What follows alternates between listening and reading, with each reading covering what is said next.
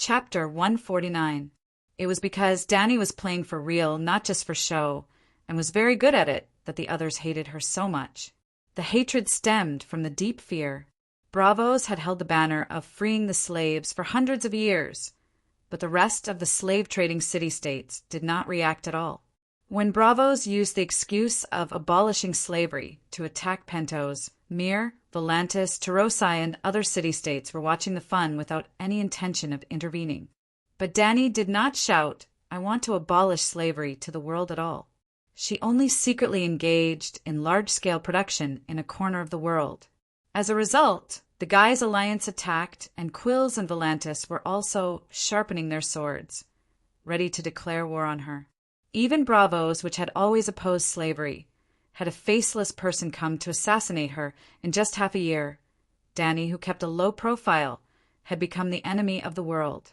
Even if she had 3 dragons, the mercenaries with a little foresight were not optimistic about her.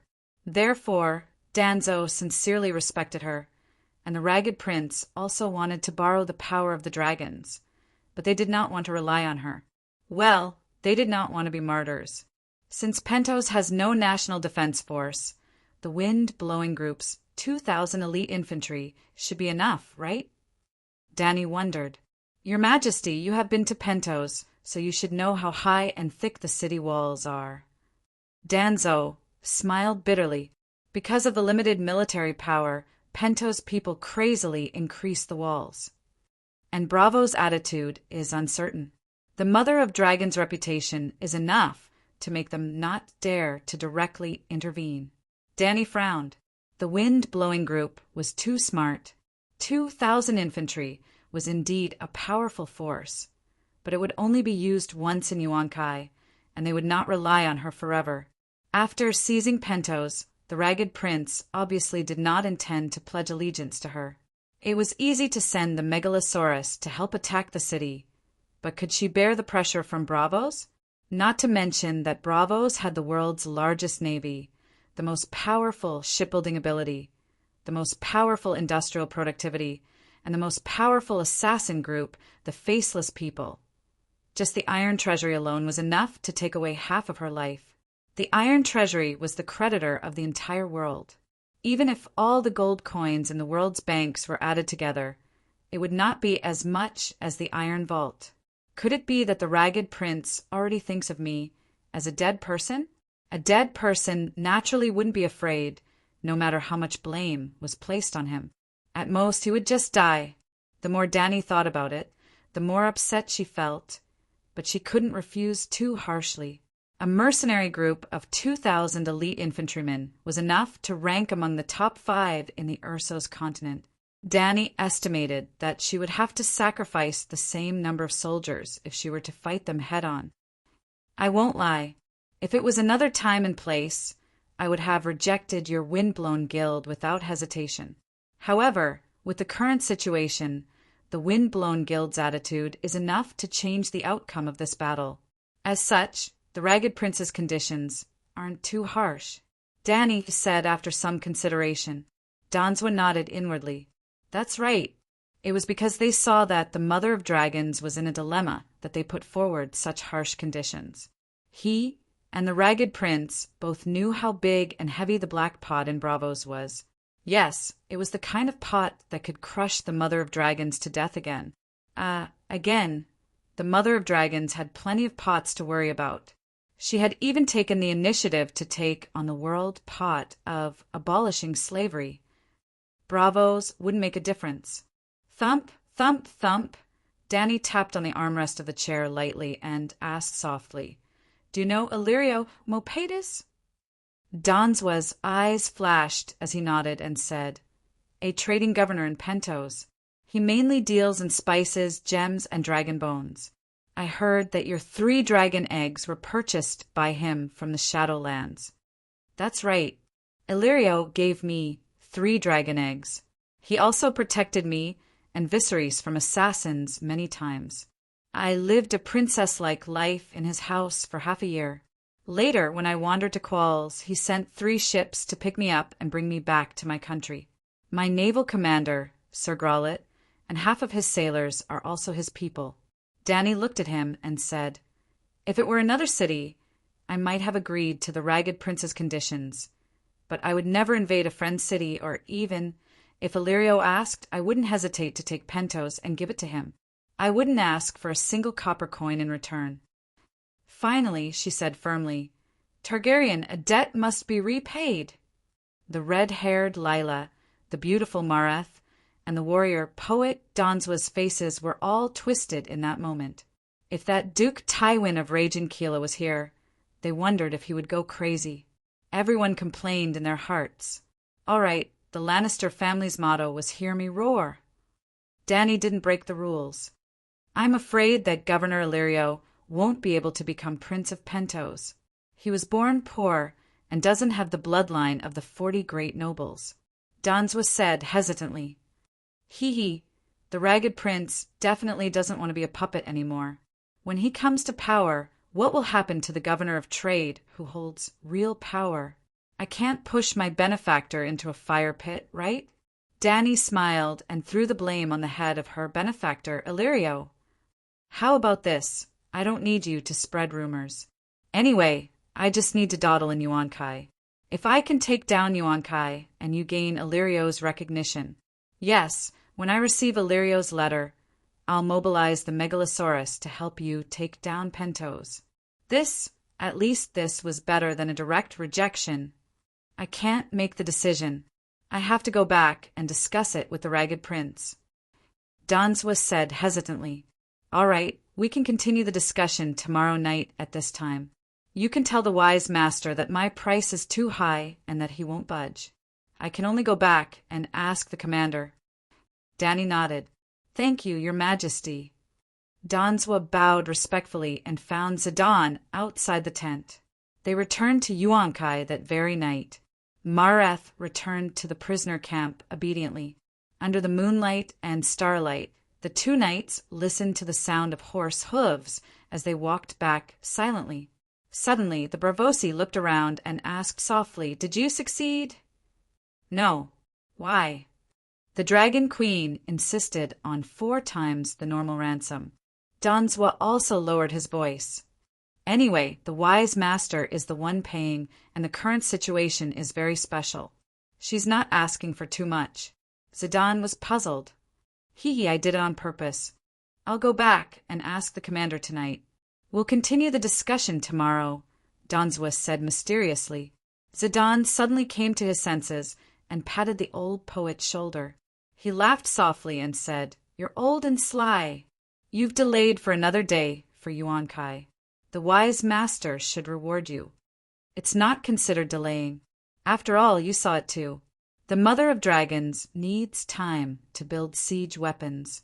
Donswa shook his head. After he went back and reported this matter, the wise master really rewarded Donswa 500 gold radiance coins. After the wise masters and mercenary commanders heard the news that Zidane found out, they were so happy that they had a midnight party in the Great Pyramid. When they returned to the wind-blowing team's commander's room in the early morning, Donswa told him the whole story. "So the relationship between Illyrio and that woman is so deep." The prince in ragged clothes stroked the white beard on his chin and thought for a moment. "Do you know how long the enemy army's food can last?" Donswa said, "It's more than we expected. The Unsullied gave us 1/2 pound of wild boar meat for dinner. I've observed carefully. Almost every soldier was given a piece of meat. The nearby forest is only so big. How long can they last by hunting?" "Then, Commander, what do you mean?" Donswa was puzzled. The prince in ragged clothes smiled coldly and said, "Tomorrow, tell that woman that I agree to her plan B. I will not do anything for the next few days. The wind-blowing team will try not to be stained with the blood of the slave army. But when she can't hold on and has the idea of returning to my plan, you can use the excuse of talking about the ransom of the Gith captives and put a yellow silk cloak back as a signal. At that time, I will automatically reach a new agreement with her. Illyrio will take his wealth and scram, and she will help me take down Pentos." Donswa looked at the gray-haired old commander in admiration and gave him a thumbs up. Brilliant, really brilliant. He. Danny looked at the blood contract in her hand and laughed coldly. The next day, Danzwa and Zidane left Yuan Kai early as usual and had dinner at Danny's camp.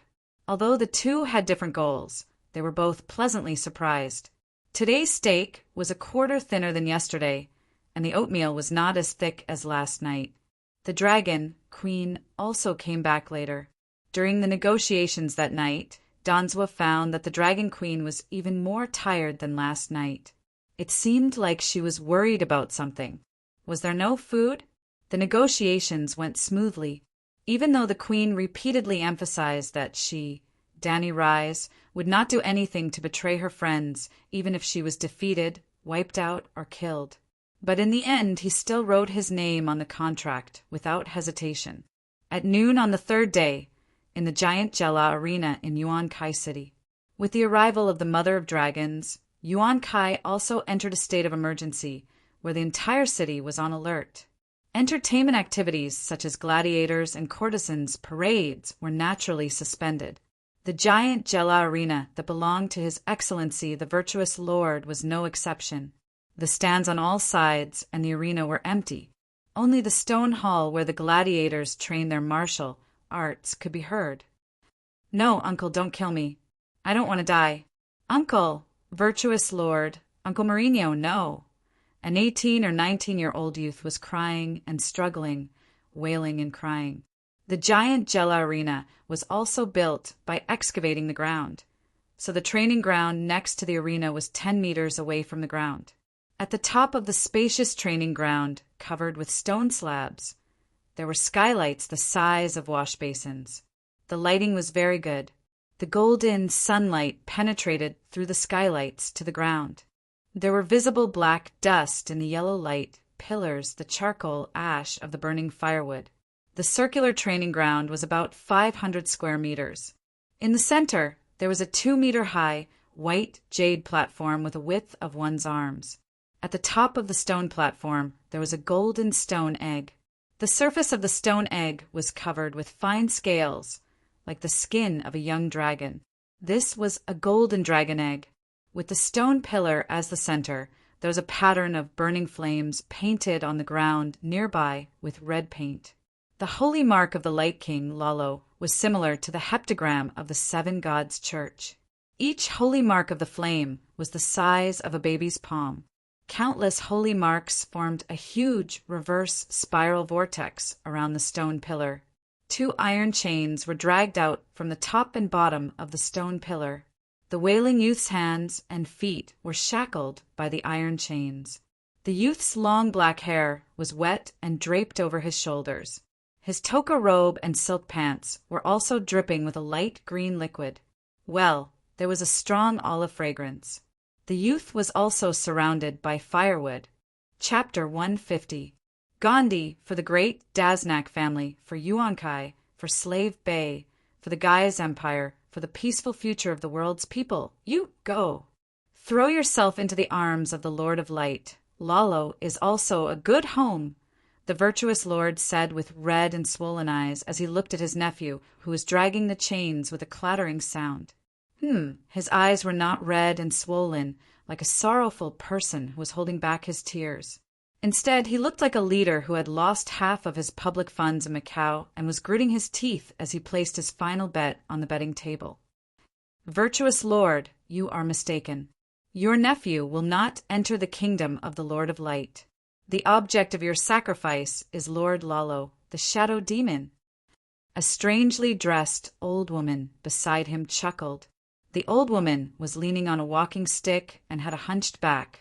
She had yellowish-black old skin and sparse hair. Her wrinkled cheeks were inlaid with a piece of red jade. She wore a tight black top that revealed her 2 breasts. She purposely made 2 holes in her chest. They looked like shriveled eggplants that had been exposed to the sun for 10 days. They swayed left and right as the old woman walked. There was even a palm-sized metal ring at the top of the eggplants. Judging from her attire, the old woman should have come from one of the 3 fortress cities of the descendants of Herr Cologne. The The descendants of Hair Cologne were destroyed by the juggernauts.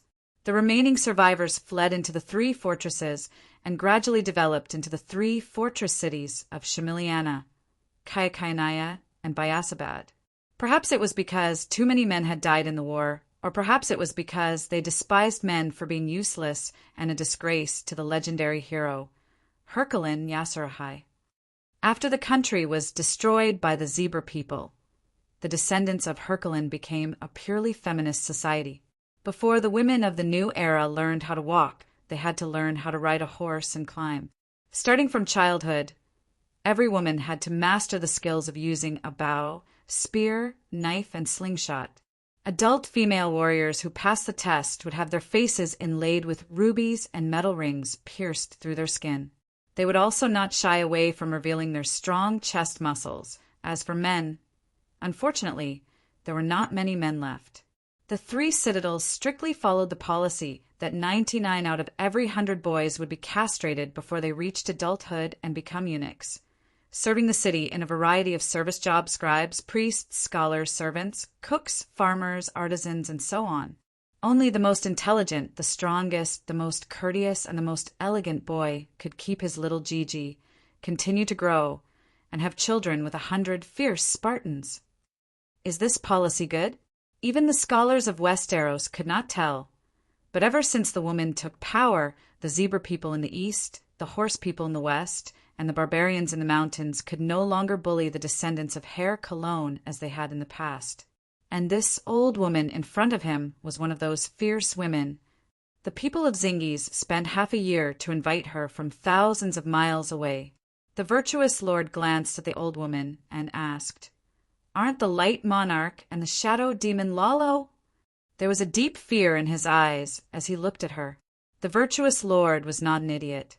He would not believe in an old woman from the far east for no reason. A few days ago, when the fleet captain introduced the old woman to him, the virtuous lord told him directly, if he could not see the true power of the gods with his own eyes, he would rather waste a little more time and go to the Red Temple of Volantis to find the Red God High Priest than hire her. Then the old woman performed a ghostly shadow in his great pyramid. That night, under the red light of the bonfire, countless demons crawled out of the wall and took away the souls of 10 slaves as sacrifices. Seeing the twisted shadow tear another shadow from a living person, the virtuous lord did not dare to perform a sacrificial ritual in his pyramid. Ha ha ha. The old woman laughed strangely. Virtuous lord, the light monarch is the red god, the god of fire, and the shadow demon is the shadow of light, the dark demon. The combination of gods and demons is the complete Lalo. If you want to exchange the soul of the Megalosaurus from the kingdom of death, you can only ask for help from the god of darkness, Lalo the devil. The kingdom of the light monarch belongs to the red god believers, and the kingdom of death controlled by the shadow demon Lalo is hell. Do you understand? Your nephew will go to hell. You have sacrificed your grandson, granddaughter, illegitimate daughter, illegitimate son, and 15 other relatives. They are all waiting for the poor little Gandhi in hell. Ha ha ha. The virtuous lord's face was pale, and he kept muttering. Sure enough, we were right to ban the spread of the red god belief in the Slave Bay. Lalo is the devil, the god of devils. Ha ha ha. If the great Lalo is the devil, what are you, who prayed to him for miracles? The old woman sneered. And, as I said, the light monarch and the shadow demon are two completely different things. The red god priestess, who believes in the light monarch, is different from me, a witch who studies black witchcraft. I don't believe in the light monarch at all, and the priestess who believes in the light monarch may not be able to help you with the sacrificial ritual, unless she also studies black witchcraft while believing in the light monarch. So, New Guys invited me, an expert in the demon sacrificial ritual, from afar, and did not look for the red god archbishop of Volantis, who teaches thousands of people. You fool! Do you understand what I'm saying?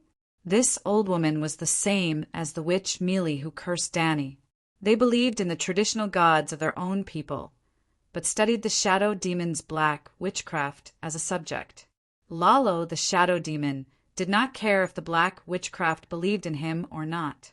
As long as the other party mastered the technique of sacrificing to him, he would give different responses according to the sacrifice. You. The virtuous lord's thin face was red and green. She said with hatred, "Why have I sacrificed 15? No, including my 3 sons who died under the dragon flame, 18 blood descendants have entered Lalo's kingdom. Why haven't the dragon eggs hatched yet?" The old woman shrugged and said casually, "I don't know." "Are you kidding me?" The virtuous lord was furious. The old woman sighed and said helplessly, "I've said it before. In theory, by sacrificing blood relatives, you can exchange part of the Megalosaurus soul fragment from the shadow demon. I've even shown you how to use 10 slaves to save a dead person."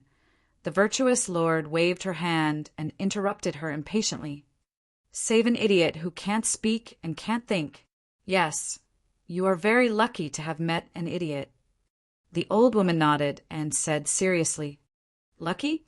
Is there something wrong with your brain?" The virtuous lord sneered.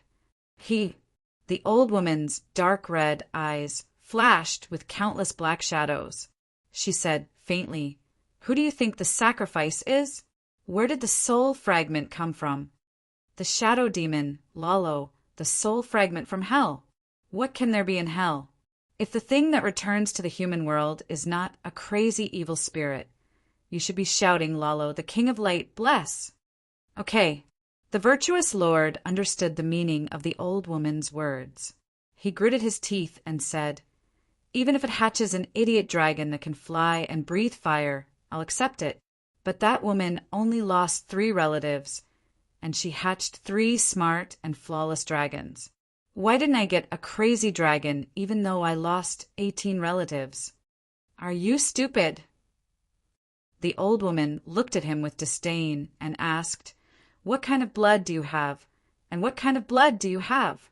Your family's ancestor is a branch of the great nobility of the Leglia. But how many generations have you had mixed blood, other than the high-quality pure blood of the Leglia? How many dragons have been hatched in the history of Targaryen? Those dozens and hundreds of dragons have all died and returned to the kingdom of death. But as soon as they hear their master's call, they will immediately break free from the shackles of death and return to the human world from hell. For example, that black dragon must be the reincarnation of Balerion. Your family has no dragons to summon in hell, so you can only pray to the shadow demon to be merciful and give you a piece of the Megalosaurus soul fragment. Then what will it take for him to be merciful to me?" The virtuous lord roared. The old woman stared at the golden dragon egg on the stone platform for a while, and said with a ghostly voice, "Perhaps he has already responded to you. I saw a few small shadows in the dragon egg. Virtuous lord, please understand that the gods are never merciful, but the demons are crueler than the gods. The good thing of exchanging the blood of a few branches for a Megalosaurus will never happen to you. Think about that dragon queen, her father, brother, nephew, niece, mother, loyal servant, second brother, husband, and only son. They are all dead, and there is only one Targaryen left in the world. What about you?" The old woman turned her head, and her cold and mocking dark red eyes met the virtuous lord's. Thump, thump, thump. The virtuous lord staggered back a few steps, turned his head, and said in a hoarse voice, "Is it really necessary?" It should be said that even then you may not get what you want. It's like you want a complete living person. But I can only help you revive an idiot. It was also because Dany Rise's life was too tragic, and the process of hatching a dragon was exactly the same as Shadow Demon Lalo's black magic theory of exchanging a living soul for a dead soul.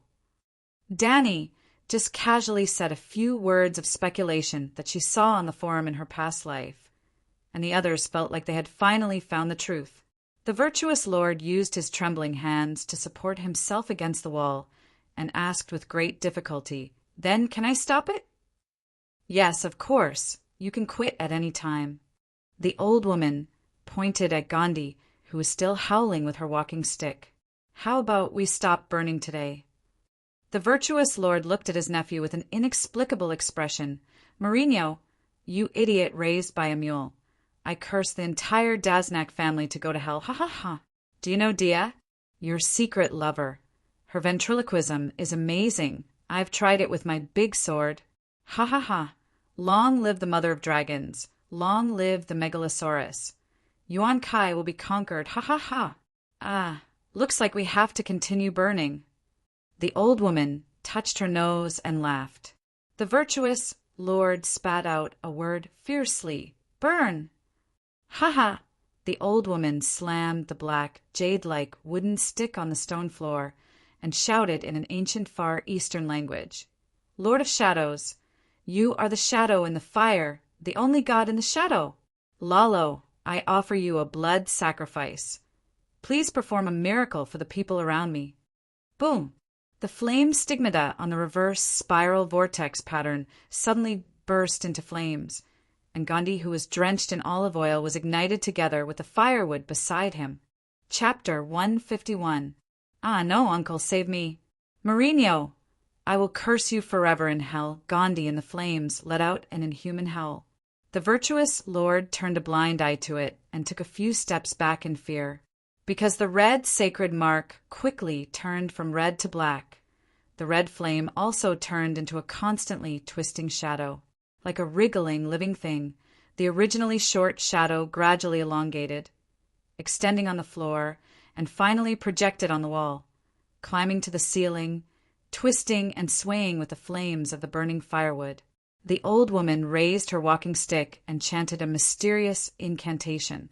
At the same time, she used her extremely ugly body to perform a lewd and provocative dance. It was as if she was inviting an indescribable existence to have sex with her. Gradually, someone responded to her. The slender shadow began to split, like a person stretching his arms and legs. The virtuous lord even saw the distorted facial features on the shadow's head. "Devil, the devil has appeared again," he murmured with a pale face. Countless twisted shadows danced with the old woman, and from time to time they floated past Gandhi's torso in the flames. The shadows from hell were long and dark, and no light could stop them. The flames showed black stripes because of them, and the light beams that came through the skylight were like light bulbs that had been turned off. The bright and warm training ground instantly turned into a barren tomb. An hour later, a group of servants entered the training ground, silently cleaning the ashes on the ground, and the ferocious charred corpse with a big mouth under the light of the skylight. It was very contradictory. It was clearly burned, but it emitted the smell of a rotting corpse, as if what was burned before was not a living person, but a swollen, rotten corpse dug out from the grave. "Alas, I failed again," the old woman sighed helplessly as she walked on the tunnel leading to the pyramid. "Your Excellency, you saw it with your own eyes. I really tried my best." The virtuous lord held a warm wooden box inlaid with gems and responded with a wooden face, "Yes." "Then arrange a ship to take me away from Yuankai tonight. It's been a few days, and the mother of dragons should also attack the city. I'm old, and I can't bear the baptism of dragon flames," the old woman said with a smile. The footsteps of the two echoed in the dark and quiet tunnel. After a long while, the virtuous lord whispered, "Don't rush to leave. You will be safe in the pyramid." "Oh, you still haven't given up?" the old woman asked with a strange expression. Taking a deep breath, the virtuous lord's eyes flashed with a cold light as he coldly said, "Can you have the shadow fiend kill that woman?" "Are you dreaming? Not to mention the silver-haired queen protected by the megalosaurus. Even if I wanted to hurt a mortal like you, I can't do it." The old woman sneered. "But you killed Gandhi, you killed many people." The great sage gritted his teeth. "Alas, offering a sacrifice is different from killing people. If my black magic could really hurt people from a distance, the zebra people of the Jajesnai grassland would have long been wiped out by me. But the truth is, even an ordinary zebra youth could easily chop off my head." The old woman shook her head helplessly. The virtuous lord suspiciously glanced at the old woman next to him and said, I recently heard a piece of news from the Westeros. Surrounded by an army of 10,000, a shadow broke into a king's tent and cut his throat like paper. Ha ha! If everyone thinks so, then the real murder of the king can enjoy the fruits of victory in peace. Don't you know better than this old woman about the trivial matters of the game of power? The old woman chuckled. You mean the power of witchcraft can't achieve that effect? The virtuous lord hesitated. In fact, he also thought that it was nonsense. If magic was so powerful, what was the point of the Gith people and the Dragon Queen's army of more than 100,000 people fighting? But is the legend of the Lorna people using water magic to fight against the Megalosaurus fake? The destruction of a city with water magic should have happened.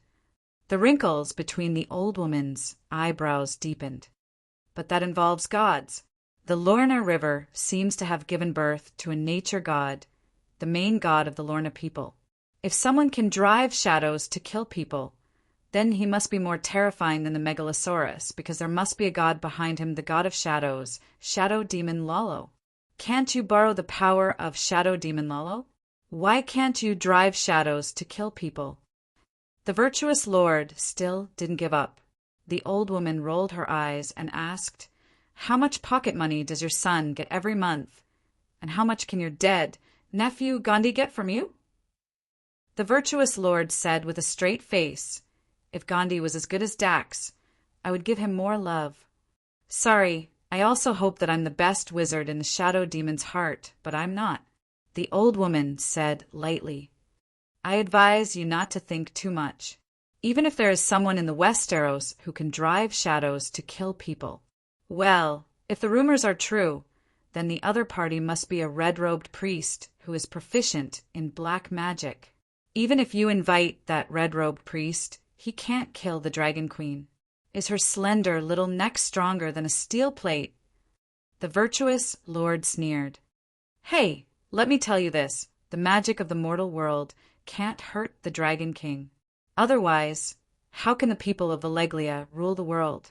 What if the dragon isn't by her side? The virtuous lord said unwillingly, Sigh, if you really want to assassinate her, you might as well hire a faceless one. The new guy's people only asked me to hatch a dragon for you for 200,000 gold coins, but 200,000 gold coins isn't even a fraction of the cost of hiring a faceless one. Think about why. Humph, we already, thump, thump, thump. A series of hurried footsteps interrupted their conversation. At this time, they had already passed through the passage between the arena and the pyramid, and were climbing up the stairs with the help of 4 servants. Virtuous lord, there's a situation outside the city. A yellow silk cloak panted and said anxiously. Mourinho handed the box with the dragon egg to the servant beside him and patted the ash off Toka's robe. He said lightly, The slave queen finally can't hold it anymore and wants to attack the city. No, the centaurs are gone. What? The centaur scouts who have been guarding the east and south gate have disappeared. Yuan Kai City was not a completely square city. It was built along the curved coastline in the north and west, and there were docks on both sides. The city only had 2 gates in the east and south. A few days ago, the centaur cavalry had been guarding 500 meters outside the city, blocking the passage on the land of Yuan Kai. Since they have left, immediately send scouts out of the city to find out the situation of the enemy camp. The virtuous lord frowned. General Grazadin has already sent people to check. The militia, who were building the siege chariots on the road, have also disappeared. The enemy camp is closed, and there's no one outside the camp. What did Grazadin and the Ragged Prince say? The virtuous lord asked hurriedly. They can't make up their minds, so they asked me to invite you, the soldier said. The last cavalry raid ended up being a complete failure for the Dragon Queen, and the shadow of failure shrouded the hearts of the soldiers of Yuan Kai City. In the morning, the centaur scouts disappeared. In the afternoon, they found that the civilians on the road outside Yuan Kai City had also disappeared. A group of people discussed for the whole afternoon, but they still couldn't come up with a plan. In the evening, a few mercenaries who took the settlement fee took the risk to approach the right side of the camp of the Northern Expedition Liberation Army. But, Your Excellency, there's no one guarding the enemy camp. We took advantage of the darkness and hid at the base of the left wall of the enemy camp. But we found that the wall that looked like a tall wooden stake from afar was only a thin layer of wood. A small black mercenary who was 5 meters tall said. Grazadin was horrified. He glanced at the leader of the new Second Sons Regiment, Zidane, and asked, "You mean the slave rebel camp is just for show?" "It's worse than just for show. I tried to cut it with a dagger, and it directly opened a hole the size of a bowl," another middle-aged man said strangely. Zidane was still confused. The old sword, Poet Danzo's expression changed. "Damn it, we've been tricked. The Mother of Dragons deliberately led us to the gate of the camp, and in the whole camp, only the gate is real. The rest of the camp, but why?" The Ragged Prince said with a serious expression, "Have you entered the camp to check? There are a total of 3 camps in the front, middle, and back, and they stretch for 10 kilometers. Grazadin quickly asked the 2 scouts, "How would we dare to enter? From the hole, we can see that the camp is full of soldiers with spears. They seem to be waiting for us. It's late at night, and they didn't even light a campfire. I don't know what they're doing," the dark skinny man said with lingering fear. "Damn it, they must be waiting for us to sneak into the camp." Grazadin blurted out, "I see. They deliberately let us find out that the camp is weak, and then—" The Ragged Prince had a look of realization at first, and he even agreed with Grazadin's judgment. But halfway through he suddenly froze. "If we found out that the camp is weak, would we sneak in? Or would we dare to sneak in at night?" He looked around at the people around him and asked. Grazadin's face turned red. "You lowly mercenary leader, how could you say that? If we found out that the enemy was weak, would we, the son of a harpy, not even dare to sneak in? Seems like we wouldn't dare." Then he thought to himself in frustration. Although he had only fought with the Mother of Dragons twice, the results of those 2 short fights were too scary. She was young, but her battle tactics were unconstrained. No one could keep up with her pace. He, Grazadin, had been the captain of the Iron Army for 10 years. How many pirates and bandits had he fought? He had a lot of experience in both land and sea battles, and that woman seemed to be illiterate. She had always been a vagrant and had never even gone to school. So do we sneak in or not?" Zidane asked weakly. The Ragged Prince, the captain, Grazadin, the virtuous lord. All the generals present hesitated. "The problem is, does the Mother of Dragons want us to sneak in? We have to do the opposite," Danzo said with a serious expression. "Does she want to?" 7 or 8 people asked in unison. Danzo's face began to twist. After a while he said with difficulty, "I don't know." "Since we can't guess, then let's not guess," the Pootman Yazan said coldly. "It's obvious. If wisdom has weight, then all of us added together won't be half of her weight. If that's the case, then we'll try our best to fight to the death. We'll stick to our original plan and pretend that we didn't notice the disappearance of the centaurs. Don't keep thinking about sneak attacks and sneak attacks. You can't beat her." Dozens of pairs of eyes looked at the Pootman. Some looked at him with disdain, but more people expressed their admiration. Although the richest man in Yuan-Kai had a foul mouth, he did have some extraordinary intelligence to be able to become the richest man. The virtuous lord and a few generals discussed in whispers for a while before announcing loudly, "Let's do it this way. Everyone go back and sleep. We don't have to care about what happens outside. As long as we keep the people calm and defend the city, don't panic and don't rush, we'll win." Unfortunately, he thought too much. There were many times when you couldn't even pretend to be a coward. At around 10 o'clock at night, more than 100 messenger crows flew to Yuan-Kai one after another. All of them were telling the same news. This afternoon, the Dragon Queen led an army of 50,000 to attack Murine. "We are finished." Chapter 152. They could not hold on any longer. They could not even sleep. In the wee hours of the morning, a group of virtuous lords crawled out of their beds like frightened chicks and rushed to the virtuous lord's pyramid. How is this possible? Last night, we were still discussing with her about ransoming the captives. At that time, there were still 50,000 people in the camp. Even if dragons can fly, even if... Sigh, it's 250 kilometers from Yuankai to Murine.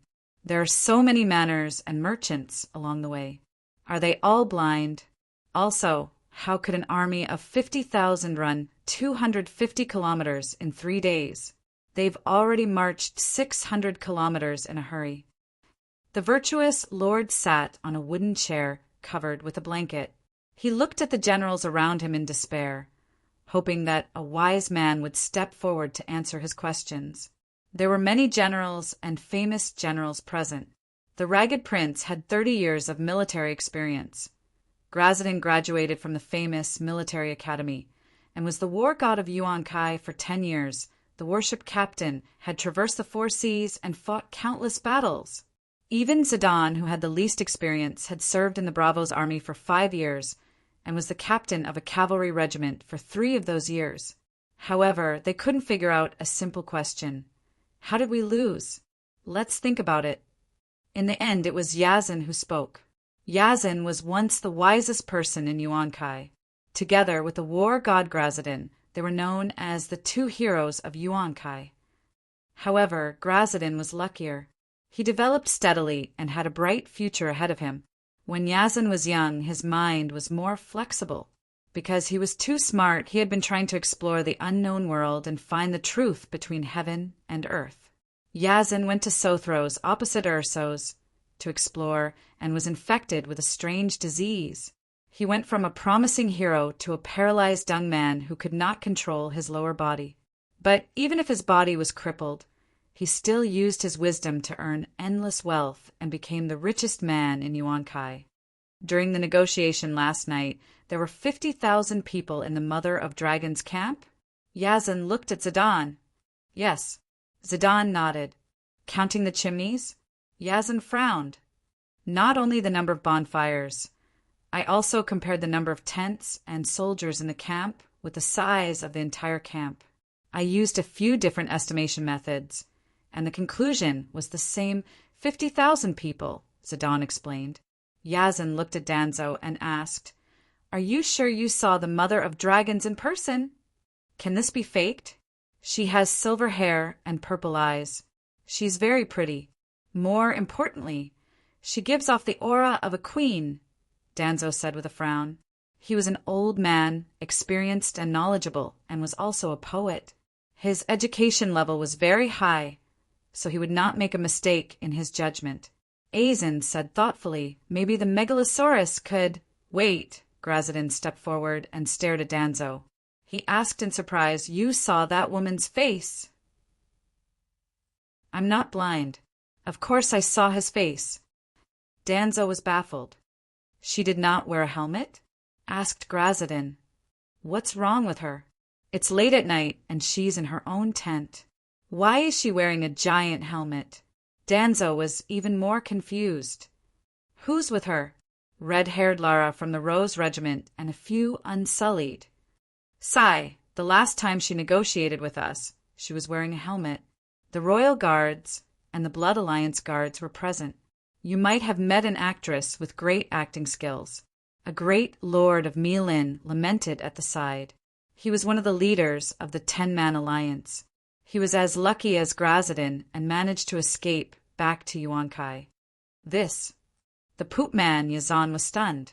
What a cunning mother of dragons. The Ragged Prince rubbed his temples tiredly and asked, What's with the extra 50,000 people? The Mother of Dragons was so good at commanding troops that she could take down Milin in an instant. It seemed that the day she controlled Slave Bay was not far away. He was afraid that he would never get the yellow silk cloak he was looking forward to. To get Pentos, he would have to deal with the cunning Illyrio. But how would he convince the fat spice merchant? How troublesome! Grazadin did not immediately answer the question of the leader of the Wind Regiment. Instead, he flipped through the letters from Mielin. Everyone's expression was heavy as they waited for the think tank's analysis. The palace was completely silent. Only the sound of Yazan flipping the paper and the intermittent poochie-gudgy from his book could be heard. 45 great lords, 78 great nobles, and great merchants all swore that the Mother of Dragons brought an army of 50,000 people to Mielin, and all of them were elites. They were not slaves in disguise. Azin put down the letter and rubbed Sweetheart's thigh with his thick fingers. Sweetheart was shy, but she endured it in silence. In the evening, when the Mother of Dragons' army entered the city, there were even many people counting the torches. A total of 45,000 people entered the Great Pyramid. Yes, the Mother of Dragons personally took down the Great Pyramid of Mielin with 3 dragons and obtained countless food and gold. Originating from the Old Guy's empire, Mielin, Yuan-Kai, and Astapor each had the largest pyramid, called the Great Pyramid. It was the administrative and military center of the city. For example, Mourinho was the leader of the people, the great sage, because the Daznak family controlled the Great Pyramid of Yuan-Kai. In terms of wealth, Mourinho Daznak was not even in the top 3. He was not as rich as the god of war Grazdan. Since it has been confirmed that there are at least 45,000 people in Mielin, then outside our city, Dan's thin face suddenly turned red as if he had been greatly humiliated. He shouted, "This is too much. There are not many people outside our city at all. The camp is empty. Then what is the dense crowd that the spy saw?" Zidane was puzzled. "The camp is fake. The Mother of Dragons is also fake. Naturally, the soldiers inside may also be fake. This is an ingenious deception." Azin's eyes flashed as if he had seen through all the mysteries. He said with certainty, "I am sure that among the 3 camps in front, middle, and back of the Mother of Dragons, only the back camp 13 kilometers away is real. There may be siege weapons and thousands of guards hidden in it." "Why do you say that?" Graz was puzzled. "Do you think that the Mother of Dragons is only satisfied with taking down Mielin?" Azin said lightly. "Hiss." Everyone was horrified. Dan gritted his teeth and said hatefully, "So, she knows that after taking down Mielin, we will definitely receive news from the great lords. She knows that we will know the truth of her camp today. She knows that her trick can't be hidden anymore. She simply withdrew her forces and moved all the power and siege weapons to the back camp. So, even if we find out that we have fallen into a trap, we can't take down the back camp in a short time. When that woman brings food from Mielin, Yuan-Kai will be finished. What should we do now? That woman is too scary. She has almost calculated everything." A fat young lord was so aggrieved that he was about to cry. "She has 3 megalosaurus and more soldiers than us. Why doesn't she follow the tradition and fight us head-on and have a legendary siege battle? She is stronger than us and is so smart. This is too much of a bully. How can we play this game?" Sigh. When the news of the battle in Slave Bay spread, Danny Rise will become a legend, and we will be fools who serve as a foil for the legendary hero. When the story of the Dragon Queen is passed down through the ages, some of us will be laughed at countless times by the children who listen to their nannies talk about the past. 1,000 years, 10,000 years, sigh. Azin said dejectedly. Bam! Dan, who was destined to be one of those some of us, slammed the table and roared with a twisted face. "No, I don't want to be a laughing stock. We have to do something." "What can we do now?" "Wait for the Dragon Queen to surround us with 100,000 soldiers. With her power, it is too easy for her to recruit 50,000 slave soldiers in Mielin," Azin said dejectedly. I want to vent my anger on the thousands of soldiers in her camp. I want to pull out the nail she left in Yuan-Kai," Dan said as he stood up and walked out. "Wait, it is too late now. Don't fall into that woman's ambush," the great virtuous lord shouted. Dan looked back at the frightened virtuous lords and mercenaries in the palace and said calmly, "If you fall into an ambush, then die in an ambush." "You, Graz," Dan raised his hand to interrupt the great, virtuous lord and said, "I will only bring the people of the Uraz family out of the city." As soon as he finished speaking, he walked away in big strides. The ragged prince looked at his straight back and muttered, "He is a warrior." "No, he is the war god Yuan Kai," the great virtuous lord said with a sorrowful expression. "Although this war god is unlucky to have met the dragon queen who shocked the world," Aizen murmured. He couldn't help but think of himself. Back then, the Yuan Kai twin heroes were so heroic and heroic. Now, one of them had become a paralyzed person who couldn't even urinate or defecate, while the other had become a war god who was always defeated. Tragic, tragic, tragic. Could it be that the heavens are jealous of the talents? Aizen thought in self-pity. No one was in the mood to go home and sleep. They stayed in the great, virtuous lord's palace and prepared to send war god Grazdan off.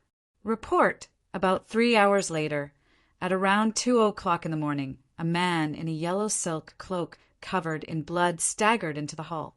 He panted heavily and said emotionally, "Report, report. Great sage, Grazdan, the general, he—" Sigh, no need to say more. "I understand." Mourinho, who was sitting at the oval conference table, waved his hand and interrupted the other party. "Help the general tidy up his appearance. I will see him tomorrow morning." "Ah." The man in the yellow silk cloak looked up and said in shock, "Great virtuous lord, what are you talking about?" "What?" The great virtuous lord was also stunned. Dan led 500 cavalrymen and wiped out thousands of enemies. He set fire to more than 10 miles away, killed countless enemies, burned countless enemy supplies, and even saved 500 captives. Great virtuous lord, we have won a great victory. Everyone was dumbfounded as if they had seen a ghost. After a while, the ragged prince came back to his senses and asked, "The enemy didn't set up an ambush." "Sigh, the enemy didn't have enough manpower to set up an ambush. I heard from Miss Maris that the Dragon Queen purposely used the empty fort stratagem to scare us," the man in the yellow silk cloak said with a smile. "Maris was saved too?" Danzo was shocked. The soldier said the captives were gagged and tied to the front camp as targets for the empty fort stratagem. Not only were the mercenaries saved, but the hundreds of our brothers who were lost were also saved. Empty fort stratagem? What an empty fort stratagem! Our army of tens of thousands was scared for 3 days. 3 days that cost us our lives. Aizen smiled bitterly, although he still couldn't figure out how the enemy led an exhausted army of 50,000 and traveled 250 kilometers in 3 days. He more or less understood how they lost the war. How did Maris know about the Mother of Dragons' empty fort stratagem?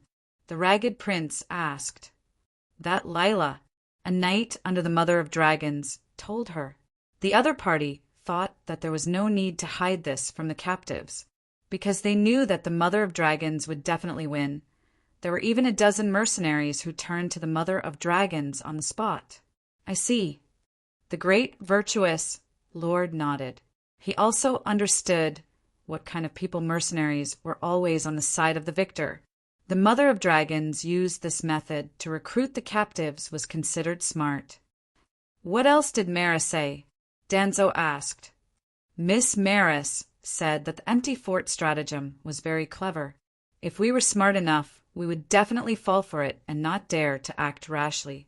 However, the empty fort stratagem is completely ineffective against boors and idiots, the man in the yellow silk cloak said proudly. Great, virtuous Lord the Ragged Prince, Aizen. Chapter 153. The next morning, the burned fences were scattered on the yellow mud. Wisps of white smoke rose from the hot black charcoal, carrying a choking smell and a disgusting stench. It spread into the thin mist on the outskirts of Yuankai City. Through the fog, he could vaguely see groups of yellow silk capes searching for something on the ground. He could also vaguely hear the rustling of footsteps and the sound of hushed voices talking soon. The first ray of golden sunlight broke through the white mist, bringing warmth and light to the ravaged land, and also gave the guy's generals a wide and clear vision outside the camp. The scorched marks stretched for 10 kilometers. Except for the first kilometer, the land behind was relatively empty and clean. There was only an orderly row of black spots, like the scar on a monk's head. They were all traces of bonfires. It's obvious that most of the space in the front and middle camps does not even have tents. The countless bonfires are naturally not the stoves of the soldiers. Well, empty stoves. General Grazadin, we have been fooled by a clever little trick. The Prince of Ragged Clothes sat tall and straight on the high saddle. His voice was loud and clear, and everyone in the field could hear him clearly. He was riding on a tall and sturdy gray warhorse. The two hind legs of the gray warhorse were dragging countless strips of cloth. They were all sewn from the enemy's robes after the commander had personally killed them. Prince, we need victory. At this special moment when Marine has fallen, our soldiers need victory to rebuild their confidence. Grazadin said in a low voice, "We all understand the importance of morale, so we did not expose your lies." The Prince of Ragged Clothes looked around and also lowered his voice. "The soldiers in the city wantonly proclaimed your great achievements, burning 20 miles of camp, killing 10,000 enemies with 500 elite guys cavalry, and the Mother of Dragons remaining 3,000 unsullied being besieged by Yuan Kai's army. Ahem, the rear camp is indeed surrounded by us." Grazadin's old face turned red as he said unnaturally, 500 cavalry besieging 1,500 unsullied and 2,500 militia? The Ragged Prince glanced at war god Yuan Kai and said indifferently, "The truth is that you killed and burned 10,000 scarecrows, 47 mercenaries, and 364 guards last night. If it weren't for the fact that you only brought 500 men with you, the 900-plus captives tied up in the front camp would have all died. At least this time, we've finally figured out the enemy's true strength. The morale of the people of Yuan Kai has also been boosted, and we've regained our confidence in defeating that woman." The war god straightened his neck and said, "So we must take the rear camp?" Zidane asked. "Of course," Glasdin said seriously. "That woman will lead the army and countless provisions back to Yuan Kai at any time, so we can't besiege the rear camp for a long time. However, if we leave the rear camp alone, not only will our morale suffer a great blow, it will also increase the arrogance of the enemy. The soldiers and siege weapons in the enemy camp will all be used by that woman." The Ragged Prince nodded in agreement. From a tactical point of view, Yuan Kai and the Mother of Dragons will have a head-on battle sooner or later. We should take advantage of the fact that the enemy's main force is not here to take down some of her elite soldiers. I think that when the Mother of Dragons returns and sees the heads of 1,500 unsullied on both sides of the road, she will definitely be angry and lose her rationality. Marie's and Danzo's expressions changed drastically when they heard this. They never thought that their commander would use such a ruthless method to deal with the Mother of Dragons. They had signed a contract before. The wind-blowing group could stay in Yuan Kai, but they had to work and not put in any effort. They couldn't be stained with the blood of the Mother of Dragon soldiers. What happened to the commander? The two were puzzled. That's it.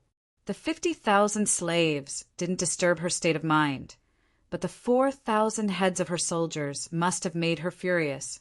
Whether she truly cherishes her soldiers or wants to protect the reputation of the legendary god of war from being tarnished, she will definitely not be able to maintain her cold state of mind. If she makes a mistake in the chaos, we will have a chance to win. Glasdin laughed. Your Excellency is wise. You have completely grasped that woman's thoughts, a general of Gith praised. Of course. I am also a god of war. Glasdin looked up at the rising red sun in the east, looking like a lonely hero.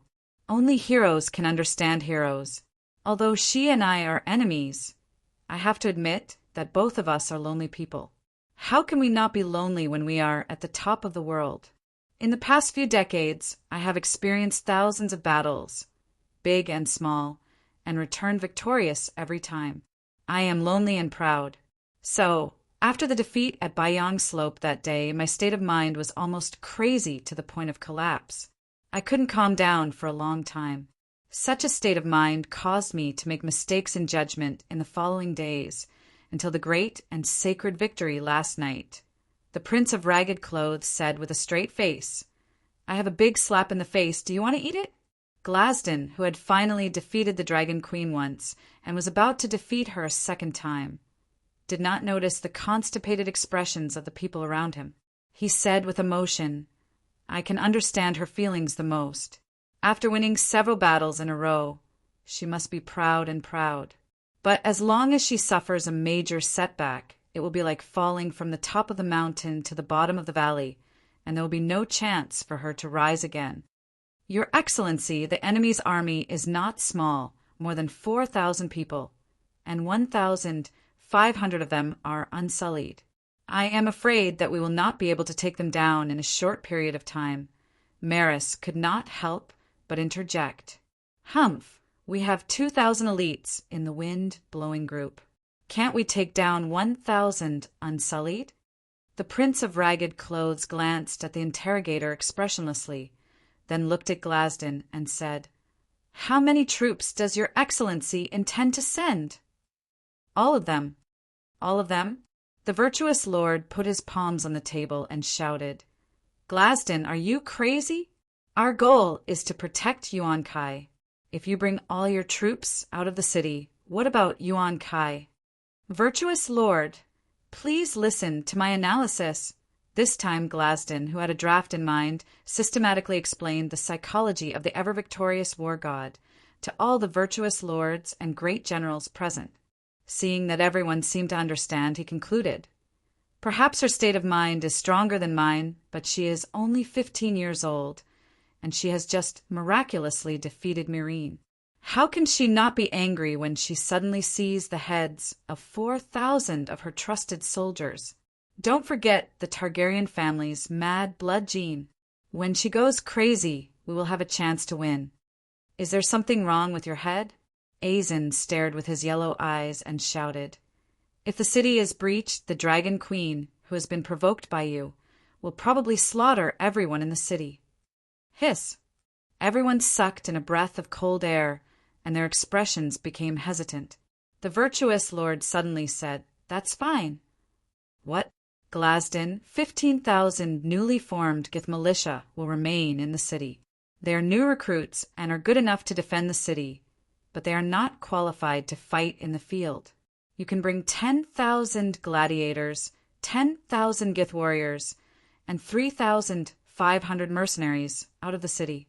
The remaining 1,500 mercenaries will cooperate with the new Gith soldiers to defend the city. I only have one request. Kill all the unsullied." The virtuous lord looked at war god Yuan Kai and said word by word through gritted teeth. His expression was cold and resolute. "Mourinho, are you crazy?" Azen said in disbelief. "It's not that I'm crazy, it's you, all of you." The virtuous lord pointed his right index finger at Azen, then glanced at all the virtuous lords and great generals. "You seem to have forgotten one thing. We have already killed 50,000 slaves, based on the way she dealt with Astapor. After Yuan Kai falls, almost all the men in our family will be executed. This is the worst outcome. No matter how crazy she is, can she kill us 2 or 3 times?" This. Even Azen was silent. After a long while, he smiled bitterly. "I told you not to be so ruthless. Yuan Kai and Astapor are different. You, Sai, it's too late to say anything now. Glasden, are you confident that you can take down the 4,000 people camp in a day?" War god Yuan Kai waved his hand domineeringly and said proudly, "No need for a day. With my absolute strength, you will see my messenger before dark today." "Messenger. It was only 3 o'clock in the afternoon, and all the virtuous lords and great generals were sitting in the hall in a daze. A man wearing a yellow silk cloak rushed up from the bottom of the pyramid. "Oh, so fast!" The slave masters all stood up and looked at the palace gate with joy. The virtuous lord took a few steps forward and shouted from afar, "Are you General Glaston's messenger?" I am." The man wearing the yellow silk cloak's face was red, and he was sweating. The intense running almost made him breathless. "Very well, I understand." The virtuous lord turned around, raised his hands, and shouted, "Congratulations to War God Yuan Kai Glaston." Glaston. War God Glaston. The virtuous lords, great generals, commander guys, and the man wearing the yellow silk cloak all raised their hands and cheered enthusiastically. Even the poopman Yazin reluctantly raised his right hand and lamented to Sweetheart beside him. "Although I don't like that guy, Grazadin is also worthy of his great name. He's strong, fearless, unyielding, and quick-witted. He's one of the few famous generals in Yuan Kai for the past 1,000 years. He's the war god Yuan Kai, Yuan Kai's pillar that holds up the sky." Oh, Glaston was the name of a great general of the Gai's empire. God of war Grazdan. Gradually, even the guards outside the pyramid began to shout. Everyone saw Glaston leading tens of thousands of soldiers out of the city and knew what he was going to do. Hearing such cheers from the great pyramid in the center of the city, the citizens naturally knew that war god Glaston had defeated the evil mother of dragons again. Thus, the cheers of war god Glaston echoed throughout the city. Yuan Kai City was immersed in a sea of joy. Young men in toga robes even walked on the streets and danced with unfamiliar girls on the streets. Wah! Amidst the joyous laughter, the messenger suddenly burst into tears. The virtuous lord was stunned at first, but he immediately understood. Although Glaston had won the battle, the other side had 1,500 unsullied. This young man must have had family members who died on the battlefield. "Sai, don't cry. Dying for Yuan Kai is the best ending for the son of the harpy," he comforted. "Wah!" The man wearing the yellow silk cloak cried even harder. "Look, this child." The virtuous lord smiled and said to the virtuous lord beside him, "He lacks experience. He should learn from our iron-blooded war god. Virtuous lord, mother of dragons, is here. We're doomed. General Glaston is going to be wiped out again." The messenger cried. Chapter 154. Around 9 in the morning, the god of war Grazdan received authorization from the joint meeting of the virtuous lords and began to gather all the soldiers in the city. At around 11, Yuan Kai soldiers had a sumptuous lunch and rested for half an hour. They left Yuan Kai's east gate at 12:30. Mireen sent 10,000 yellow silk capes, 10,000 gladiator slaves, and 2,000 members of the wind-blowing group. Later, the Gai's Alliance's fleet brought in a dozen unknown mercenary groups, adding another 2,000 mercenaries. As Yuan Kai Plains was scorched, countless slaves and farmers were killed, and a large number of manor owners moved into Yuan Kai. The virtuous lord also took 15,000 Gai's men from the manor owners' families and let them wear yellow silk capes.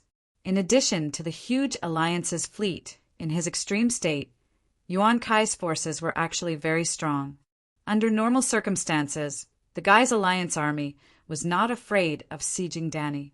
At 1 in the afternoon, Grazdan led 23,500 infantry and cavalry to the front camp entrance 5 kilometers away. Without any delay, they stepped into the front camp, passed through the middle camp, and rushed to the rear camp 10 kilometers away energetically. "Don't worry, they can't escape. I've already sent 2,000 light cavalry to guard there." Grazdan smiled as he comforted the ragged prince.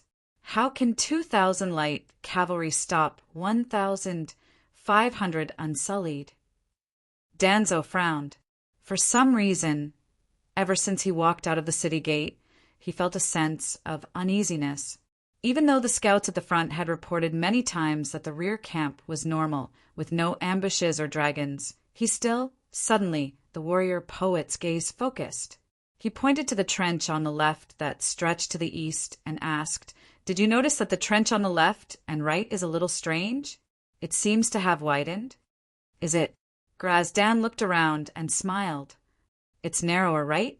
The Northern Liberation Army's camp was located 5 kilometers northeast of Yuankai. The front, middle, and rear camps continued for 10 kilometers northeast. Based on the terrain, the width of the camps was not uniform. If one was riding a dragon and looked down from above, Yuankai Plains would look like a black and green dinner plate. Black burnt farmland, green wilderness, and green forest. In Yuankai City, there were meat buns on one side of the plate. In Danny's camp, there was a twisted fried dough stick on the other side. A deep and wide gully was dug on both sides of the utiao. The yellow soil that was dug out piled up a 1-meter-high slope on the outside. On the inside, there was a sparse wooden fence surrounding the camp. I'm talking about the distance between the ravines. The width of the camp has increased, Danzo said. The Mother of Dragons built the camp according to the terrain, and the width has been changing all the time. The scarred man on the other side of the tall horse said indifferently. His name was Cargo, and he was a tall, middle-aged man of mixed blood.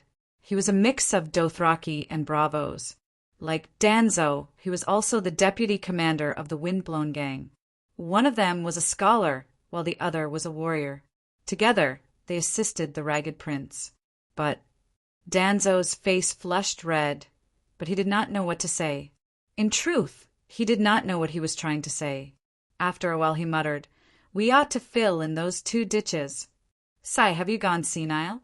That's a huge project. We'll need the entire army, but where do we have the time? The army didn't even bring any rations. The virtuous lord still wants to go back to the city for dinner," Cargo said impatiently. A huge project. Danzo's mind seemed to explode 4 times. He was in a daze. There's a problem. There's a problem with the ravines outside the camp. He shouted like he had gone mad. "What's the problem?" The Ragged Prince was alarmed. He leaned over and asked, "There are only about 4,000 people in the rear camp. How did they dig such a long and deep ravine?" The old general said with a face full of fear, "Oh, this." A mercenary beside him said awkwardly, "We dug it." "What?" Everyone looked at him. "Lucifer Lang, what do you mean?" Danzo asked hurriedly. The mercenary named Lucifer was in his 40s. He was muscular and wore armor similar to Yora Mormont's. Yes, he obtained the armor before you, Luan Valeglia's armor. He was a knight in heavy armor. The knight scratched his bald head and smiled bitterly. After we were captured, other than Marie's, all the other mercenaries and Guy's soldiers were forced to dig the ravines overnight. I told the supervisor that I'm also from the Westeros like Marie's, and I'm a baron from the north, but Danzo interrupted him impatiently. "Are you sure you 900 people only used 2 days to dig a ravine more than 20 kilometers wide? We weren't the only ones digging. The Mother of Dragons had tens of thousands of people digging with us. They finished more than half of the project in the middle of the night. The rest was handed over to our captives." "That doesn't make sense. Aren't the Mother of Dragons soldiers tired? They just finished a rapid march of 600 kilometers, worked hard for half the night, and continued to rush to Meereen the next morning. Are they all made of iron?" Danzo was confused. The Ragged Prince pointed at Grazadin, who was loudly giving orders to the soldiers not far away, and said lightly, "Danzo, go to the flank and adjust the formation of the shield bearers and archers. When the slave infantrymen at the rear arrive, immediately launch an attack." Danzo was stunned. He stopped the knight from the north who was leaving and asked, "It's common sense to dig a ravine outside the camp, but it's usually a small canal to prevent the camp from accumulating water in the storm. The Mother of Dragons ravine is almost as wide as a stream. Why? Hey, are you confused? Other than dredging rainwater. The ravine also serves as a defense against the enemy. You'll understand when you see it. It's not only wide, it's also very deep. Lucifer said casually. This made sense. Danzo smiled bitterly and waved his hand to let the knight leave. Old, or scared by the mother of dragons, Danzo muttered to himself and began to command the army to get into formation. At around 2:30 in the afternoon, Yuan Kai's army got into formation. On the ground more than a kilometer wide, 10,000 gladiators were in front. They only had a leather vest, a short sword, and a wooden shield. 1,000 shield-bearers were behind the gladiators, followed by 1,000 spearmen. For 1,000 soldiers in yellow silk cloaks had scimitars at their waists and longbows in their hands. There were 6,000 light and heavy cavalry on both sides. The reason why Grazadin dared to boast that he could take down the rear camp in half a day was because of the 10,000 gladiators that were escorted from Myrine. He planned to use them as cannon fodder. Obviously, when the news of the Mother of Dragons liberating Myrine came, the gladiator slaves would become the biggest unstable factor in Yuan Kai's army. It was better to recycle them, untie the shackles of the gladiators. Grazadin, who was dressed in silver armor, shouted, "Oh, I have to explain here. When the slave soldiers went to the battlefield, they also had to wear shackles. But as the Dragon Queen and Dany's reputation as the liberator of the slaves became more and more famous, the wise lord was afraid that the gladiators would betray him. So he chained the 5 gladiators together. The 2 ends of the shackles were locked on the left leg of one gladiator and the right leg of another gladiator. In this way, the 10,000 slaves could be chained together. They could not escape even if they wanted to. Of course, if they were chained together, they would not be able to fight. In a battle to defend the city, the slaves needed to hold on and not run away. Therefore, chaining the 5 gladiators together increased the stability.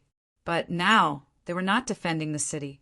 Grazadin needed them to rush forward and display the gladiators' individual combat ability. So he needed to reduce their burden. Oh, with only one leg dragging the shackles, they could use footwork skills in a small area, but they could not run for long. 500 meters in front of the gate of the rear camp, Grazadin rode on a red horse and looked down at the gladiators who were squatting on the ground and rubbing their ankles. He shouted, "If you win today's battle, each of you will get a barrel of wine, 5 pounds of meat, and 2 bed slaves." He could not promise the gladiators freedom. Otherwise, why would the Gaia's Alliance and the Dragon Queen fight to the death? The gladiators ignored Grazadin's words and focused on warming up. Seeing that his words did not have any effect, Grazadin frowned and shouted again, and Unsullied's head, 50 gold radiance coins. An ordinary soldier, 10 silver radiance coins. As long as you survive, even if you are not beheaded, each of you will get at least 5 silver radiance coins. This time, the gladiators reacted. They raised their heads and stared at the wise lord. "I swear, I will fulfill my promise." Grazadin pulled out the scimitar at his waist and swore. Bam, bam, bam. The 10,000 slaves slapped the shields in their hands and shouted, "Long live the wise lord! Long live the god of war Grazadin!" The excited gladiators seemed to have forgotten that the person they were about to face was the person who was trying to save them. Prince, why? Looking at the slaves who were gradually going crazy, Danzo quietly asked his captain. Although it was a little abrupt, the Prince of Ragged Clothes understood his old partner too well. A cold glint flashed across the gray-haired old man's eyes. He said coldly, "Because that woman lied to me. The person who signed the contract with you was not Dany, Liz Targaryen. Tell me, does that contract still have any meaning?" Danzo was speechless. The Prince of Ragged Clothes understood him, and he understood the old captain's personality very well. He could not stand people lying to him. Ho-ho-thud-thud. Ho-ho-thud-thud. The 10,000 gladiators bent their backs and approached the camp step by step. Every time they shouted, They would swing their short swords and hit their shields twice. The unsullied behind the fence of the camp were in a neat formation. They did not react to the gladiator slaves' provocation.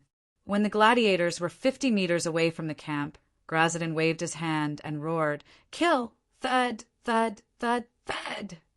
The sound of war drums echoed throughout the camp. Creak! At the moment when the 20,000 warriors were at their climax, the gate of the camp suddenly opened. Under everyone's gaze, the unsullied in the front row behind the gate moved to the left and right. Hiss! A ferocious black dragon crawled up from the ground and roared at the sky. Grazdin, the prince of ragged clothes, 10,000 gladiator slaves. Ha ha ha! The gladiators closest to the gate made meaningless sounds. In the end, they roared as if they had a mental breakdown. Dragon! Mother of dragons! Thud, thud, thud. Blackie walked with heavy steps. Every step he took rumbled as he walked toward the gladiators who were standing there in a daze. Mother of dragons! It's true, Danzo's eyes widened. He stared at the silver-haired woman on the black dragon's back in a daze. There was no doubt that the only person who could control a black dragon was the Dragon Queen. She was the queen they saw 2 nights ago, under the sunlight. Her silver-blonde hair was so dazzling. They could even see the sly smile on the girl's face. It was as if she was asking, "Are you surprised to see me? She has been waiting for us to leave the city." In the scorching afternoon, the prince of ragged clothes broke out in cold sweat. "Aye!" The god of war Grazdin wanted to cry. Fuck! Chapter 155. I am the mother of dragons, the liberator of the slaves. Dani rode the black dragon and stopped 10 meters away from the gladiator whose lower body was swaying. She was possessed by the dragon soul in the form of a dragon spirit. Her voice was like a dragon's roar. "Slave, are you going to point your sword at me?" The few slaves who were closest to the gate of the camp felt that the Dragon Queen's voice was filled with endless majesty. Their minds were in a daze. Clang, clang, clang.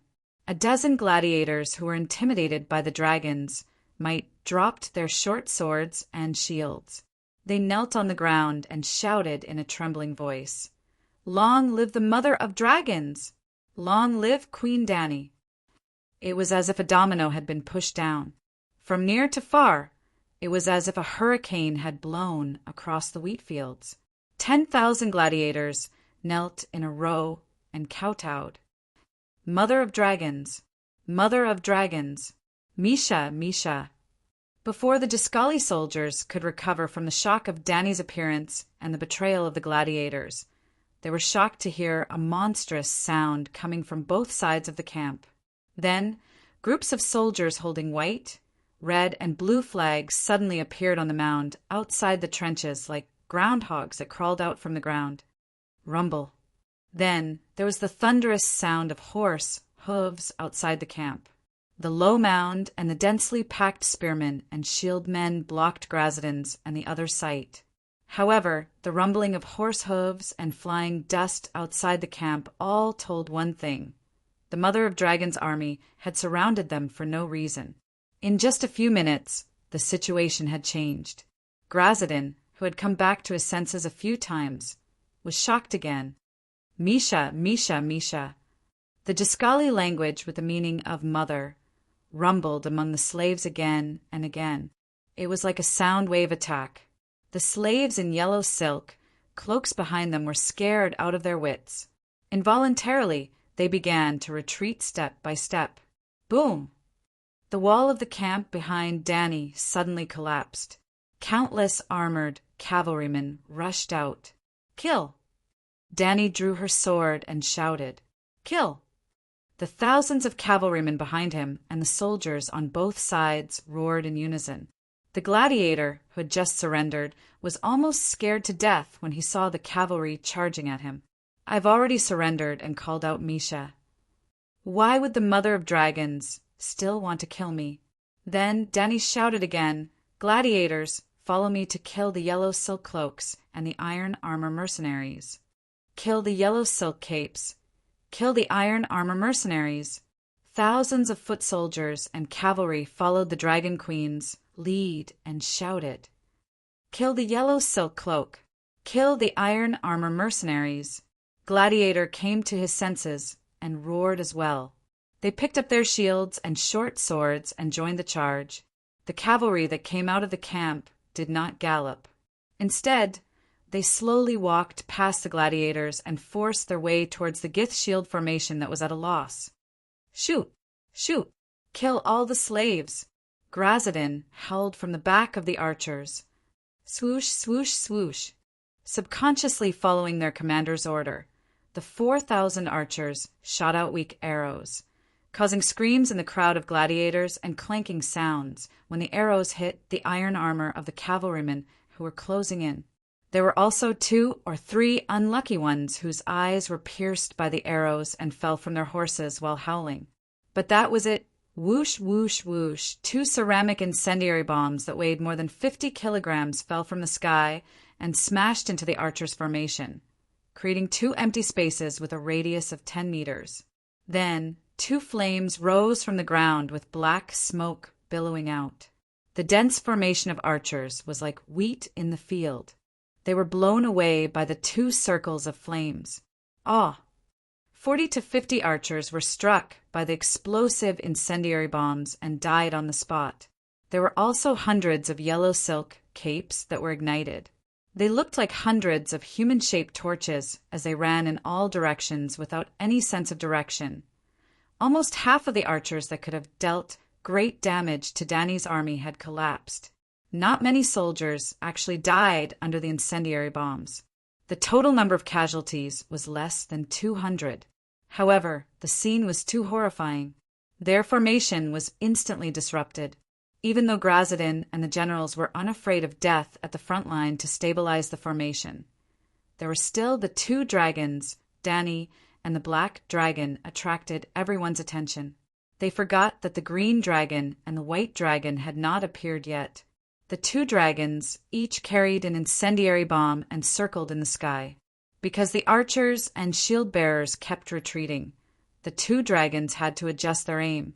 When Grazadin stabilized the shield bearers' formation and the archers fired a volley of arrows, the 2 dragons dropped their missiles. After dropping the bombs, the bombers immediately transformed into combat fighters. Hiska, hiska.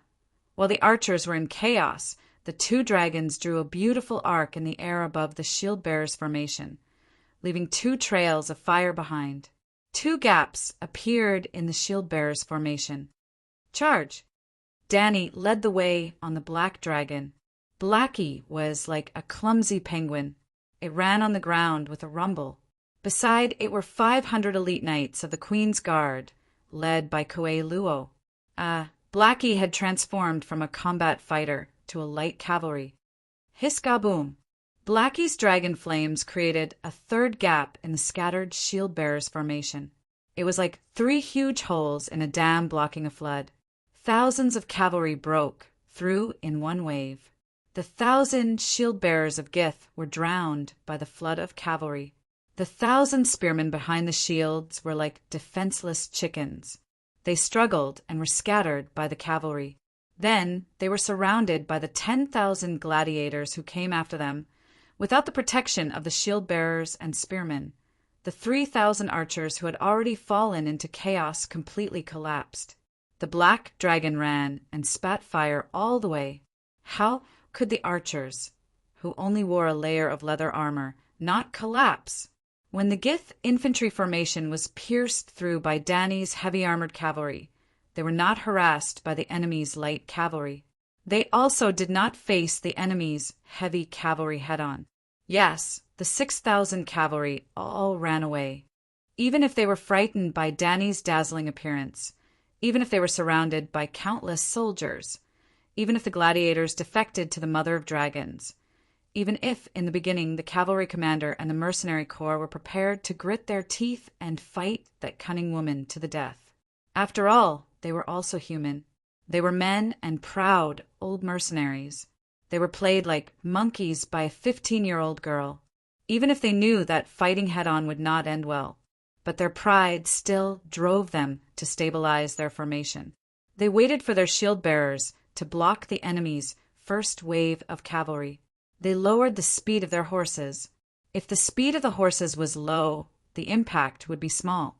It was equivalent to the cavalry going up the slope being more advantageous to the cavalry going down the slope. But the two fiery incendiary bombs were like 2 pails of cold water poured over the heads of the knights, especially when the 2 dragons swept past at a low altitude at high speed. The war horses nearby could not help but run wildly. How could they fight? Run. What, you said pride? Is the dragon queen an ordinary woman? Isn't it natural to lose to the dragon queen? Zidane was the first to run with his new second son's regiment. Damn, with such an inauspicious regiment name, how could I not run? If I fell into the hands of the dragon queen, and she misunderstood that I was the illegitimate son of the Titan's illegitimate son, wouldn't I be tied up and fed to the dragons? Once the new second son's regiment ran, a few small mercenary corps with only 100 people immediately followed. The ragged prince sighed to the sky and also retreated with 1,000 over riders of the wind-blown regiment. Under the chain reaction, General Guise could only follow and run for his life. Even the war god of Yuan Kai, Grazadin, saw that there was no way to reverse the situation. He shouted, "Preserve our strength and protect Yuan Kai. Everyone retreat." Then he ran away. "In your dreams."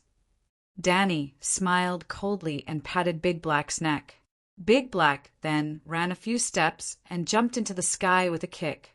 Danny's action of riding the dragon into the sky was a signal that could temporarily end the battle. Kneel and surrender. Those who surrender will not be killed. The cavalry and the infantrymen on both sides shouted in unison, "Kneel down and surrender. If you surrender, you will be spared." The newly joined gladiators imitated them and shouted with pride and pride. The sandwich formation of the archers, spearmen, and shield-bearers was already broken. After being penetrated by thousands of cavalry several times, the Guise soldiers fled like headless flies. At this time they heard the tsunami-like voices urging them to surrender. "I surrender. Save me, mother. I don't want to die." A Guise youth with a broken leg whispered with a pale face. Clang! An archer next to him dropped the machete in his hand and knelt on the ground. He held the back of his head with both hands and shouted with a sobbing voice, "I surrender. I surrender." Clang, ping, pang, ding, dang. The sound of weapons being thrown to the ground rang out continuously. Rows of soldiers seemed to have lost their spines as they collapsed to the ground, their faces ashen as they shouted, "I surrender!" Danny drove Blackie to fly around the battlefield. After making sure that all the soldiers had surrendered, she shouted to Ago on the ground, "Let the civilians come over to clean up the battlefield and take captives. Cavalry regiment, unsullied, follow me." Under Ago's order, the elite shield-bearers and spearmen standing outside the trenches on both sides of the camp immediately threw away the weapons in their hands, dragged a long wooden board from behind, put it on the trenches and hurried to the battlefield. They are just civilians. Civilians disguised as elite infantrymen. The Guise infantry commander who was kneeling on the ground was stunned at first, then fear. There were only a few thousand cavalry and 1,500 unsullied here. Where did the tens of thousands of elite infantrymen of the Mother of Dragons go? They couldn't be in Meereen, right? This, the white flag unsullied, the red flag guards, the blue flag wings of liberty. What's going on? Zidane, who had galloped for 10 kilometers, pulled on his warhorse and looked at the orderly formation of shield-bearers and archers on the hills ahead, and the flags in front of the formation fluttering in the wind. He was completely stunned. Why is this happening? We saw 40 to 50,000 along the way. Just as he said this, he suddenly shouted, "Oh, the white flag army, red flag army, and blue flag army on both sides of the camp are all fake. Go back, go back." The Bravosi ordered the cavalry to turn their horses around. Just like that, The thousands of war horses that had galloped for 10 kilometers turned back a few hundred meters and rushed towards the shield wall opposite the trenches. Thump, thump, thump, thump. Like a bowling ball hitting a steel plate, the war horses hit the thick wooden shields at high speed and then bounced back violently, landing in the trenches. The trenches were less than 2 meters wide. Even if there was a half-meter high slope on the opposite side, the war horses could still jump over it, but the shield wall blocked the cavalry's way. "Keep going." Graz, Dan roared at the mercenaries. "Fill the trenches with corpses and break a bloody path." Bang, bang, bang. A few small mercenary groups did not have the capital to defy the commander of the Allied army, so they braced themselves and continued to try. But after the trenches were filled by more than 10 cavalrymen, a few cold, gleaming spearheads suddenly poked out from behind the shield wall. TCH, TCH, TCH. The cavalrymen's throats were accurately pierced. "These are the real Unsullied," one of the cavalrymen exclaimed. "Let's find another place to break through." Graz, Dan led the cavalry. "Forward! Screech, screech, screech, Graz!" Dan despaired as he saw 3 megalosaurus flying towards him, followed by a black mass of cavalry behind them. Chapter 156. Without a doubt, when the 6,000 Yuan Kai cavalrymen were trapped in the ruins of the front camp, all the soldiers knew that the Dragon Queen had set up an ambush at both ends of the long camp. The cavalrymen were hiding behind the rear camp in the northeast, and the cavalrymen were hiding behind the burnt front camp in the west. It was normal that the scouts couldn't find their hiding spot. After all, the scouts had their own detection range. If they hid outside the range of the scouts, they wouldn't be discovered no matter what. However, when the 20,000 Gith troops entered the camp and charged towards the rear camp, the ambush should have come out. Otherwise, if they missed the opportunity, they wouldn't be able to stop the fleeing cavalrymen. In reality, the 30,000 infantrymen occupied the key terrain and blocked the 6,000 cavalrymen. However, Graz, Dan didn't receive any news. After all, he had spread 400 to 500 scouts in a 20-kilometer radius. Graz, Dan wasn't an idiot.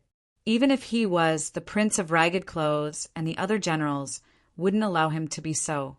Although most of the troops entered the enemy's 3 main camps, although they were certain that the Mother of Dragons and at least 45,000 enemy soldiers were Marine. Although there were so many favorable factors, Graz, Dan and the other generals didn't lose their vigilance. Under normal circumstances, 400 to 500 scouts would be enough to ensure that Yuan Kai's troops wouldn't be caught off guard. However, Danny had the ability to fight a battle where the information was completely unequal, just like how she led 3,000 infantrymen to take down Mireen silently. Yes, Danzo, the Prince of Ragged Clothes, Graz, Dan, and the others guessed correctly. In this world, no one would be able to lead a 50,000-man army to run for 600 kilometers in 12 days, work hard for a night, and finally run for 250 kilometers in 2 days. The entire process would be done without a sound, and not even a few 100,000 people would notice. Danny wasn't a god, although the soldiers under her command had the title of Release Army. Their quality and willpower were a few 100 times worse than that of the real thing. If she really dared to do that, there was no need to attack the Githa's castle. Her troops would have collapsed in the process.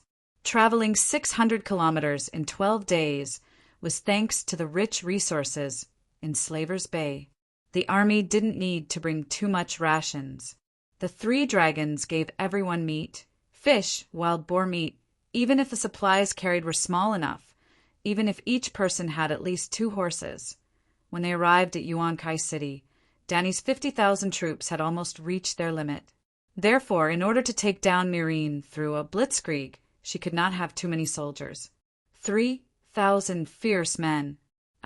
2,000 of them were unsullied. Each man had 3 horses. When the war horses were tired, they would be thrown into the wilderness. Horses that could run for 200 kilometers were rare, but war horses that could run for 200 kilometers were not few. The key was concealment. The slave army of Myrine was buried at Poplar Slope by Grazdan, the god of war. The gladiator slaves were transported to Yuan-Kai, along with 10,000 yellow silk cloaks. Myrine had a general mobilization, and 3,000 regular soldiers died at Poplar Slope. Even so, Myrine, which had a total population of more than 600,000 people, including the manors outside the city, could not be taken down by 3,000 people in an instant, unless they hid their tracks and directly broke into the city of Myrine. How were they going to hide such a huge force of 3,000 people? Dragon. Big Black had been observing the living humans in a 10 kilometers radius from high up in the sky, and Danny had personally led 200 horse cavalry to clear them out. Not all of them were killed. If they were slaves, they were liberated on the spot and recruited into their own ranks as militia. The others, Gith, foreign merchants, mercenaries, and high-level slaves, clerks, musicians, gardeners, and other high-tech slaves, were all tied up and locked up in the nearest manor. Well, the 3,000 cavalry did not deliberately avoid the manors. They began to encounter manors 50 kilometers outside the city of Myrine. The horse archers and black dragons were responsible for sealing off information about the manors. Well, they hunted down the messenger, crows that flew out of the manors. Danny led Little White, Little Green, and a few hundred knights to besiege the manor owner. The sudden attack made the manor, which was unguarded, unable to resist, and almost all of them were taken down in one wave. Replenishing supplies, changing war horses, collecting slaves, locking up the Gith when Danny arrived at the city of Myrine. She already had 20,000 warriors. The sun was setting in the west. After a day of work, the city guards dragged their tired feet and numbly thought that the ordinary day was over. Suddenly, Danny rode the black dragon, led the white dragon and green dragon, and seemed to come out of the red sun. They landed directly on the city gate fortress from the sky. A dozen guards were taken care of by one person and 3 dragons in a few breaths. Then the cavalry killed their way into the city. The slave soldiers took over the city defense, and Danny took down the Great Pyramid and became the new ruler of Myrine before nightfall. Well, that was how Danny took down Myrine with the silent blitzkrieg. After taking down Myrine, Danny spent the night and the morning liberating all the slaves in the city. During this time, the Black Dragon had flown back to Yuan-Kai and had been monitoring the movements of Yuan-Kai's army. This morning, Danny, in the form of a dragon spirit, saw Grazadin mobilizing the soldiers in the city through the Black Dragon's perspective. She rode the Green Dragon and led the White Dragon back to Yuan-Kai. After that, there was another information blockade. The scouts in the key positions were targeted and eliminated by Danny. It was easier than using the full view of the map to besiege the enemy hero. What was the key position? It was the area between the ambush and the ambush point. It must be known that manpower was limited. It was impossible for a scout to run and patrol all the nearby areas. There was only a small group of cavalry in each area. When the cavalry in the key positions were eliminated, Grazadin became blind and deaf. Of course, if the captain of the scouts did not receive information reports from the riders in a certain area for a long time, he would definitely notice that something was wrong. The key was that it did not take too long to arrange the ambush in place. By the time the scouts found that something was wrong, Danny had already taken down the Gith infantry and was forcing Grazadin's cavalry with thousands of iron cavalry. From the first yellow silk cloak that appeared at 3:30 in the afternoon to 6 o'clock in the evening, 17 or 18 riders came back from the east gate of Yuan-Kai. These messengers were all scouts in non-key positions. Report, another yellow silk cloak rushed into the palace of the Great Pyramid. The great virtuous lord sat on the high-back chair and looked at the ceiling blankly. He did not care about the messenger. At the large oval conference table, there were only 4 or 5 low-level virtuous lords wearing silver tassel toga robes. They all stood up as if their butts were on fire. They walked a few steps, stopped talking, went back to sit down, and stood up again after a while. "Great virtuous lord, something big has happened." The yellow silk cloak panted. Which virtuous lord fled with his family? The great virtuous lord asked in a hoarse voice. The first messenger brought a blizzard to the entire Yuan Kai city, making all the people of Gith feel cold. The dung man Azin was the first to leave the palace of the great virtuous lord. He was also the first to lead his family and servants to board the ship and leave Yuan Kai city. As the richest man in Yuan Kai city, Azin's business was all over the world. He had huge industries in New Gith, Volantis, Queers, and even Reese and Jadesea City. Even after leaving Yuan Kai City, he was still as rich as a country. Seeing that the situation was collapsing, the wise man of Yuan Kai did not even think about the reason for his defeat. He directly led his family and fled.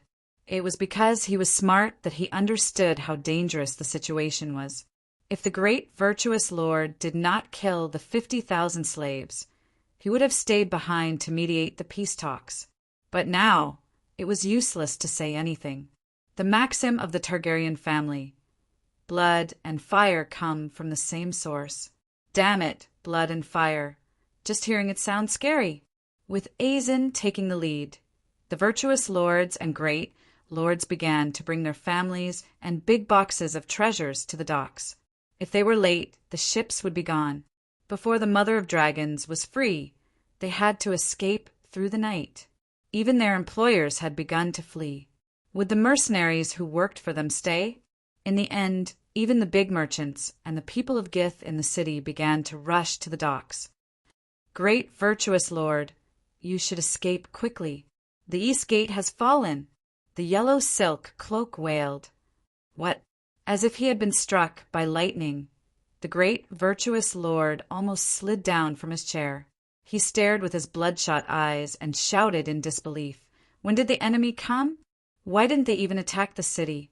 We still have 15,000 guards and thousands of dragon-slaying crossbows. Are you still not willing to die for Yuan Kai at this time?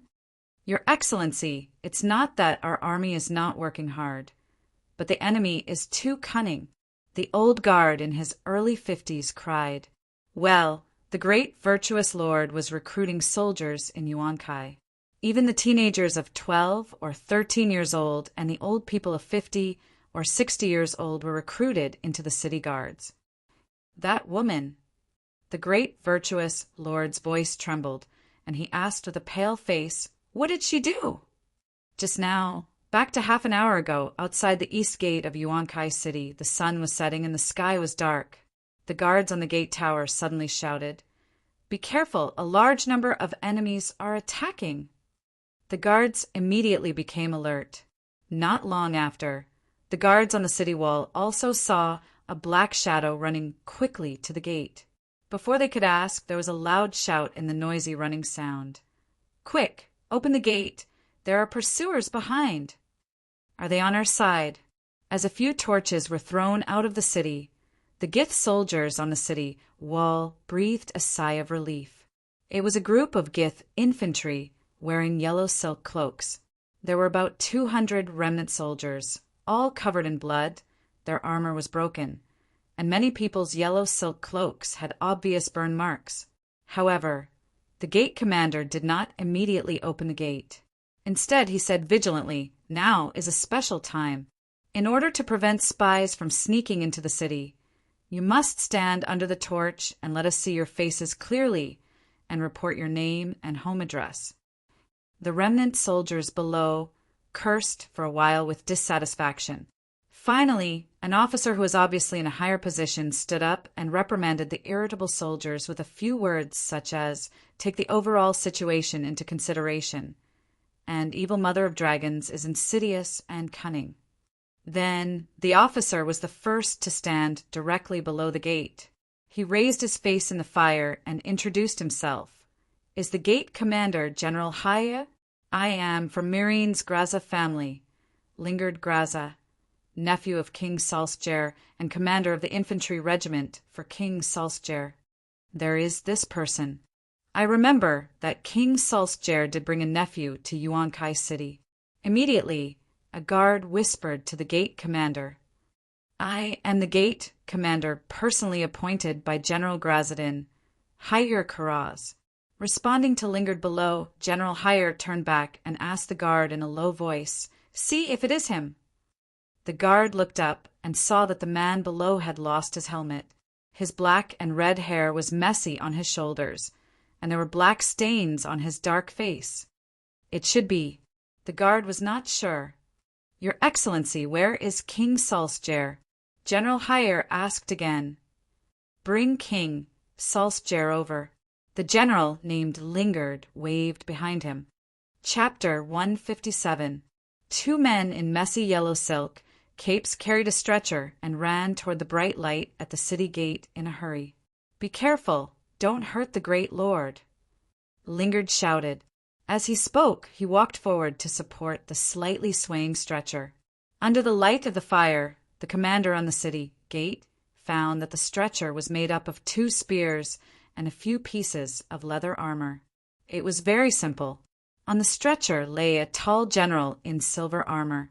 His blue coat under the mail armor was dark red, and there was an arrow with its tail cut off on the left side of his chest.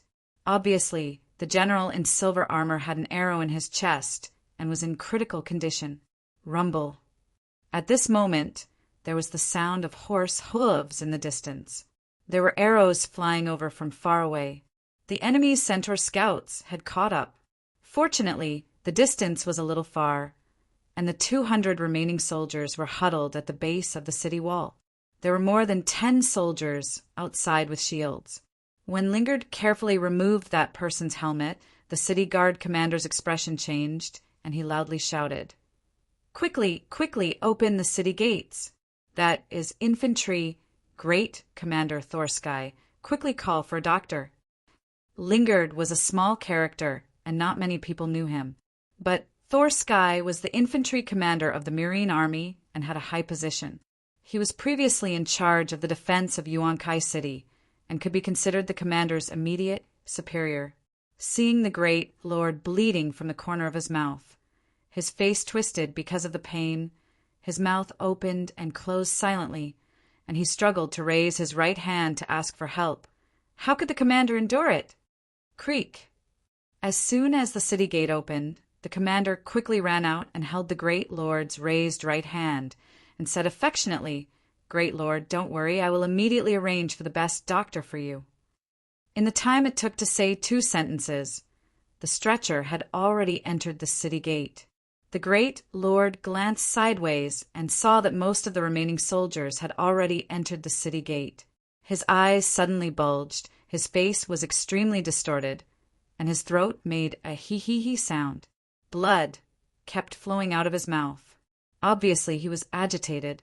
Feeling the great lord's iron grip on his arm, Higher gradually comforted him in a soft voice. "Great lord, you are safe. Now you are completely safe." Then he raised his head and shouted to his attendant, "Great lord is in too much pain. Bring him some poppy milk." Tears rolled down from the corners of Wei Zhudaren's eyes. He closed his eyes and stopped struggling. Seeing that even Lord Wei was moved to tears, Commander Higher's heart warmed and he was overjoyed. Suddenly his warm heart turned cold. He looked down and saw that a sharp blade had pierced through the chain mail in front of his chest. Why? He tried his best to turn his head, but his vision was blurry and he collapsed to the ground weakly. Chi. 200 yellow silk cloaks burst out, slaughtering the group of Guy's guards, who were the manor owners half a month ago, as easily as slaughtering chickens. Kill! A black mass of armored cavalry rushed in from outside the city, followed by an endless stream of infantry. Yuan Kai's eastern city gate had completely fallen. Ha. After listening to the report of the old soldier, the great sage smiled bitterly. He walked to the gate of the palace and looked at the long line of torches swimming along the wall. He waved his hand behind him and said softly, "Virtuous masters, you can all leave now. Leave Yuan Kai immediately." The virtuous masters who were still here were all the great sage's confidants. They did not leave immediately. Instead, they asked with concern, "Your Excellency, when will you leave?" I think, for a short period of time, the dock area is still under the control of the coalition fleet. I am the great sage, and from the beginning, I have decided to live and die with Yuan Kai. The great sage said lightly. Is that necessary? We have not lost yet. Grazadin's main force is only besieged, not annihilated. Even if Yuan Kai eventually falls, we still have the coalition army. Queers is building an expedition team, and Volantis is also frantically gathering mercenary groups from all over the world. Our messenger even got a promise from Prince Rhys that if Volantis officially declares war on the Mother of Dragons, he will send a fleet to join us. Your Excellency, the wave of the people of the world against the cruel tyranny of the Mother of Dragons has just begun. We need you. The people of Guise need you. The Great Alliance needs you. The peace-loving people of the world need you. And the great sacred cause of the Mother of Dragons cannot be separated from you. Several virtuous masters took turns to persuade, and the veteran of Guise next to them also burst into tears. He choked and said, Great sage, if you die, who will rebuild Yuan Kai? No need to say any more. The great sage waved his hand and said coldly, There have been too many virtuous masters who have abandoned the city and fled. The people of Guise now need a kind of spirit, a kind of symbol. I will use my sacrifice to awaken the fearless will of the son of the harpy who once galloped the continent. Great sage, we are already very motivated. This defeat is mainly because the other side has a dragon. The Mother of Dragons is too cunning, and not because we are afraid of the enemy. You really don't need to sacrifice yourself. The veteran could not help but argue for the brave men of Guise. These words were not wrong. The Yellow Silk Cloak's combat skills were naturally not as good as the Iron Legion, but they had never surrendered without a fight. Their will and courage were higher than the mercenaries and slave warriors. In the original plot, Dany Rise also formed a slave legion of tens of thousands of people, and there were more than 10,000 unsullied. As a result, the combination of the Yellow Silk Cloak and the mercenaries in Yuan Kai City beat her to the point that she did not dare to go out. Astapor, Marine, and then Yuan Kai City, Slave Bay, the three Guise city-states have all fallen, almost equivalent to a dead country. A dead country, but no one took the initiative to die for the country. What do you think that woman will think? What will the people of Keyleth and Volantis think? The great sage waved his hand tiredly and sighed. Let's go. I will guard this great pyramid and try to buy some time for you. A hunchbacked old virtuous master smiled bitterly and said, Great sage, I am 63 years old this year. I will accompany you. Oh, I have many sons. I will also stay. Another fat, virtuous master sat back in his seat with a determined look. I report. Before the others had time to express their opinions, another Yellow Silk Cloak rushed into the palace and shouted in fear. Great sage, the Great Pyramid is surrounded. That woman, she came in person. I am still young, and I don't have a son. I can't stay. A young, virtuous master screamed. The great sage looked around the palace, but it was too dark, and he could not see the dragons or the soldiers in the square below. Oh, I should have thought that the Great Pyramid would be her first target. He looked back and looked at his companions with a complicated expression. Under normal circumstances, the Great Pyramid was really Dany's first target, but Yuan Kai was different. After the army entered the city, they first controlled the four walls because there were more than 2,000 dragon slayer crossbows placed on the walls. After that, Dany found the arsenal under the guidance of the spies in the city. The three dragons and the shield-bearers formed the flamethrower of the Iron Shield flamethrower and burned a few hundred yellow silk capes who were guarding the armory. Dany immediately ordered the militia to bring out the oil barrels from the armory. The three dragons once again became bombers. The vision at night was poor, and they might not be able to burn many ships, but Dany needed to force the Gith fleet to leave Yuan Kai immediately.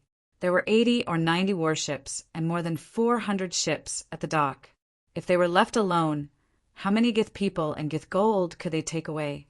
In addition to sending dragons to throw kerosene barrels after the main force took down the city defense, Dany immediately asked them to attack the dock outside the city. Therefore, whether the Great Pyramid would be surrounded or not, the virtuous masters inside could not leave Yuan Kai by boat.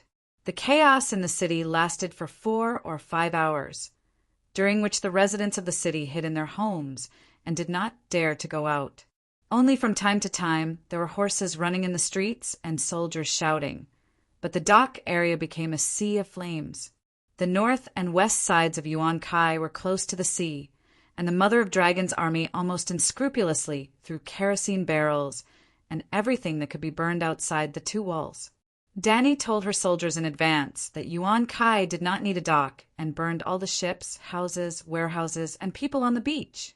At this time, leaving a Gith person meant that there would be 1 more yellow silk cloak in the future. At this time, they took away a gold coin, and there would be 1 more iron sword to cut them in the future. 30,000 soldiers carried out the Queen's will very well. In the early hours of the morning, the dock area outside the city was scorched black, and there was no more burning wood. Calixi, there is something unusual in the Great Pyramid. Dany was awakened from the dragon's dream by the maid Jichi. Her tent was placed in the huge square in front of the Great Pyramid. In addition to the soldiers who were responsible for the night watch, many soldiers nearby were directly lying on the ground and sleeping. They were really ready for battle. Even Dany was wearing a full body armor when she slept these days, only taking off her helmet. On the left side of the blanket was a 2-handed sword, on the right side was an iron shield, and under the pillow was a dagger. Since the last assassination by the Faceless One, not only was there at least 1 Imperial Guard or Blood Alliance guard around her at all times, but Dany also learned Chow Chow's skill of killing people in dreams. It was not a fake dream like Chow Chow's. After Dany fell asleep, she would enter the state of the dragon's dream, which was conducive to the recovery of her body. Before, it was her consciousness that entered the black dragon's soul realm, but at this time it was different. During this period, Big Black would possess her body. When the soul entered Dany's sea of consciousness, it could obtain her 5 senses. Because dragons were extremely sensitive to danger, if someone wanted to assassinate her, Big Black could detect it in time. What's the abnormality? Dany sat cross-legged in the tent, holding a stone egg in her hands. Well, she was not sleeping at this time, and was contacting the dragon's dream in the bronze dragon egg. Before leaving Astapor, Dany thought that there would be a lot of killing on this trip, so she might as well take Little Four to replenish some spiritual essence. She did not know how many people were burned to death in the dock area, and a large amount of colorful spiritual essence poured into the stone egg like a waterfall. Little Four was born in the last 1 or 2 days. Dany wants to see you. She said the great sage is crazy. Ji-Chi got into the tent, curiously looked at the dragon egg, and asked, "Don't we need to burn it?" "Burn it again, and he will come out." Dany smiled and handed the egg to her. Ji-Chi held the stone egg and looked left and right. Curiously asked, "Is it going to hatch? Is it bronze?" "It's a bit ugly. Golden yellow. There are a few bronze spots on the wings, just like the small pockmarks on your cheeks." Dany stood up and said, "That's not bad." The centaur maid touched her cheeks and smiled. Dany opened a corner of the tent, poked her head out, and waved to the small figure in the shadow 5 meters away. "Come here." Quiet as a shadow, light as a feather, moving as a snake, the small water dancer, with a few sliding steps, escaped from the shadow and almost teleported to the front of the tent. Seeing this, the strong man Beworth, who was guarding outside, narrowed his eyes and muttered, "Half a year has passed. This little brat is getting better." An ordinary face, an ordinary maid's linen clothes, even her eyes. The immaturity and childishness of a 10-year-old girl was not missing at all in her eyes. "Dany C., you've grown taller." Dany touched her dry and messy hair, smiling. Dany frowned slightly, but did not avoid it, and said with a straight face, "Your Majesty, Mourinho is crazy." Chapter 158. The former little gladiator, the bitch, and now Danny C., was one of the spies that Danny sent to Yuan Kai. Because she killed the children of Ostapo Grazidan's family.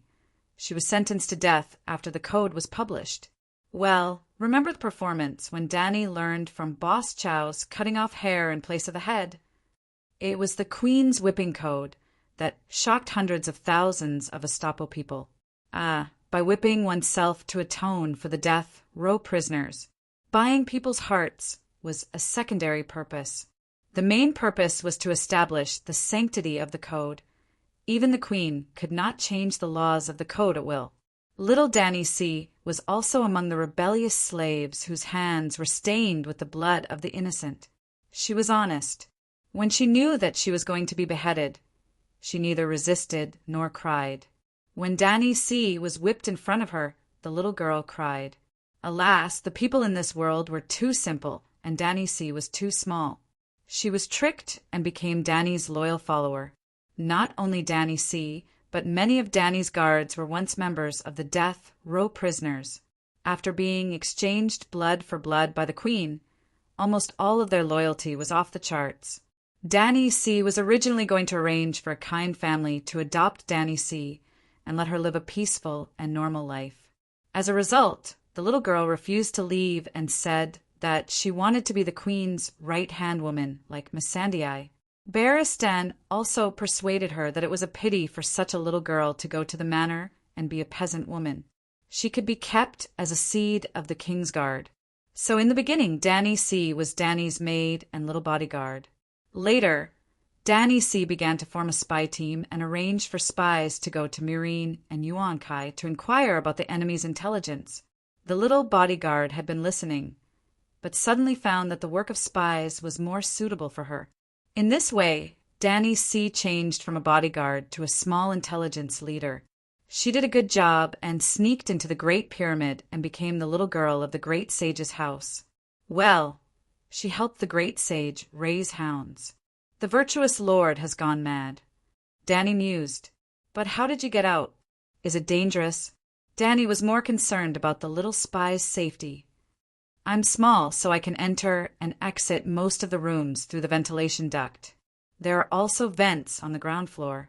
Danny said proudly. It seems that Astapor's vents need to be changed to multi-pipe mode, Danny said cautiously. There's no need. His Majesty's pyramid is only 100 meters tall, much shorter than the Great Sage's 120 meters, and the ventilation is also smaller. I tried it when I was a child, and it was very uncomfortable. Danny smiled. Then she said seriously, the slave owner is crazy. I'm worried that he will destroy the entire pyramid. There are more than 1,000 slaves in it. Oh, what did he do?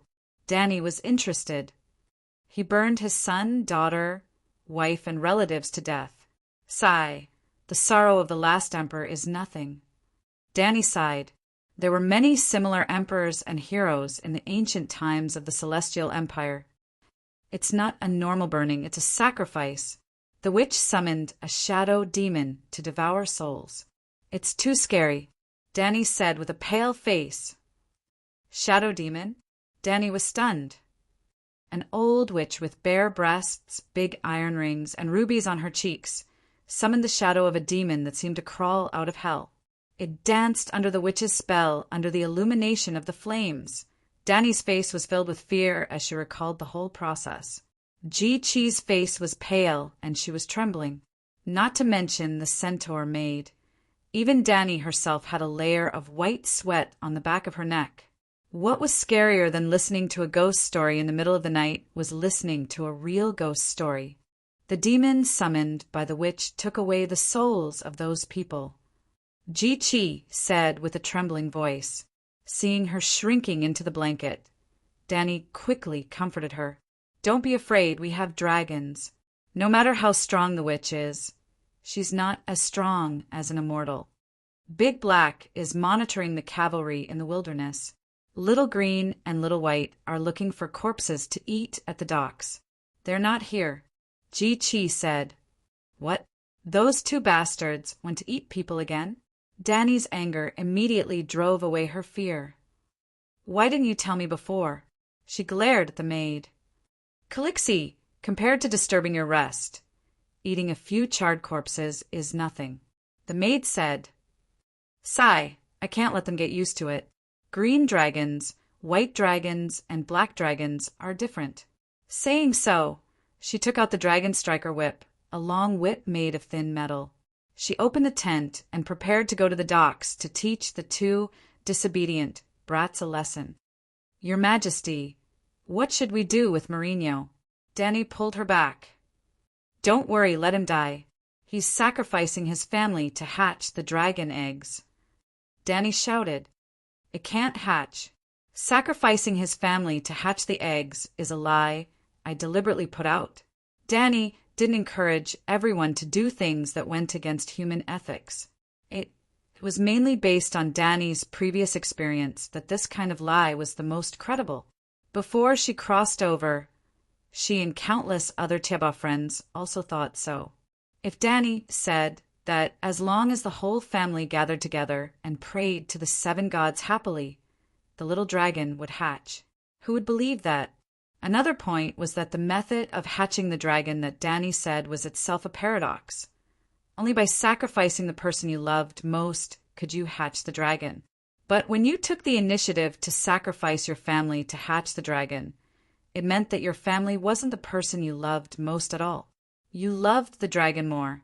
In other words, Danny was actually telling everyone that no one could take the initiative to hatch the dragon. Everything was arranged by fate. Don't force it. If the great sage killed his family, I would only be happier. But with his degree of madness, if the whole family died and the dragon eggs didn't hatch, I'm afraid that the next step would be to sacrifice the slaves in the pyramid.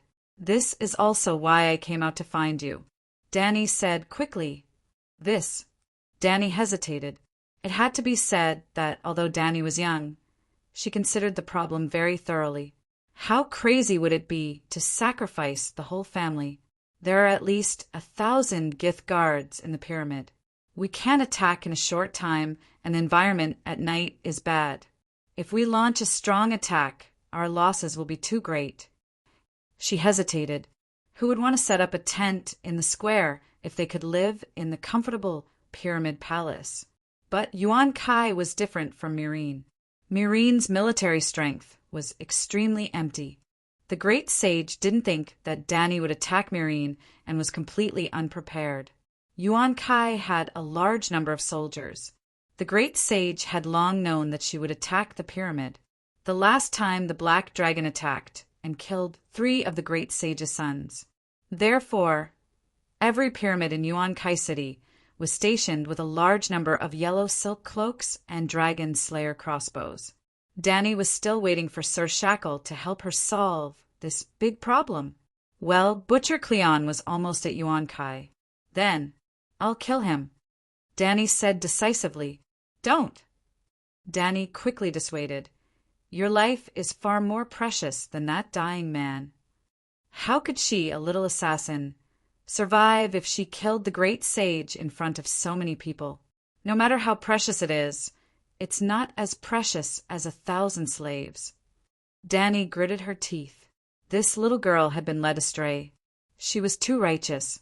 Danny looked at her for a while with a wooden face and asked, Can you steal that stone egg? The sacrificial ceremony is on the 3rd floor below the garden. The stone platform where the egg is placed is just below the ventilation vent. If no one was there, I could have hooked the egg with a hook despite the smoke and fire. But there are many people there in public. Well, I'll let the soldiers launch a feint attack and see if they can lead people away. If everyone leaves, you can steal the dragon egg. Without the dragon egg, he will. At this point, Danny suddenly caught a glimpse of the bronze dragon egg in Ji-Chi's arms. I remember you said in the last message that the royal family of Kills had 2 dragon eggs. Regretful Guest and Lewin each took 1 dragon egg? Yes, I heard it from the great sage to the other great sage. Danny's expression changed a few times. After a while, the demon Danny and the angel Danny argued in her mind. If the dragon egg was replaced, the great sage would mistakenly think that she hatched little four. Danny could remotely complete the last step of the dragon hatching process nearby. Then, the royal family of Kills would become extinct. The fake, regretful guest was really a faceless one. Maybe she could kill the Sea King of Bravos while she was at it.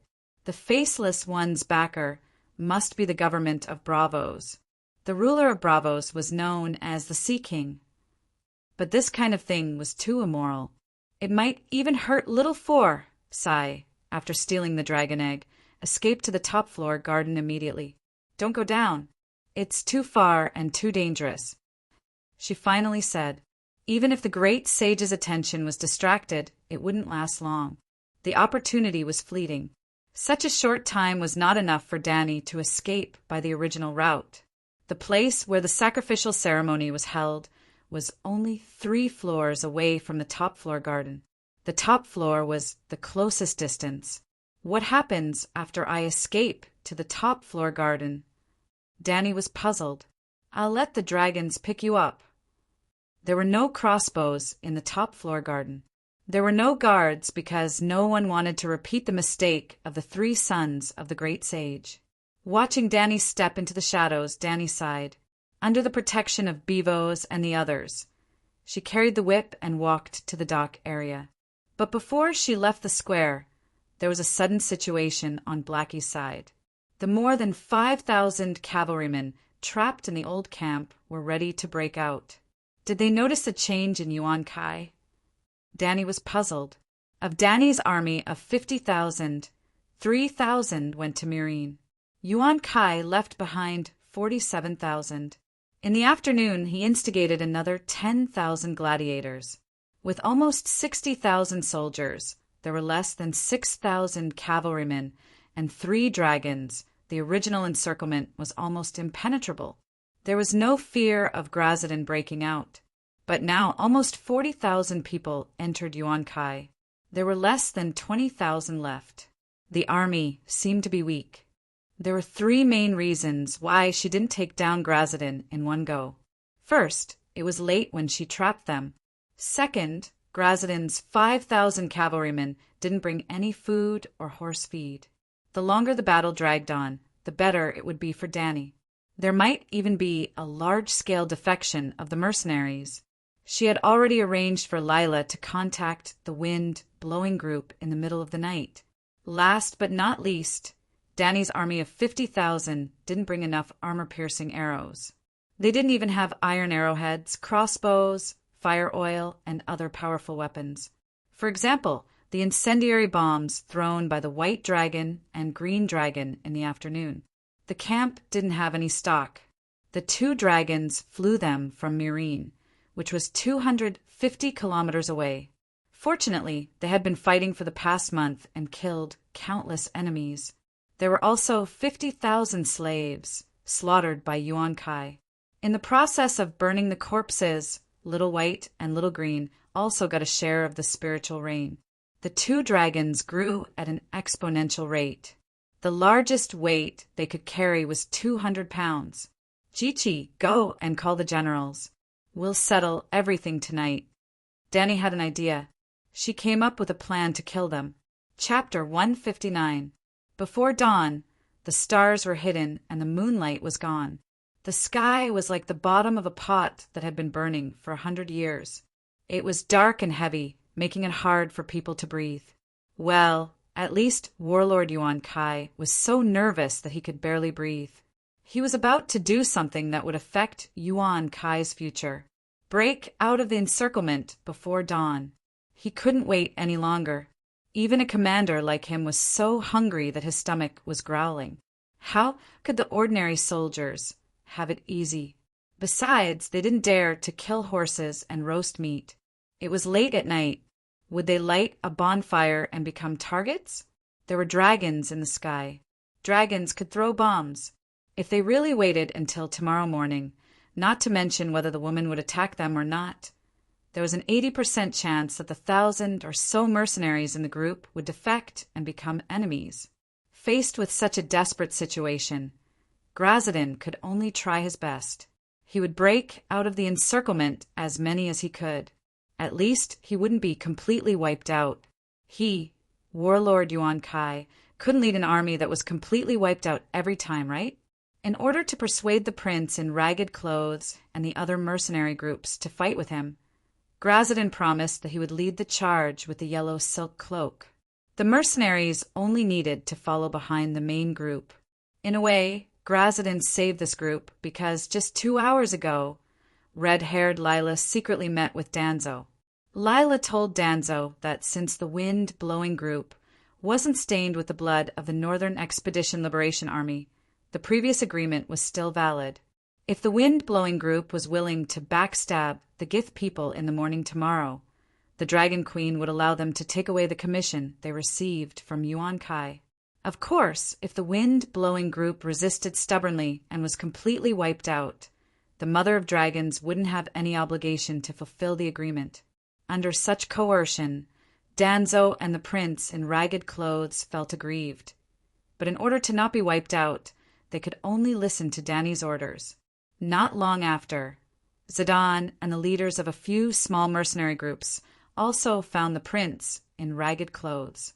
They said bluntly, in order to survive, we have to give Yuan Kai to the Mother of Dragons as a gift package. We'll raise the flag tomorrow morning.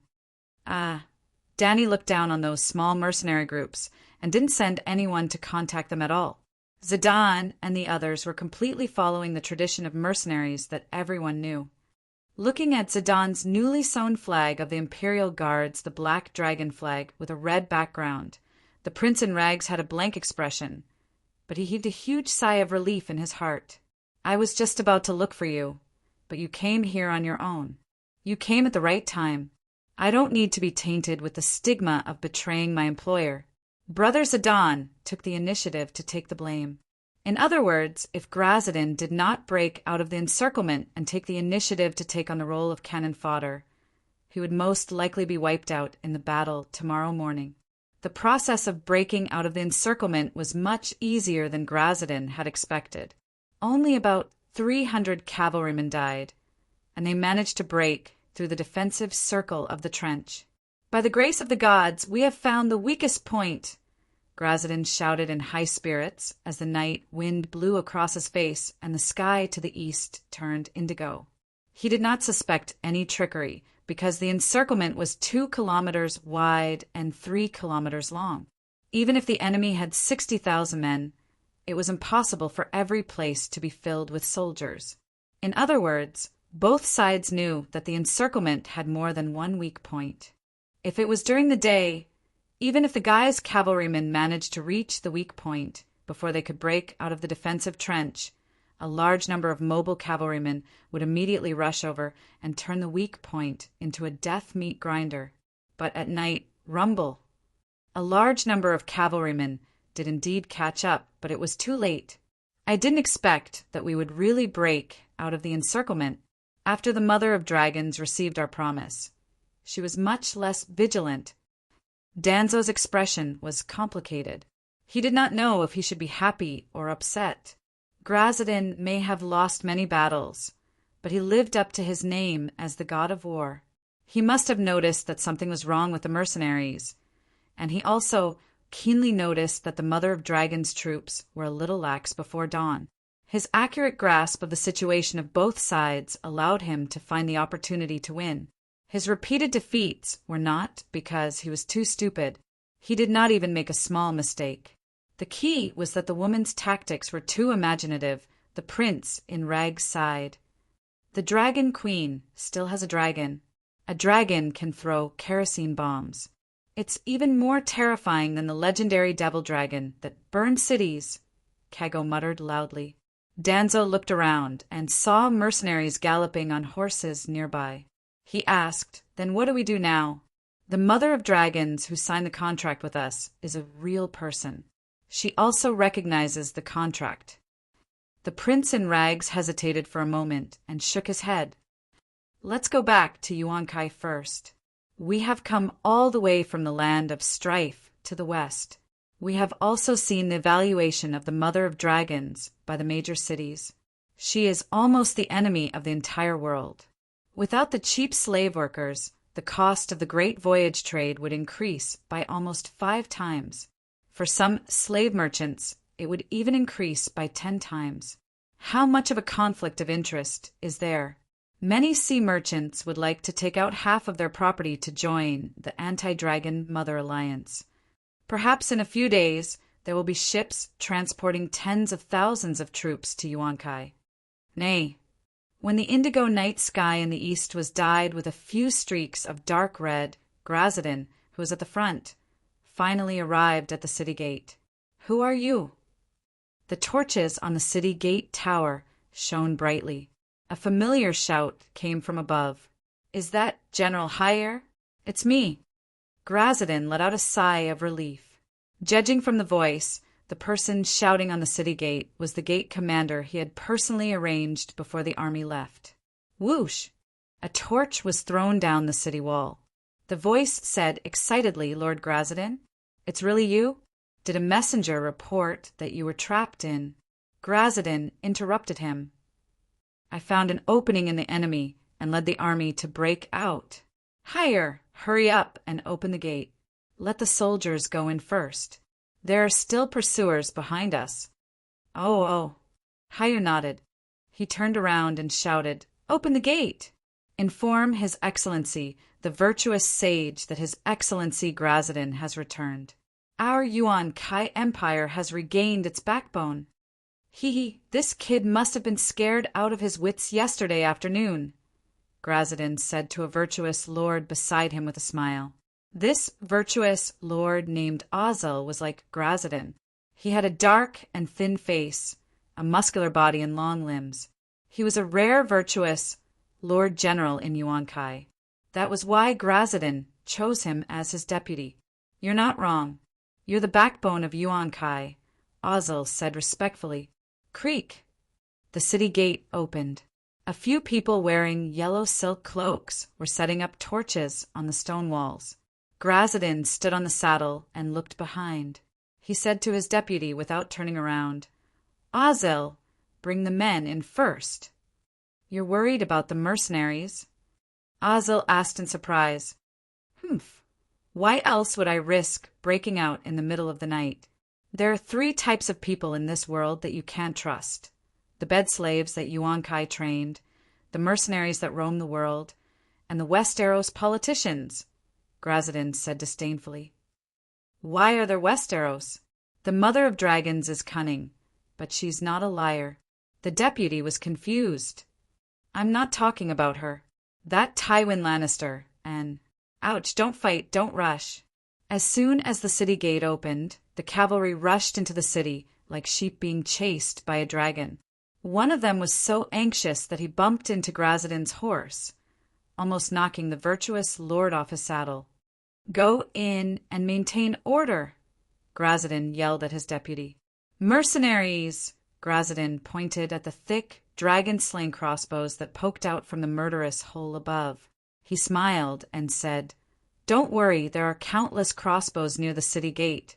The Megalosaurus won't dare to cause trouble here. Then I'll go to the Great Pyramid first.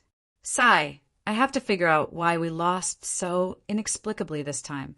How many soldiers does that woman have?" Azel muttered as he followed the cavalry into the city gate. After exiting the city gate, the deputy saw the cavalry gathering at the square below the Great Pyramid. He shouted at the guards above, "Why don't you go back to the cavalry camp? Why are you going to the square?" "The virtuous lord wants to reward the soldiers and boost their morale," Hyer said helplessly from above the tower. "Sigh, the virtuous lord has put in a lot of effort. With a spiritual leader like the virtuous lord and a backbone like the god of war, there's no need to worry about the dragon calamity not being quelled." Azel sighed. Soon, more than 4,000 guys' cavalry entered the city gate, and the mercenaries behind them followed suit. "What are you looking at, virtuous lord?" The prince in ragged clothes asked Grazadin, who was standing on his tiptoes. "I'm afraid someone will fall behind," Grazadin said coldly. The prince in ragged clothes was so angry that he laughed. Hey, something's wrong." Danzo suddenly pulled his commander and said with a serious expression, "Prince, smell it." "Smell what?" The prince in ragged clothes was confused. There's a burning smell in the air. Danzo's eyes were filled with fear as he looked at the city gate. He felt as if a monster was about to attack him with its mouth wide open. Burning. The prince in ragged clothes smelled the burning smell in the sea breeze, and his expression changed. He was a veteran general who had been through many battles, and he immediately felt a great sense of fear. "Let's go." Without any hesitation, the prince in ragged clothes pulled the reins and urged his horse to gallop toward the east. The soldiers on the city wall had been watching the movements of the people below. When they saw the situation, they immediately shouted, "Shoot!" Whoosh, whoosh, whoosh. The dragon-slaying crossbows that were originally pointing at the sky immediately changed direction and fired wildly at the city gate. At the same time, a row of archers suddenly appeared on the city wall and shot a dense rain of arrows at the people below. With just one wave of attack, a large number of mercenaries gathered outside the city gate fell. "Help, I don't want to die." We've been betrayed by the guys. Damn slave traders. I surrender, don't kill me." There were also some members of the wind-blowing mercenary group who knew the inside story and shouted, "Our plan to surrender to the Mother of Dragons has been discovered by the guys. Run, Mother of Dragons, help." The mercenaries could not be blamed for being ignorant. In fact, this kind of thing had never happened in the Ursos continent. "Dismount, kneel, surrender." After 2 waves of attack, the guards on the wall stopped attacking and shouted in unison, "Dismount, kneel, surrender." Such shouts also sounded around the city square. As torches suddenly lit up, the guy soldiers who were sitting on the saddle waiting for the virtuous lord's reward suddenly found that the square was filled with dragon-slaying crossbows. On the streets, on the roofs, and even on the stone steps on the first floor of the Great Pyramid, rows of steel crossbows glowed coldly under the torches. Hiss! A dragon's roar came from above, and the guy's cavalry who originally had a little hope completely lost all hope. It was not a misunderstanding, nor was it a coup by a virtuous lord, but Yuan Kai had fallen into the hands of the Mother of Dragons. Surrender, and you'll be spared. Chapter 160. The sky in the east was red. The guy's cavalry could vaguely make out the true dragon flags behind the ballistae. Red flags, white flags, and blue flags fluttered in the breeze from the sea. It told everyone clearly that they were once again surrounded by the Mother of Dragons' guards. On the balcony of a 4-story tower next to the square, Dani held up her metal horn and shouted, "I am the conqueror of Slaver's Bay. Soldiers of Yuan Kai, the war is over. Lay down your weapons and surrender to be spared." Oziel looked around and found that he had the highest status. Without hesitation, he rode forward and shouted from the bottom of the tower, "The great guy's people will never be conquered. Woman, the son of the Harpy will never surrender to you. If you don't surrender, then die." Dani said coldly, "Ha ha ha, kill me if you have the guts." Oziel laughed. Whoosh! A 2-meter-long refined steel arrow shot through the air like a bolt of lightning and pierced through the armor on Ozel's chest. The arrow carried Ozel's body and flew for more than 17 meters, killing or injuring another 7 or 8 cavalrymen along the way. Blood splashed out, leaving a long trail on the square. Fuck, that woman has guts." The first ray of red light from the east fell on Oziel's twisted face. "I just wanted to surrender in a more dignified way. Is there a need to?"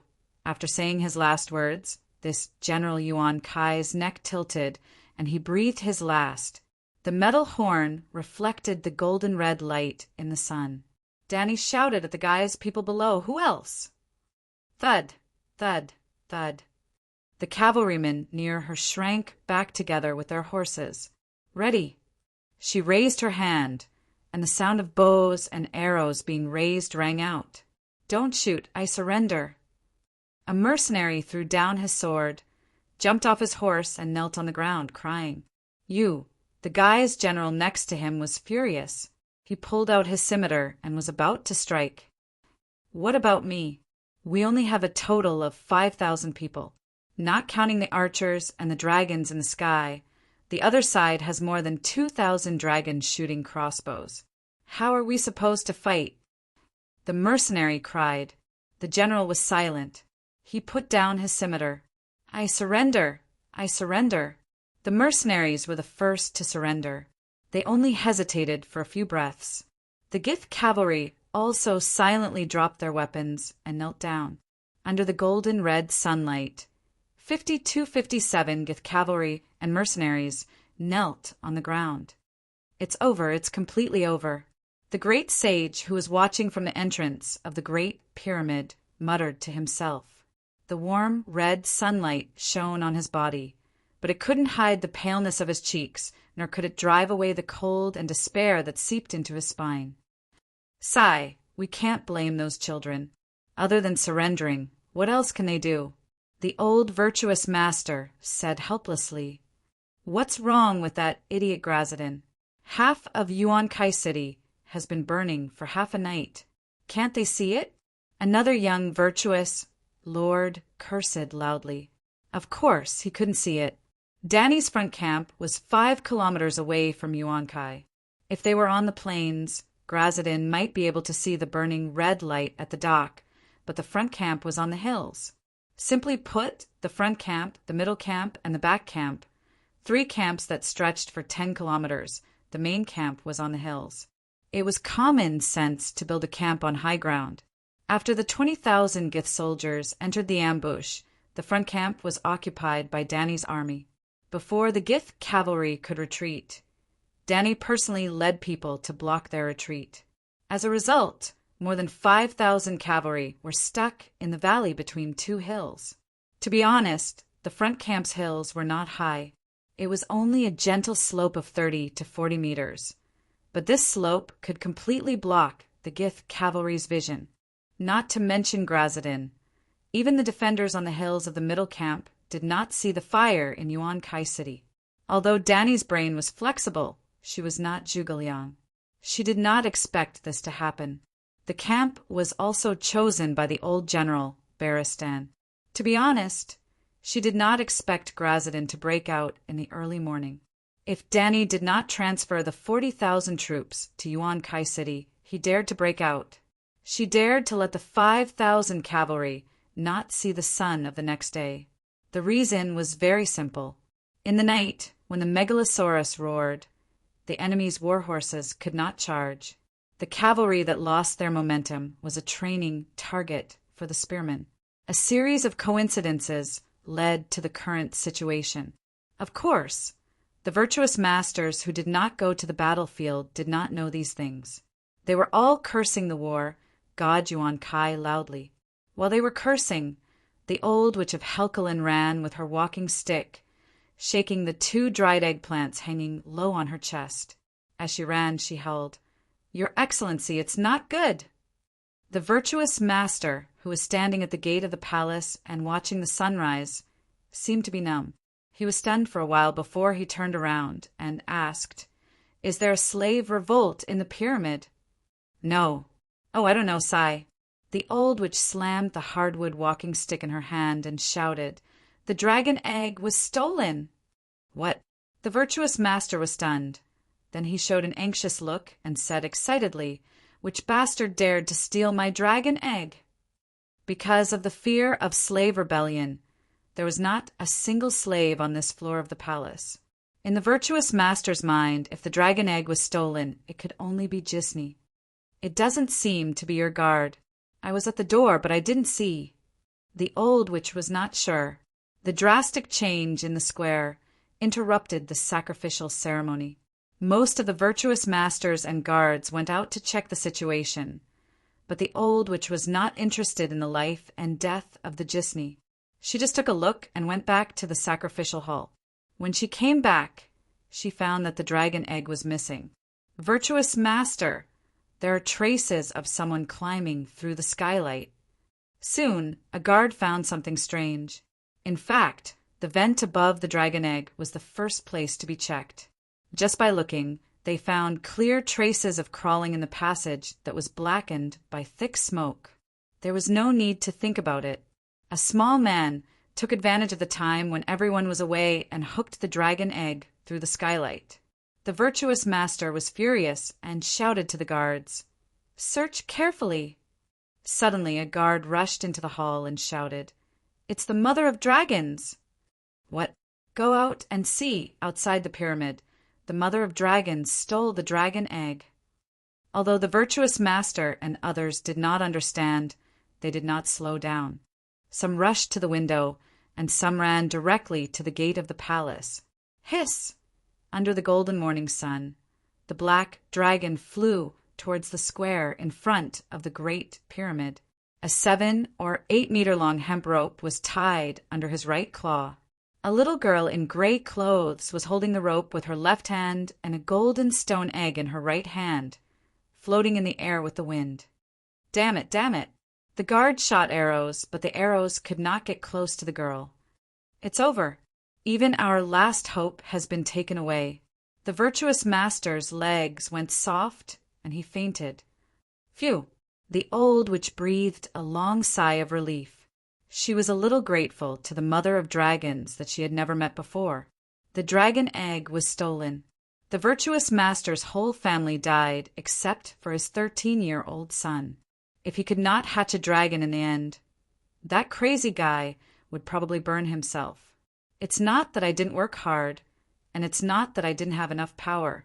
Obviously, the virtuous master loved the child named Carragher the most, so the old witch shrugged at the masters who were desperate and said helplessly, "It's too late to say anything now." "It's not too late." The virtuous master, who woke up faintly, struggled to get up and stared at the old witch with eyes full of death. "Sacrifice Carragher."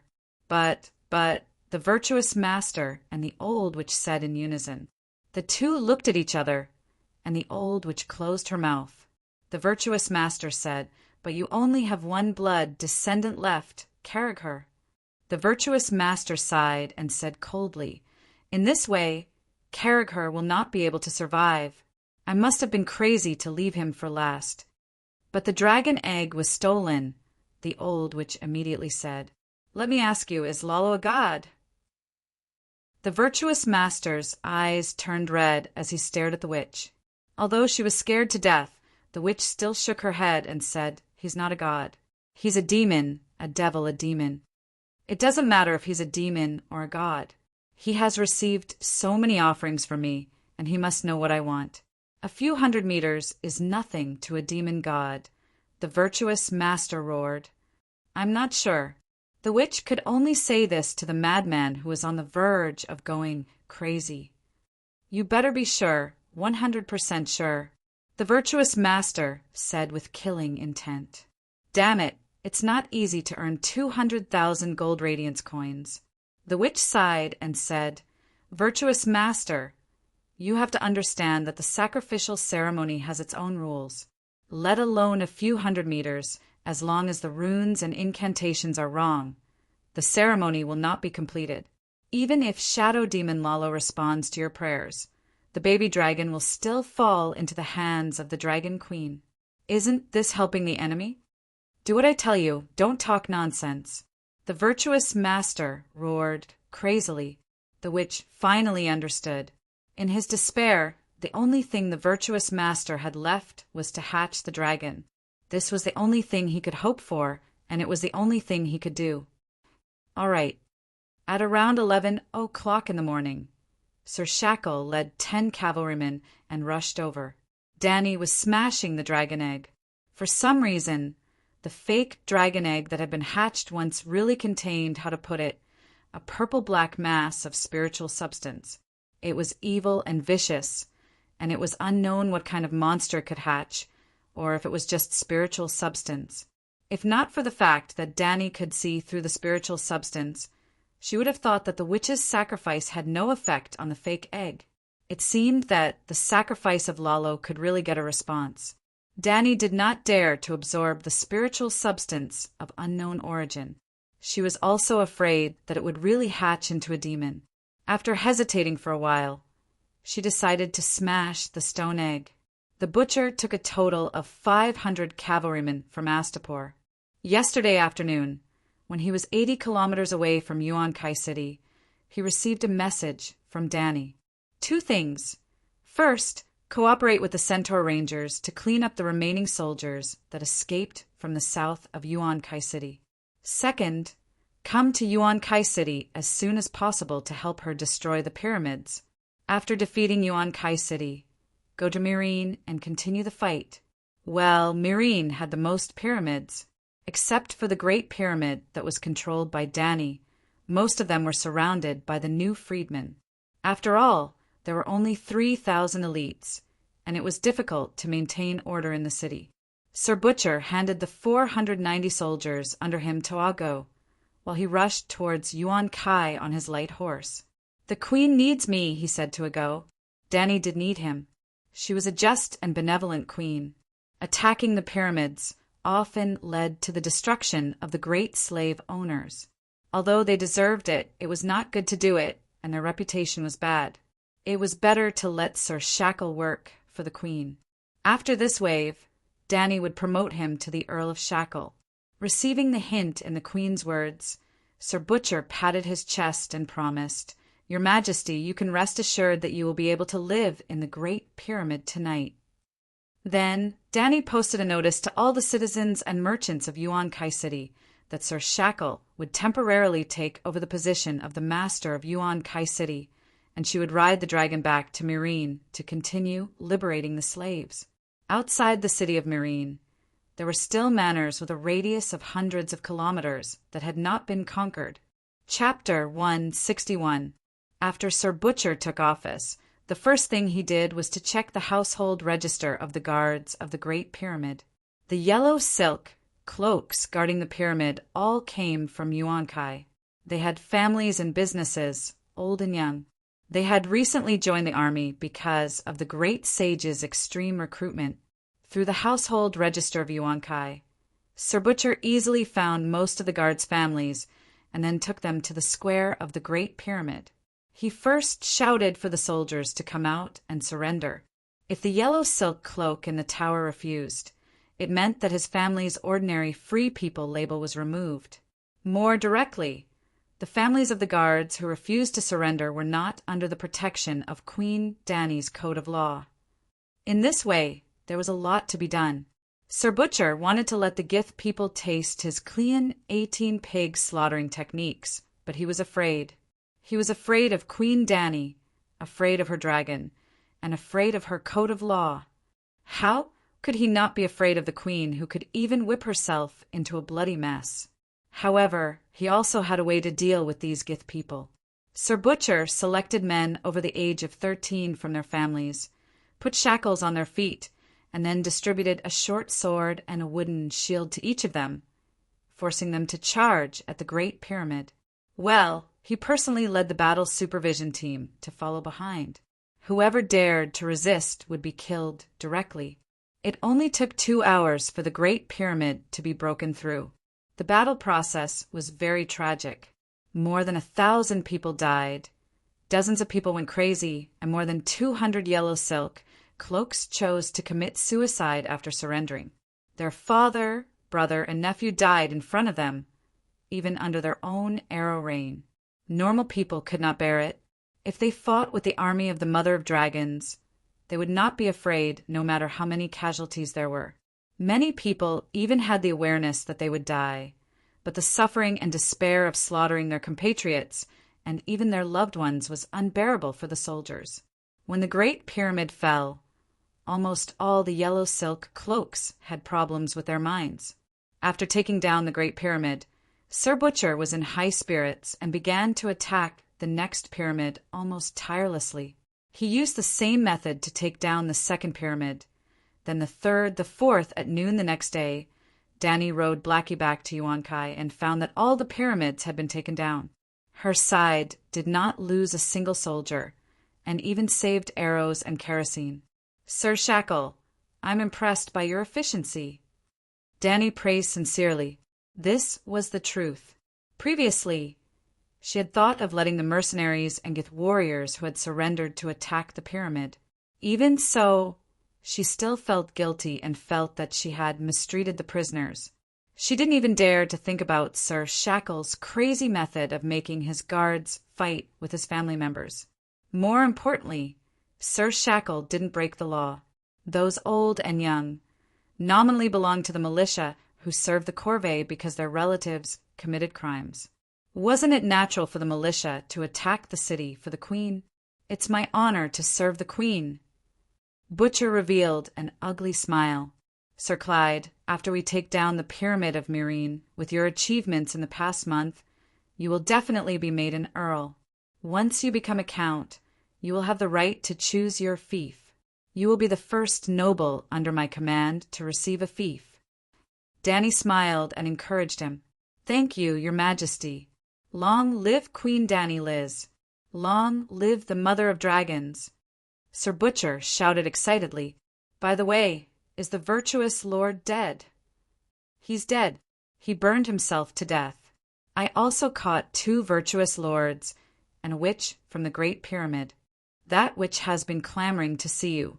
Sir Butcher said, Okay, I'll go see her when I'm free.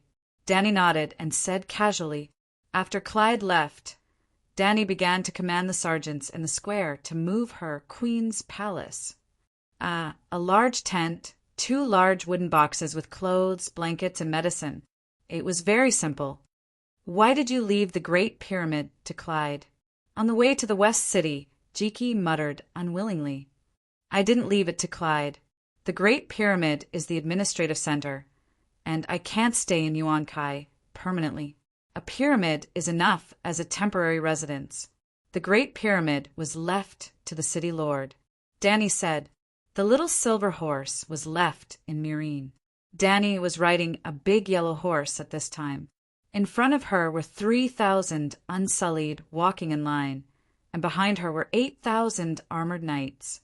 The group of people was mighty and majestic. The people of Guise who opened their doors on both sides of the street and peeked at them.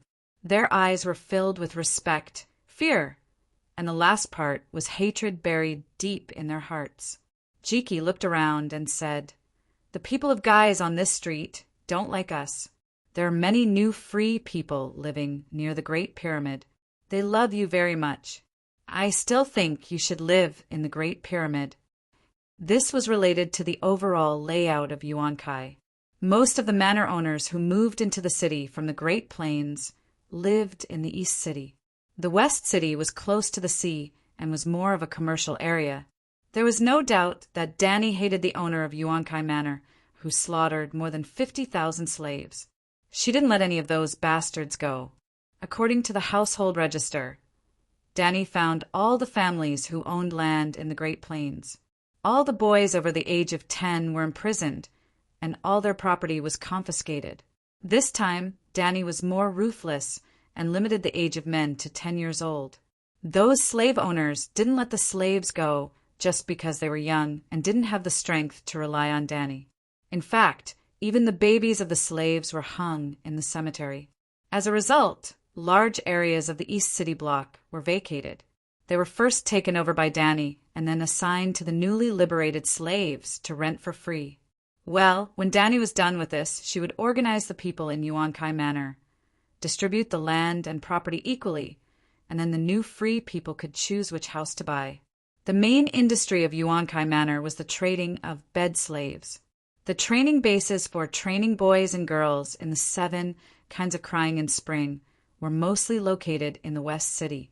The supporting industries were also in the West City, although Danny understood that even the slave owners who trained the bed slaves must have their hands stained with the blood of the 50,000 slaves. She couldn't punish them for their innocence. The person who made the decision to slaughter the slaves was a virtuous master, and the person who killed the slaves was the manor owner. Other slave owners and citizens of Yuan Kai Manor didn't support this matter in their hearts, but they didn't directly participate in it. Danny had no reason to punish them, unless she used the king's authority of the queen's wrath, such as learning from Boss Chow again and learning how he dealt with Shujo because of the death of his father. But Danny had been working hard to create a society that combined the legal system and the rational system. Kings could enjoy privileges, but they absolutely couldn't be convicted of evil, nor could they be absolved of their crimes because of love. In her opinion, if a traveler from another world wanted to play the game of king struggle, they must have the awareness of bringing a better world. If they couldn't do it, they shouldn't take on this burden. With the experience and skills of her previous life, she could be a big businessman and play as she pleased. Therefore, the merchants in the West City district were currently being treated coldly by her. Well, she would write it down in a small notebook first. After dealing with the big slave owners, she would specially take time to teach those bastards a lesson. Seeing that Ji-Chi was still blabbering, Danny deliberately lowered her voice and said gloomily, "The virtuous master's family of more than 100 people were all sacrificed in the Great Pyramid by the witch. It almost overlapped with hell. Maybe there will be demons wandering in the middle of the night. Do you still dare to live there?" Really? The centaur maid shrank her neck, and the afternoon sun could no longer make her feel a trace of warmth. Then let Cleon live there. Yesterday, 1,300 Gith people died unjustly. It is estimated that he will seek revenge in the middle of the night. None of the Gith people died unjustly. Danny corrected her. The pyramid chosen by Danny as the Queen's Palace was only 100 meters high, but it was very new. The yellow bricks on the outside of the pyramid were newly laid, and its interior decoration was very luxurious and elegant. This pyramid belonged to the richest man in Yuan Kai, Azin. The pyramid of the Quags family was also 5,000 years old, but after Azin made his fortune, he renovated the whole pyramid again. He also bought a 1-kilometer block from the bottom of the pyramid to the sea in the west and built a square connected to the sea. The square was full of shops, and the sea was equipped with an exclusive dock area. Whether it was the scenery, economic value, or comfort, the pyramid of the Quags family was far more suitable to be Danny's palace than the Great Pyramid where 1,000 or 2,000 people died. Well, this place can be used for a vacation. Danny stood on the platform in front of the gate of the palace on the top floor and looked to the west. The blue sea was connected to the sky, and the waves were sparkling. There was a sense of heroism that the whole slave bay was embraced in her arms. Since it is in the West City, let's call it the Palace of Compassionate and Peaceful. She laughed strangely. If there was another nanny wrong, Danny thought about it and giggled, which made Ji-Chi, who was watching on the side, inexplicably. In fact, the Palace of Compassionate and Peaceful was not built by the Qing dynasty at all. It originally belonged to the residence of the imperial concubines of the previous Ming dynasty. "Oh, Calixi, come and see, something happened."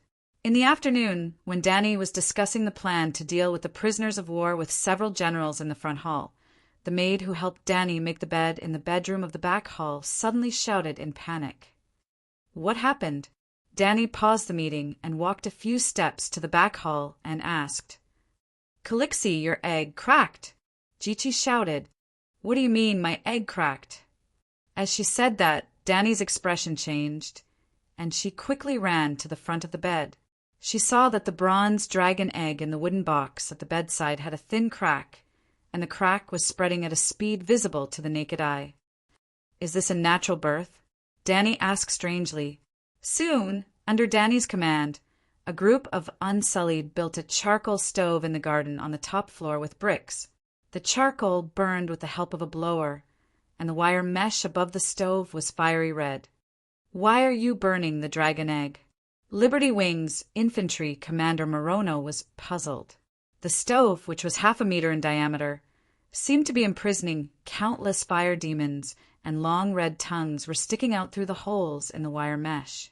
The rolling heat wave blew away Danny's soft silver hair, and under the reflection of the fire, her cheeks were red and tender. A baby dragon that has not experienced the fire is a defective product. As she said that, she held the dragon egg with both hands and placed it on the wire mesh. Boom! The flame instantly engulfed her silk sleeves and climbed up her flawless white arms like a fire python. In a short while, Danny's entire upper body was enveloped in flames. However, the outer layer of mail blocked the exposed spring scenery. Danny's palm, which was pressed against the surface of the dragon egg, was like a squid on a metal plate, making sizzling sounds as if it was being roasted, and a burnt smell spread in the surroundings. "Your Majesty, isn't the temperature too high? Don't you feel pain?" the red-haired Lila asked worriedly. When she spoke, her tongue felt sour, as if she was the one being roasted. "I didn't expect that even an unsullied can't withstand the flames of this charcoal stove," the muscular Beworth said nervously as he rubbed his hands. Chapter 162. Blood and fire come from the same source. Blood is fire, and fire is the power of existence in this world. My blood can allow the baby dragons to withstand higher temperatures when they are born. The higher the temperature at birth, the higher their resistance to fire will be when they grow up. Danny was sweating profusely, but her voice was extremely calm. "So that's how it is." Everyone was enlightened and in awe. In the process of assisting the 3 dragons and 1 egg to absorb the spiritual substance, the colorful light spots would first enter Danny's soul. Because the dragon souls had a mysterious connection with her soul, the spiritual substance could enter the dragon's consciousness through her sea of consciousness. Therefore, Danny's soul quality was also very high, and her blood was rich in spiritual substance. At this time, using her blood to help Little Four hatch was not only to increase the nourishment for the baby dragons, but also to strengthen the intimacy between them. It was a kind of blood connection. Blackie was the closest to Danny because he could produce a dragon's soul with her, so his efficiency in absorbing the spiritual substance was also better. Little White and Little Green were very obedient when they were born. Later, Danny and Blackie became closer and closer, and the 2 little dragons gradually drifted away from her. This was the nature of dragons. At the same time, they could only have 1 partner, 1 rider. A dragon knight could not control 2 dragons, and it was also impossible for 2 people to share a dragon. Of course, Danny was not an ordinary dragon knight. She was also the mother of dragons. Even if they could not dream with her, Little White and Little Green would not refuse her ride. Later, during the dragon's horn incident, Danny merged her soul with Little White and Little Green again, and the 3 dragons worked together to break the restraint of the dragon's horn. In addition to obtaining a witchcraft, Danny's biggest gain was that her relationship with the 2 dragons had undergone some kind of qualitative change. From the dragon rider and the one being ridden, they became family, friends, and partners. Except for the skill slot, they could not dream with each other. They were as obedient as Blackie if they could understand. The 2 dragons were a little stupid, like 5 or 6 years old babies. They might not understand or misunderstand what adults said. Although Blackie was a little retarded, Danny could guide him in real time through the dragon's soul state. This new Little Four was a little troublesome. Little Four would follow the same path as second brother and third brother. When he was young, he would be extremely close to Danny. Sometimes they would even have their souls fused together in their dreams. But as he grew older, Xiaoxi's will gradually matured. Even though he still loved his mother, he and Danny's mother would gradually drift apart. Therefore, Danny wanted to carry out the most barbaric blood sacrifice when he was born. She wanted to merge her essence with Little Four's soul. She wanted to extract the essence from her body and transfer it into Little Four's body along with her blood. Little Four, who was still struggling in the eggshell, was in his dragon spirit state with Danny, so he could receive gifts from Danny's mother. Crack! An obvious cracking sound startled the people nearby. They all stretched out their necks and stared at the stone egg on the stove without blinking. The flames are extinguishing? Beworth cried out in surprise. Indeed, the bright red tongue of flame that had been flickering in the air 1/2 meter above was now visibly shrinking. It was like the valve of a liquefied gas was gradually closing. Add more charcoal. The dragon is incubating. Don't let the flames go out, the red-haired Lila anxiously called out to the Unsullied who was pulling the bellows. The newly built stove had two thin and long iron pipes connected at the bottom and the middle. The thin and long iron pipes were connected to the bellows, blowing air from the bottom of the stove. The thick iron pipe with a sealed stopper in the middle was the entrance to the charcoal. The charcoal is full. It was just added. The Unsullied, who was in charge of adding firewood, said doubtfully, "The flames are not extinguished. The flames are—" Fatty Morono pointed at the stone egg that had more and more cracks and said with a trembling voice, "The flames are all being absorbed by the dragon egg." The dragon inside the egg swallowed them. The few of them looked over. They could see that between the small black cracks there were light red threads that were as thin as a cow's hair crawling inside. Gradually, an illusory flame vortex appeared between Danny's hands. The flames that jumped out of the stove were like seawater that met a huge whirlpool. They were all sucked into the stone egg at the bottom of the whirlpool without leaving a single drop behind. "Oh, is this how a dragon hatches from a dragon egg?" Bruce Wayne murmured in shock. Even Danny was shocked, let alone the onlookers. Although she had incubated a dragon once, she had been stuck in the fire last time and could not see anything. Now, she saw with her own eyes that the flames and dragon soul were slowly combining to form a palm-sized baby dragon. Suddenly, the system that had been sleeping in Danny's mind sent her a message. The planet's principal will give every dragon egg a dragon mark, just like how a manufacturer provides a verification code for every product. Every mark can only give birth to one dragon. Even if the dragon egg was fossilized, there would still be a dragon mark in the fossilized dragon egg. A normal active dragon egg could absorb spiritual essence from the world on its own. The spiritual essence and the mark would combine to form a complete dragon soul.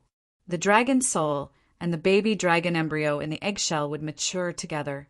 The eggshell would crack, and a newborn megalosaurus would be born. In the process of hatching a dragon, the mother of dragons could artificially infuse spiritual essence into the dragon mark and gradually form a soul. As the active substance in the eggshell had already turned into stone, the baby dragon that had lost its original body would absorb the energy in the flames with the cooperation of the mother of dragons and be reborn from the flames. Blood is fire, fire is blood. Blood and fire come from the same source.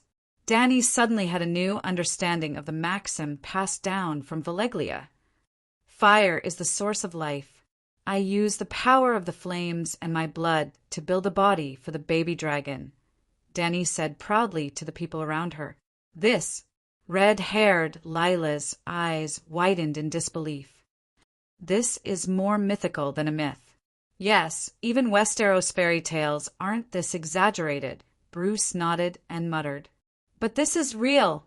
Beavis took a few steps forward and lowered his head to look at the cracks on the surface of the stone egg. There's something inside.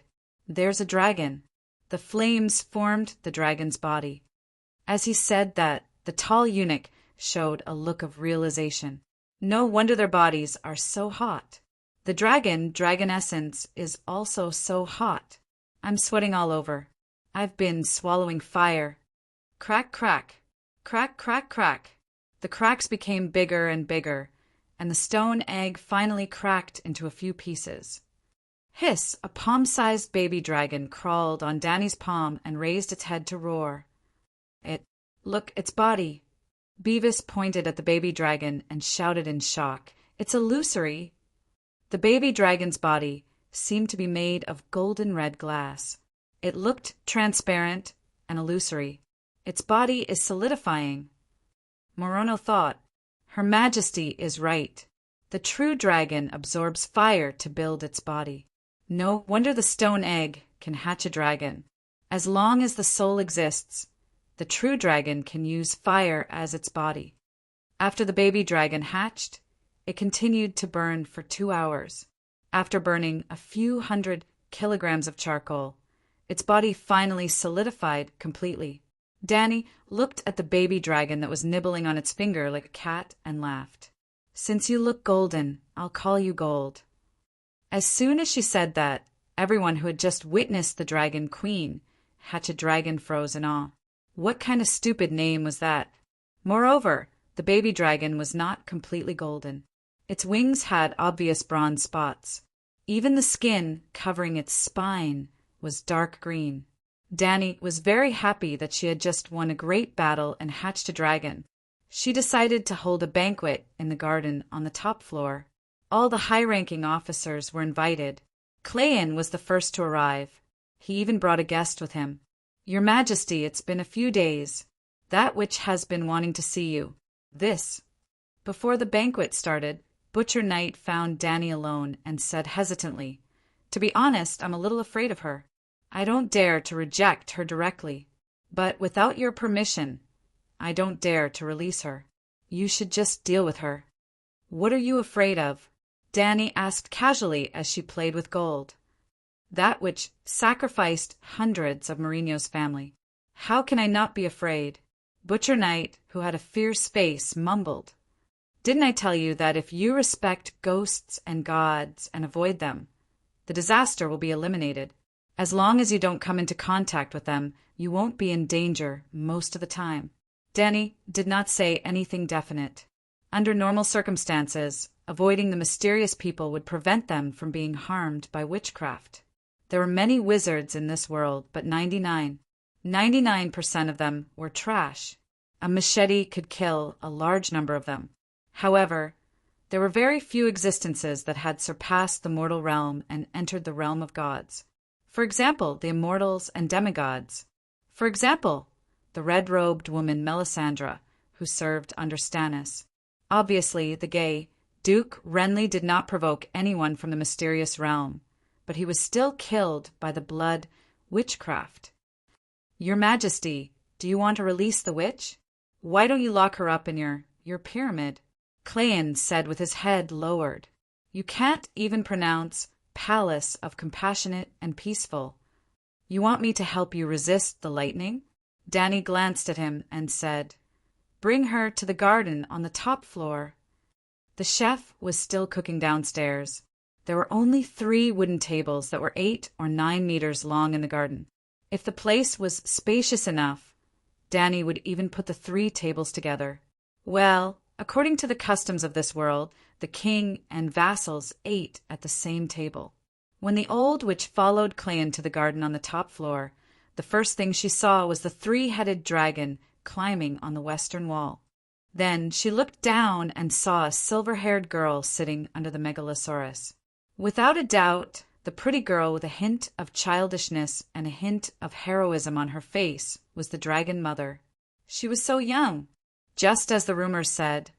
She had silver hair, purple eyes, and a beautiful face that was typical of Valeglia.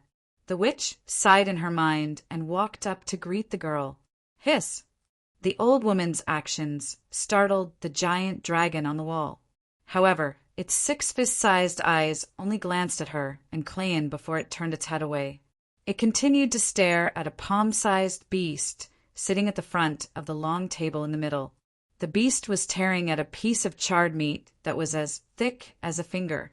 Wait, that's not a beast. That's dragon. Golden dragon. This is a newborn golden dragon. Old, which pointed at the baby dragon and yelled in disbelief. Cleon's expression changed. He scolded in a low voice. "Don't be rude in front of the queen!" "It's okay. It's the first time the old lady has seen a dragon. It's okay for her to lose her composure." Dani waved her hand and gave the Unsullied a look. Then she invited the witch. "Madam, please come and sit down." The Unsullied pulled out a high-back oak chair that was placed at the 4th position of the long table. Jichi also brought a cup of milk tea and a pile of dried fruits. The old witch suppressed her boiling emotions and sat diagonally across from Dani after thanking her. Chapter 163. Old Madam, you're from Helkelin, right? How should I address you? Dani looked at the witch's attire and asked with a smile, "I'm a priestess of the Shamiliana Temple, Kayana." "Priestess Kayana, may I know why you're looking for me?" Dani asked. "Your Majesty, did this little dragon just hatch?" The witch finally could not hold it in any longer. Dani paused for a moment before nodding. "It just hatched this afternoon. This afternoon? 2 days late. Sigh, what a pity. The witch muttered. Late? Not late, just right. The eggshell cracked naturally at noon. The day was just right. Danny only realized after she finished speaking. Who do you think hatched this egg? Wasn't it me? The witch rubbed her wooden cane and said matter-of-factly. Danny, she said in a huff, call him and see if he answers. Little dragon, come here. I'm your mother. The witch's eyes lit up as she called out to Little Gold. Danny was speechless. Klein, Chi, and the rest of Immaculate, what are you thinking? Not everyone can become the mother of dragons. Klein's face turned red as he growled in a low voice. The witch's face stiffened, and she glared at the butcher knight with her triangular eyes. She shouted at the butcher knight impolitely, "This old one works for money, so naturally I won't covet my employer's dragon. I also wouldn't dare to ask the Silver Queen for a small dragon. Wasn't this golden dragon summoned from Lolo the Shadow Demon by sacrificing the 263 members of the virtuous Lord's family?" Klein was stunned for a moment before he asked in confusion, "What are you talking about?" "The little dragon just hatched this afternoon. Mourinho died a few days ago, and it's not even an egg. Hey, the great sage is already dead. There's really no need to lie to me." The witch pointed at the little dragon that was engrossed in eating meat. "Look at this pretty little face. It's golden and shiny. It's the same color as the dragon egg that Dragon Queen stole that day." Danny understood that the old man thought that Goldie was hatched from a fake egg. "Sigh, it's a pity that I smashed that magic egg too early. Otherwise, I'll take it out and let her see how she'll snatch the bandit title of Mother of Dragons." "It's not the same. This is a brass dragon with cyan spots." Chi refuted. The witch pointed at her face and retorted, "You have black pockmarks on your face. Why don't you say you're a black person from the Midsummer Islands?" The centaur maid's face turned red, and the freckles on the sides of her nose became brighter. Danny didn't want to waste any more time with the old woman. She asked, "Priest Kiana, why are you here?" "Dragon Queen, I didn't want to disturb you, but you've been keeping me locked up in prison. I'm already so old. I'm afraid I won't last long." Although she was begging for mercy, the witch's tone was calm and didn't sound like she was begging. Who knows where she got her confidence? Or maybe she's already so old that she doesn't care about life and death? However, Danny wouldn't lower herself to her level. Just like what she said to Klein, she should respect the gods and avoid them. This old witch is obviously a ruthless character. Damn, she's so ruthless. She sacrificed the great sage's entire family of 263 people. Danny wasn't afraid of these witches, but they didn't have any conflict or hatred. There was no need to deliberately make enemies with her. She was a priest of Shamiliana's temple. She had her own sect and inheritance. She wasn't a rogue cultivator whose entire family died. The old priestess isn't a criminal. Why are you keeping her in prison? Danny frowned at Sir Butcher. "Although it's a prison, she's been treated well," Klein argued. "Priest Kiana, you know that not only did I take down Yuan Kai, I also took down Mirina Day earlier. I've been dealing with Mirene for the past 2 days." After explaining, Danny said directly, "Although you're helping the Gith people breed dragons, you're not a member of the Gith Alliance. Oh, by the way, Herculon didn't declare war on me, right? The members of the Anti-Evil Mother of Dragons Alliance weren't limited to the cities of Slave Bay. New Gith was already involved, and Quills and Volantis were still building their armies. According to the information obtained from interrogating the Great Sage and the Wise Sage, the few slave trading countries in the Jade Sea and the free cities in the Western continent had the possibility of declaring war on Danny. No. Shamiliana wants to, but it's too far away." The witch shook her head. "Wants but not enough? Old woman, who gave you the courage to say such things to me?" Danny said with a straight face, "Since you're not an enemy, then your actions in Yuan Kai are considered commercial activities. Your Excellency, you're free to leave now. The Dragon Queen is wise and righteous. This old one can't thank you enough. But the yellow-black, wrinkled old face actually blushed, causing Danny to think that she had seen wrongly. If you have anything to say, say it. Dragon Queen, I'm paid for serving the great sage, the witch said. You've sacrificed the great sage's entire family to the devil, and you still want to ask him for money? This kind of service. Well, it's best to do it for each of the city kings who oppose me. How much? Danny asked, rubbing her nose. Obviously, no matter what the great sage promised the witch, it couldn't be fulfilled because all of great sage Yuan Kai's wealth had gone to Queen Danny's treasury. It's a total of 200,000 gold radiance coins. He paid me 50,000 in advance, so I still have 150,000 left, the witch said hesitantly. A mere 150,000 was not even a drop in the ocean of the great sage's wealth. Danny waved her hand generously and said, Targaryen values promises the most. I'm willing to help the dead Mourinho fulfill his promise with you. Really? The old witch was pleasantly surprised. Of course, Targaryen. Once a promise is made, nothing can stop it. Then, the witch smiled and pointed at Xiao Jin. The great sage promised that as long as a dragon hatches, he'll reward me with an additional 300,000 gold radiance coins. Old woman, this is too much. Danny lowered her voice and said, Your Excellency, Xiao Jin definitely didn't hatch from that golden egg. At least, I won't admit it to the outside world. I'm a decent person, a benevolent king. How can I encourage others to sacrifice their entire family?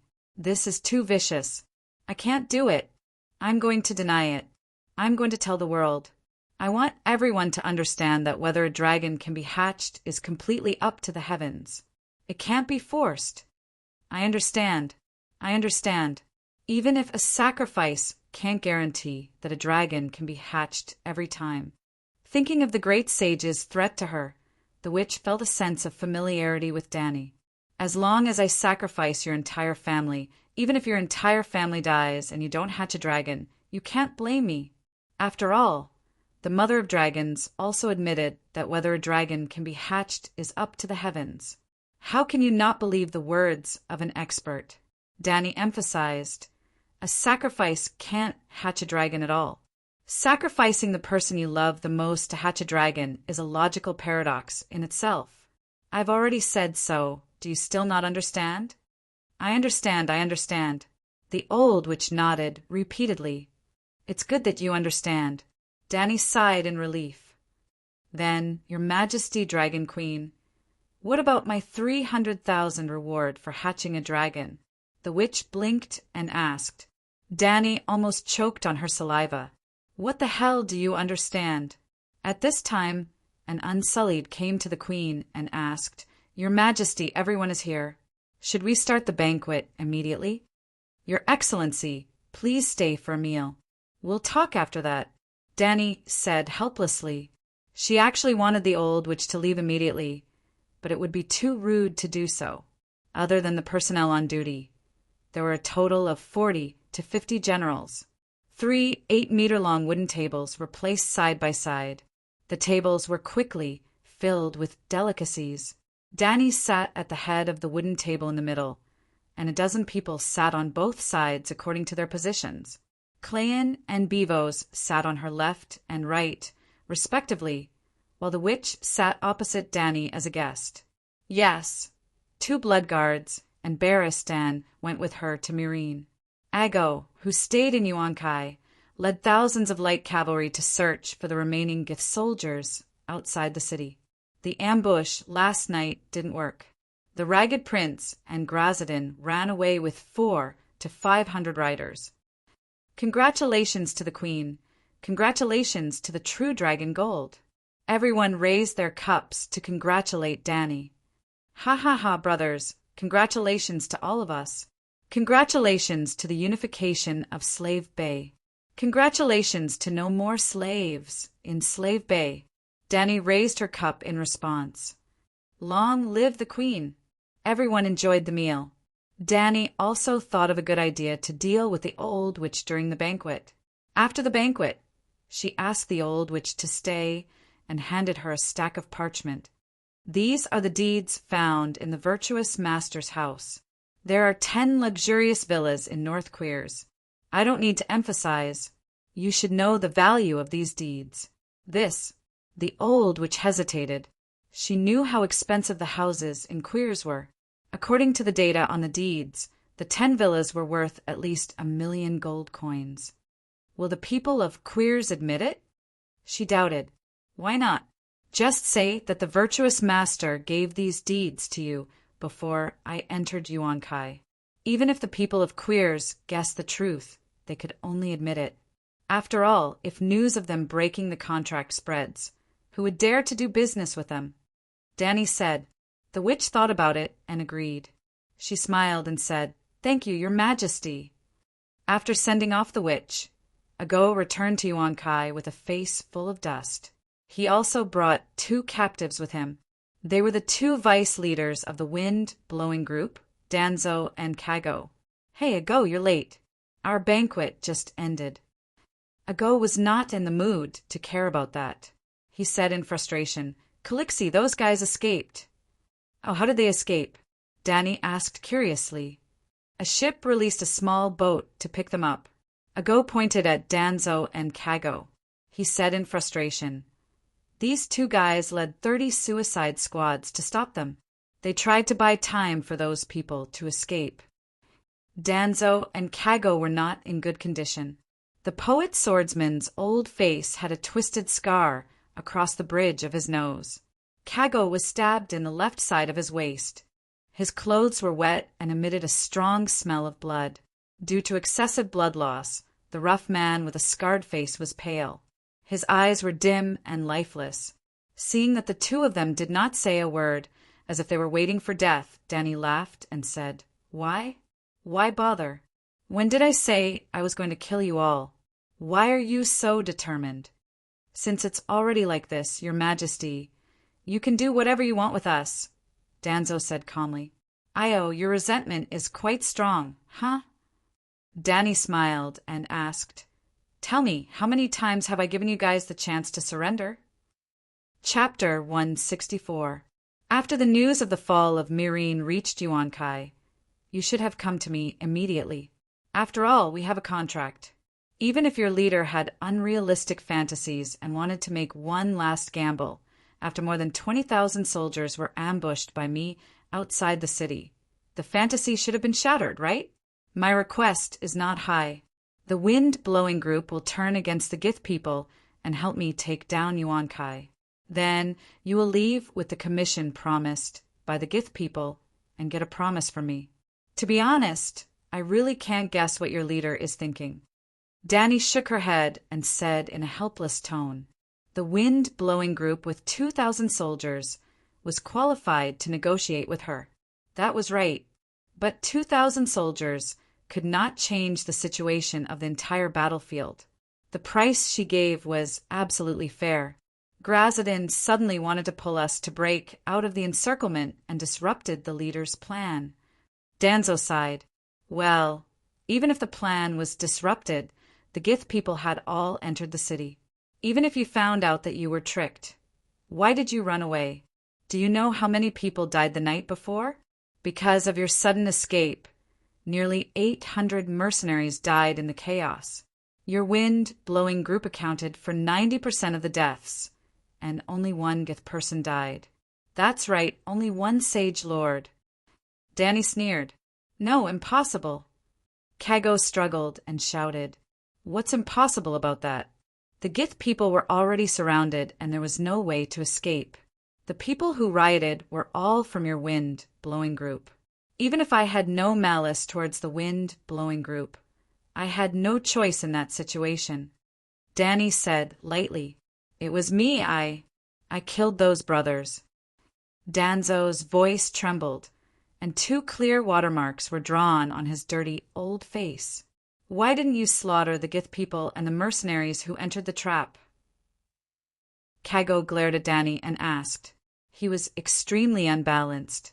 The wind-blowing group had succeeded in discovering this woman's trick, but they were the ones who suffered the greatest loss. This was unfair. If this woman killed all the Gith cavalry that entered the city, then their escape would be meaningful. Hee, in your heart, what kind of person am I? A monster who kills for pleasure? Isn't it good to keep the mercenaries for ransom? The Guy soldiers were demoted to coolies to plant wheat for me. Isn't the bread they make delicious? Sigh, our pride has harmed the bragging group. Perhaps in the depths of our hearts, we always thought that Her Majesty the Queen was bound to lose, and that the losers were not worthy of our attention, much less our allegiance. Subconsciously, we even arrogantly believed that we could decide Her Majesty's fate. Danzo laughed bitterly, now that his thoughts had jumped out of the chessboard and looked at the actions of the wind-blowing group as a bystander. He suddenly discovered an extremely terrifying thing. Dragon Queen had 3 dragons, more than 10,000 unsullied, and tens of thousands of Mother of Dragons guards who had been training for half a year. She herself also had wisdom that surpassed mortals. Ever since she was born, she had never lost a battle. But whether it was the leader or the group's officers, in the depths of their hearts, they all looked down on her, thinking that she was just a stupid little girl who had gotten lucky. If he wasn't stupid, would he have thought of freeing the slaves? If she wasn't stupid, would she make an enemy of the entire world for someone who had nothing to do with her? If she wasn't stupid, would she have led 50,000 soldiers to attack Yuan Kai? Almost everyone was saying that it was a pity for the Dragon Queen. Even if she could win countless times, she would end up in a miserable state sooner or later. But the problem was that she had always been the victor, and the wind-blowing group had no right to look down on a giant who was taller, smarter, and stronger than them. Every time the giant had good intentions, they would subconsciously think that she was weak. The leader had always wanted to make the Dragon Queen take the blame for her, and he would reap the benefits without doing anything. Sigh, he didn't know his place. If you don't have any ill intentions towards us, why did you send the Centaur cavalry to hunt us down? Can't you let us leave? Kago glared at the weak Danzo and roared angrily at Danny. Danny looked at him with disdain as if she was looking at an idiot and said, "Is there something wrong with your head?" A group of crippled soldiers wandering in the heart of my rule. How can I just leave them be? What if you raid my manor and slaughter my people? Who can I reason with? We just want to leave this stinking cesspool immediately, Kago shouted. Then you tell me. If you don't tell me, how can I know what you're thinking? Looking at the wind-blowing group's behavior, I thought you were all Gith's suicide squad and wanted to fight me to the death. Your Majesty, can you answer a few questions for me so that I can understand how we lost the war? Danzo looked at Danny with a longing gaze. These words had touched her itch. If she didn't brag about her success, it would be like not returning home after riches. It depends on the situation. I still want to try some of these schemes a few more times. Danny lifted her chin slightly and said reservedly, Your Majesty, the soldiers you brought to Marine were at most a few thousand. Why did almost everyone in Marine think that you brought 50,000 soldiers? And many people saw it with their own eyes. Danzo asked, I liberated a large number of slaves along the way, and the soldiers were newly recruited. Danny said half of the truth. In less than 3 days, it was already extremely difficult to travel 250 kilometers. How could there be time to liberate 50,000 slaves? The real reason was simple. When Danny took down Marine, it was almost dusk. The 50,000 cavalry outside the city was just an illusion created by a few thousand slaves riding horses and dragging branches behind them. As for the 50,000 soldiers who entered the city with torches after dark, this time, Danny learned from Dongjua, Boss Dong. 1,000 elites entered the city from the east gate with torches, so that the Gith people in the east could see. The north city, which had no tall buildings, had long been under martial law. Another 1,000 people sneaked out of the city through the north gate in the dark. This cycle repeated dozens of times, and there were 50,000 armored elite soldiers. At that time, the lords of Meereen were scared out of their wits. They didn't dare to leave their pyramids at all, giving Dany precious time to expand the Mother of Dragons guards. Danzo didn't know whether he believed it or not, and continued to ask, "How did your majesty hide the traces of the army's movements?" "Send scouts to clear the main road." Danzo smiled bitterly. This was obvious nonsense. Anyone with a little common sense would not believe it. But they had already said in advance that they would have some reservations. I have now figured it out. You left almost 40,000 infantry and 5,000 cavalry in Yuan-Kai. The 1,500 unsullied in the rear camp were just bait to lure us out. But the rear camp was not the real ambush point. Because 40,000 people were too many, the rear camp could not hide them. Maybe you wanted to reduce the losses. So you separated the infantry and cavalry of the coalition army and ate them separately. There was no doubt that the real killing point was in the front camp, which was already in ruins. We didn't expect it at all. After all, we just came from the front camp. Without the protection of the infantry, the cavalry ran back and forth for nearly 20 kilometers. The war horses also lost their momentum and could only be trapped to death. It was true that there were only a few thousand cavalry in the rear camp. The infantry in the ravines on both sides of the camp was just a cover.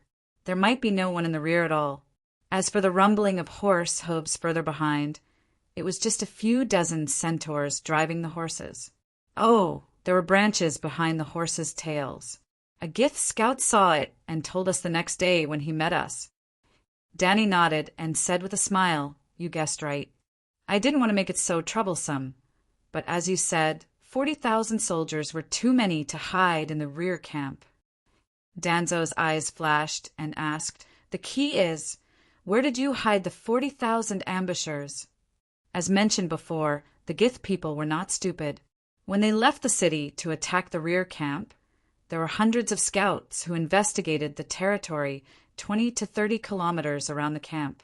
Perhaps the 3,000 cavalry, led by Dany, and a few thousand civilians disguised as the main force could be squeezed in the rear camp. But where did the 40,000 infantry that set up the real ambush point in the front camp come from? If Dany's 40,000 infantry were hiding 30 kilometers away, it would definitely be too late to stop the cavalry team that fled back. Under normal circumstances, 30 kilometers was enough for a large force to walk for a day or two. Dany spat out 3 words with a gloomy face. "Emerald Lake. Emerald Lake." Danzo and Kago's expressions changed wildly. There was relief and shock. 5 kilometers north of Yuan-Kai, there was a beautiful lake that looked like a piece of jade embedded in the earth. Therefore, it was called Emerald Lake by the people of Yuan-Kai. The nobles of Gith often took their families there to hike, row boats, swim in the lake, and hunt in the nearby forest. However, in order to kill the Dragon Queen, who had 50,000 troops and 3 dragons, the virtuous lords of Yuan-Kai sank the corpses of 10,000 slaves in the Emerald Lake. The manors on the Great Plains of Yuan-Kai were burned, and the wells within 20 kilometers of the outskirts of Yuan-Kai were blocked. The 50,000 troops ran for 600 kilometers and were already exhausted. Even if ordinary generals suspected that there was a problem with the Emerald Lake, they would be careful and vigilant while taking water from the lake. The Gith people also deliberately threw a lot of horse dung and sewage into the lake, meaning we have polluted the water source so that they could hide the real killer move 10,000 corpses. In the end, it was the first time in this world that a disease was caused by stuffing corpses into the lake, a tactic created by the ruthless, virtuous lord. Moreover, there was a process for the corpses to rot. In the first half of the month, the lake was still beautiful, and the lake water was like a mirror. However, invisible germs had already bred, and the lake water was polluted. The thought of 50,000 troops eating, sleeping, and training around a pit of 10,000 people without knowing anything was terrifying. The virtuous lords were also afraid. Regardless of whether it was the east or the west, the ancients were extremely afraid of diseases, so the scouts did not dare to enter that area. The Emerald Lake was only 3 kilometers away from the front camp. "You're not afraid of the disease?" Danzo asked in disbelief. "Humph, of course I'm afraid. I'm scared to death. I came to Yuan-kai in the afternoon, and that night I built the camp and dug the wells. The next morning, I arranged for 20,000 soldiers to go into the lake and fish up the corpses that had been soaked for 2 days," Danny said coldly. Danzo suddenly understood. "We also noticed the scene of you burning the corpses. At that time, we only thought that the corpses came from the corpse forest on the main road. It turns out that you mixed the corpses in the lake with them and burned them together." At the same time, this sword poet also understood something. The smoke that he and Zidane saw at the camp that day was most likely real. At that time, there were really 40 to 50,000 people stationed at the camp. Later, when the news of Marine's fall came, they naturally thought that the front and middle camps were empty. The other party also deliberately piled up scarecrows in the camp, making them even more convinced that they had fallen for the empty city strategy. Yes, at that time the prince in rags and he were amazed by the Dragon Queen's empty city strategy and thought that it was the greatest tactical innovation in the Urso's continent in the past 1,000 years. There had never been an empty city strategy in this world. However, the other party was no longer satisfied with using the empty city strategy to deceive the pitiful people of the other world. The Dragon Queen had surpassed the empty city strategy. The empty city strategy that annoyed and secretly impressed the Gaia's coalition army was a fake. More than 40,000 soldiers were lying in ambush. The war had ended for a few days, but the dignified god of war Graz, Dan, and the prince in rags who had fought for a lifetime still did not understand how they had lost. So miserable, so pitiful. Danzo's face was ashen, and he looked extremely depressed. "How did you know that there were corpses in the lake?" Kago could not help but ask. "Do you think I'm so stupid that I don't know how to spread spies in Yuan-kai? To tell you the truth, I have spies in Yuan-kai, Marine, New Guys, Queers, Volantis, and even Pentos and Bravos thousands of miles away," Danny boasted with a cold face. Chapter 165. Time flew by, and 2 months had passed since the end of the war. Under the sunset, the sea rippled with dark red scales. A sailboat, painted with the word seahorse, was sailing towards the city in the west. Yuan-kai. The old poet Danzo stood at the bow of the ship, his half-length gray hair dancing in the salty sea breeze. He looked at the megalosaurus circling the pyramid in the distance and sighed. "I'm back again." Woo! Suddenly a low horn sounded from behind. The sailor on the lookout post immediately shouted down, "It's the Prince Viserys. The Dragon Queen's fleet has returned to port." Danzo turned his head and saw a red-hulled ship taking the lead. It was almost twice as fast as the seahorse as it chased after them. The ship's wide sails, which extended 7 or 8 meters out, were printed with the image of a roaring megalosaurus. Behind the red-shell ship, there were 9 long and narrow ships. The sails of the ships all had the pattern of a black dragon on a white background. They looked like ice blades walking on the sea, giving people a feeling of sharpness, swiftness, and fierceness. Whoosh! Soon, the leading red-hulled ship cut through the waves like a flying fish leaping out of the sea. It passed by the seahorse nimbly and swiftly. The Prince Viserys. Danzo read the Valeglio words written in black paint on the ship's hull. Sigh, even the Navy is on a scale. Can she really change the world? The old poet muttered. The captain of the Seahorse was over 40 years old. He had a thick red beard. He seemed to have heard the old man's whisper and walked up to stand beside the old mercenary. He sighed. How can it not be on a scale? She's captured 200 ships in Meereen. Ships are not longships. They can't be used as warships, but they have sailors and slave boatmen. You haven't seen that scene. When the slaves on the docks saw Danny rise flying over their heads on a dragon, they all raised their hands like crazy and shouted, "Misha, Misha!" The Dragon Queen has never lacked ships. Experienced sailors and the huge shipyards of Meereen were what she wanted the most. If we take down Myrine, the Navy's last weakness will be fixed. In another 3 to 5 years, the summer sea will fall under the claws of the true dragon. I'm afraid the Alliance won't give her 3 to 5 years. Danzo sighed. Hee. I hope the Alliance can hold on for another 3 to 5 years. Captain Redbeard shook his head disapprovingly and said meaningfully, what we have experienced in the past few months has proved one thing. With a dragon you can control the world, but without a dragon? If not, then kneel at Danny Rise's feet and shout, Long live the Queen. Oh, why do you say that? Edward, you haven't seen the Battle of Poplar Slope, right? Danzwa asked doubtfully. Although Dragon Queen had won countless battles in the past 2 months, she had only won the battle at Poplar Hill with the help of dragons. At other times, she relied more on her extraordinary intelligence. The Megalosaurus also played a role, but it was not as shocking as the Battle of Poplar Hill. I've been running the sea at Slaver's Bay for the past 2 months. My seahorse alone helped the Dragon Queen transport 1 million gold coins from Myrine to Astapor.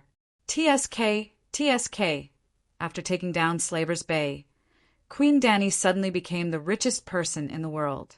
Some people speculate that she has at least 100 million gold coins, Redbeard Edward said enviously. 100 million? Danzwa was shocked. Then he asked doubtfully, what does this have to do with the Megalosaurus? Oh, think about it. The Dragon Queen sent dozens of ships to transfer the wealth of Myrine to Astapor. How big of a scene would that be? Would the Alliance's fleet not react at all? Not long after, the two sides engaged in a fierce battle at sea. About 70 warships of the Alliance went up against 5 of the Queen's fleet. 14 won. Under normal circumstances, the Dragon Queen would definitely lose. However, the Dragon Queen rode her dragons to Prince Viserys. 70 ships throwing incendiary bombs was not as efficient as 3 dragons throwing Molotov cocktails. Oh, you didn't expect it, did you? The 3 dragons received Molotov cocktails from the ships, while the Unsullied helped the Megalosaurus load up with ammunition. The numbers were too fast. Danzwa suddenly understood. Not all of the Dragon Queen's ships were loaded with treasure? Do you think the Queen is stupid? She purposely spread fake news. The treasure was fake, but the Unsullied on the ships were real. Even us captains were fooled. Redbeard laughed strangely. The Alliance suffered a great loss, didn't they? I don't think there are any more warships left in Slaver's Bay, Danzwa said. The two sides fought from morning until evening. 3 of the 5 ships of the Dragon Queen sank, while the other side lost 29 of their 70 ships. However, 22 ships had their sails burned and were lying on the surface of the sea, captured by the Dragon Queen. Just the sailors who fell into the water alone numbered 3,000. After that battle, Slaver's Bay was completely peaceful. No one dared to mess with Queen Dany's dragon whiskers. In the end, Captain Redbeard concluded with a complicated expression.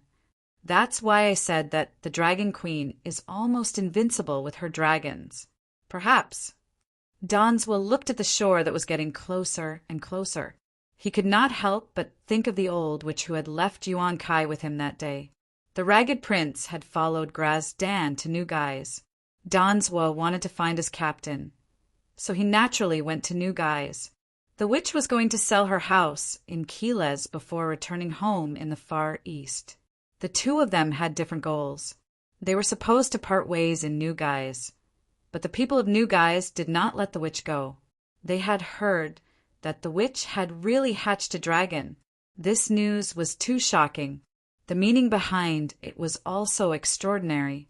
Perhaps it would not be long before New Guise and Keles would have dragons too?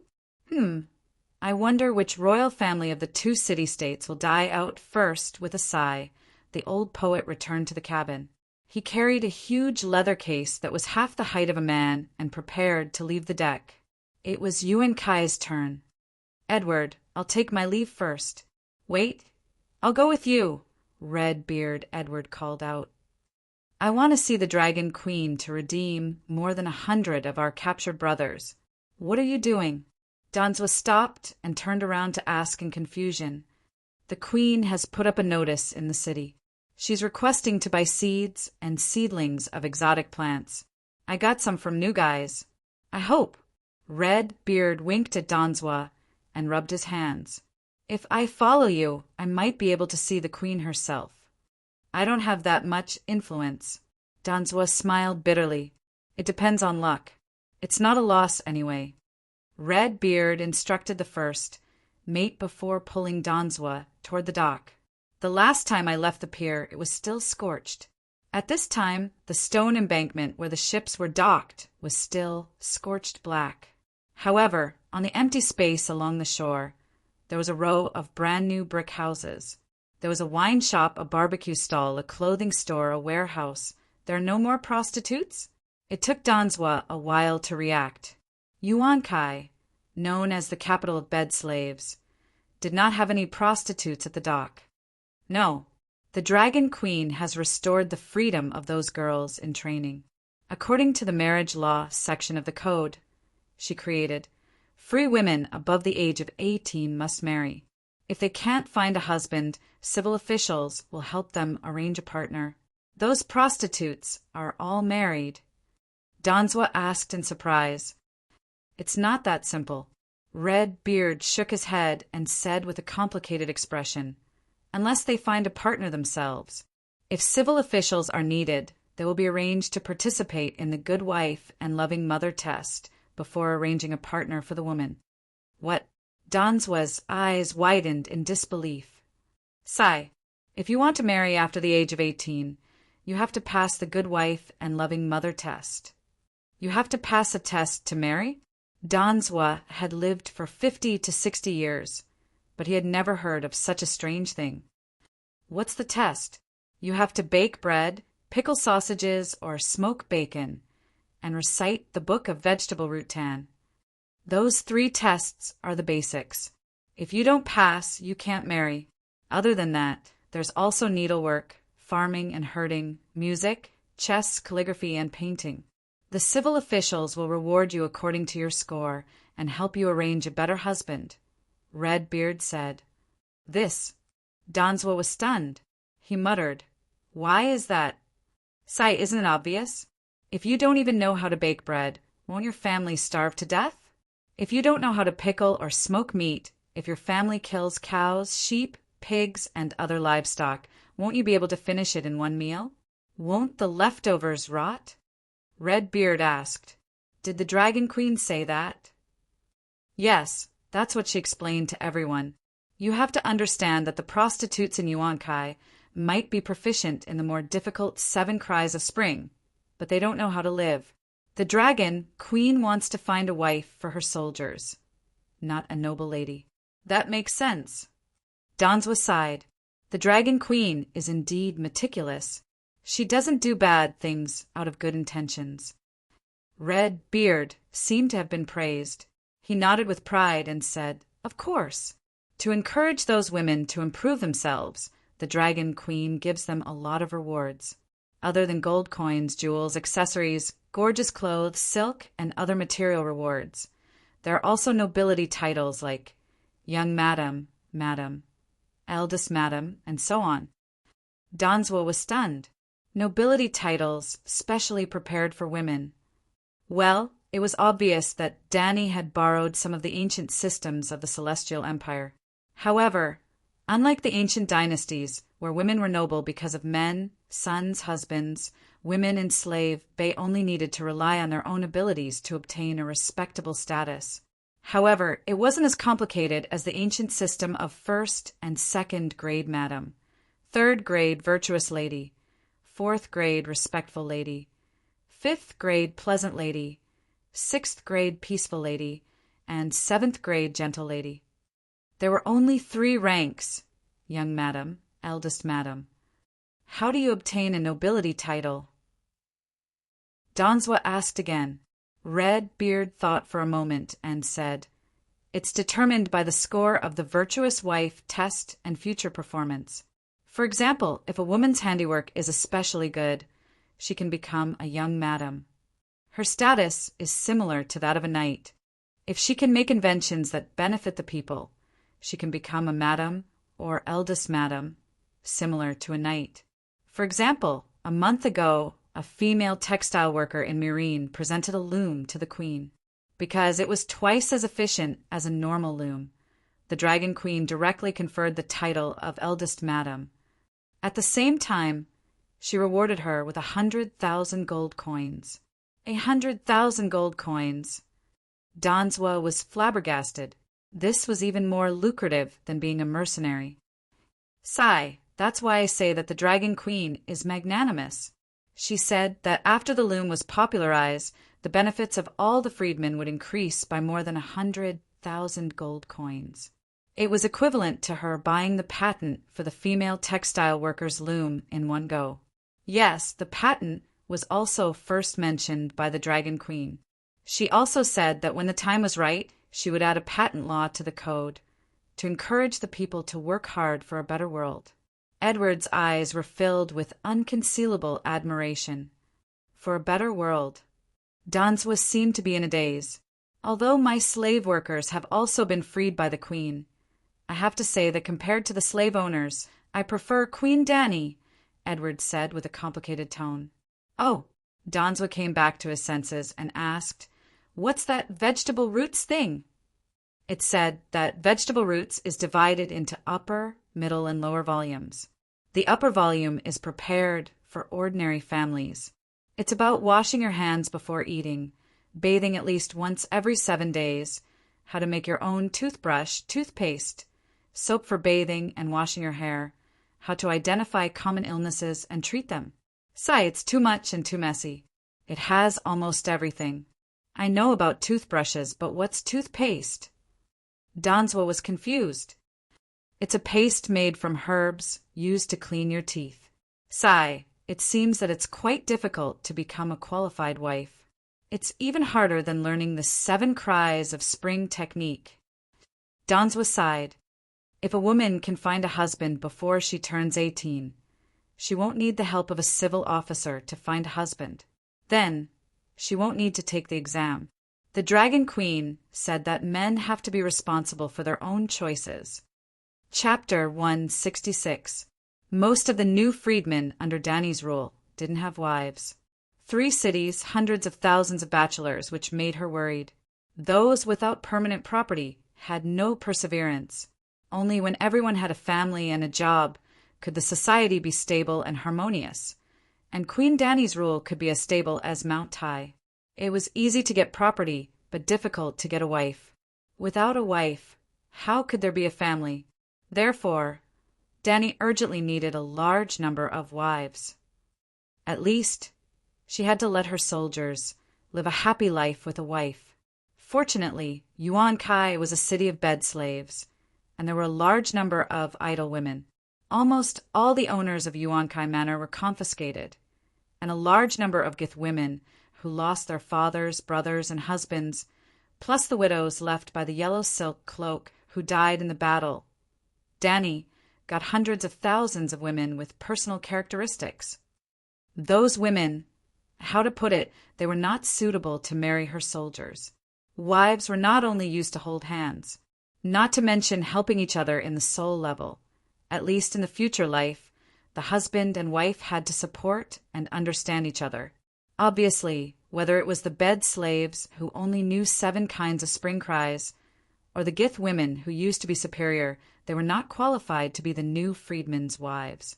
Before finding a husband for them, they must be trained to correct their past old and rotten ideas and become new women in the free era. Well, the ideological realm could be improved slowly. At least they should learn how to cook first, so that they wouldn't starve themselves and their husbands to death. Of course, Dany didn't force the Gith women to marry her soldiers or the new freedmen. They could also find a Gith bachelor who was willing to marry them. It was just that the soldiers who married the queen could get more material subsidies and a higher status. They would get extra points in the good wife assessment, and it was easier to get the title of young lady. In short, after the war, Danny was trying her best to clean up the single dogs in Slave Bay. It was still the old saying, only those with a family and property were good people. Good people. Hey, I found that there are more people in Yuan-Kai City, but there are fewer Gith people among them. After passing through the slightly cold dock area and entering the Western Business District, Danzo found that there were more pedestrians on the street, but there were fewer Gith people with black and red hair and toka robes. He still remembered that the last time he left, Dragon Queen did not make things too difficult for the GC people in the Western District. There may be fewer in the future, Red-Beard Edward smiled, except for the manor owners and virtuous lords who have been confiscated and imprisoned. Ordinary Gith people without skills have all been sent to Marine by the Dragon Queen. What do you mean by a skill? I remember that Yuan Kai trained slaves for bed. The red-bearded captain waved his hand to interrupt him and said, that kind of technology doesn't count. The Dragon Queen needs skills that can increase productivity. Sigh, don't ask me what productivity is. I don't really understand it either. Just think of it as the ability to produce more food and goods. So you're saying that Dragon Queen doesn't allow Slave Bay to cultivate bed slaves? Danzo said regretfully. Redbeard paused, looked at him suspiciously and muttered, how does this affect people like you? What do you mean? Danzo's face flushed red. He shifted the large chest in his right hand to his left, and his free right hand unconsciously reached for the hilt of the sword at his waist. Sorry, I said the wrong thing. Red-Beard quickly apologized and changed the topic. Yuan Kai and Astapor can't have bed slave business, but Mireen has no restrictions. You can go there and try. Of course, they are no longer bed slaves. Slaves are not allowed in Slave Bay. The woman must be willing and can only be a contract worker. If the woman doesn't want to work, she can cancel the contract at any time if she pays a certain penalty. Yo hey, yo hey! As the two of them were talking, a neat chant suddenly came from the east side of the street. As the crowd on the street dispersed, the two of them were surprised to see the Dragon Queen riding a big yellow horse, leading a long line of people from the east side of the city.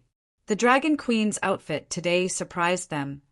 Brown open-toed leather sandals, white and slender calves exposed, a pair of medium-length silk pants covering her thighs, and a sleeveless leather vest on her upper body.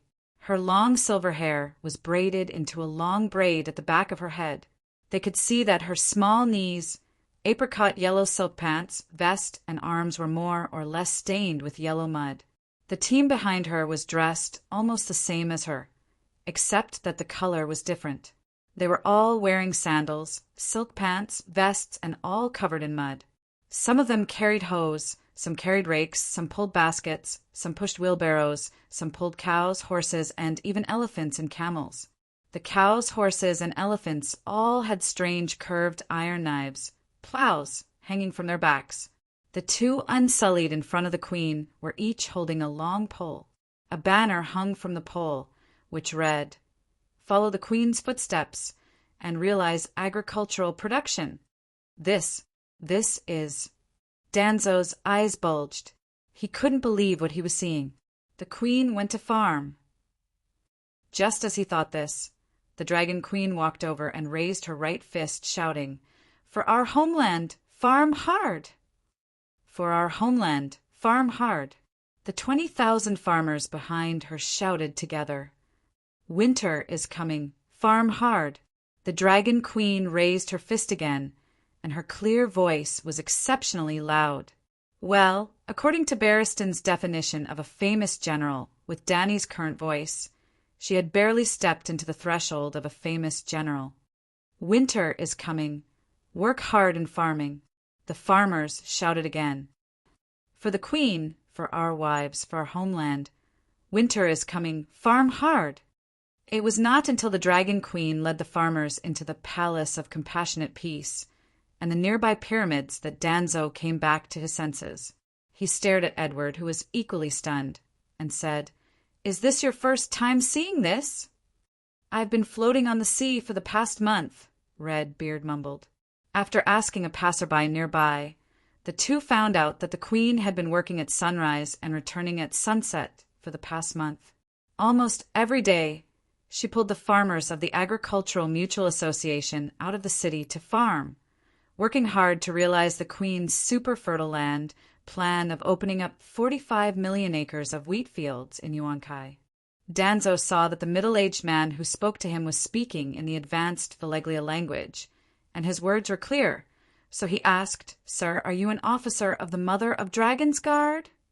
Well, this middle-aged man with deep eye sockets was wearing Queen Dani's militia outfit, leather sandals, brown beach pants, and a white linen t-shirt with a black dragon's head printed on the chest. It was a completely modern outfit.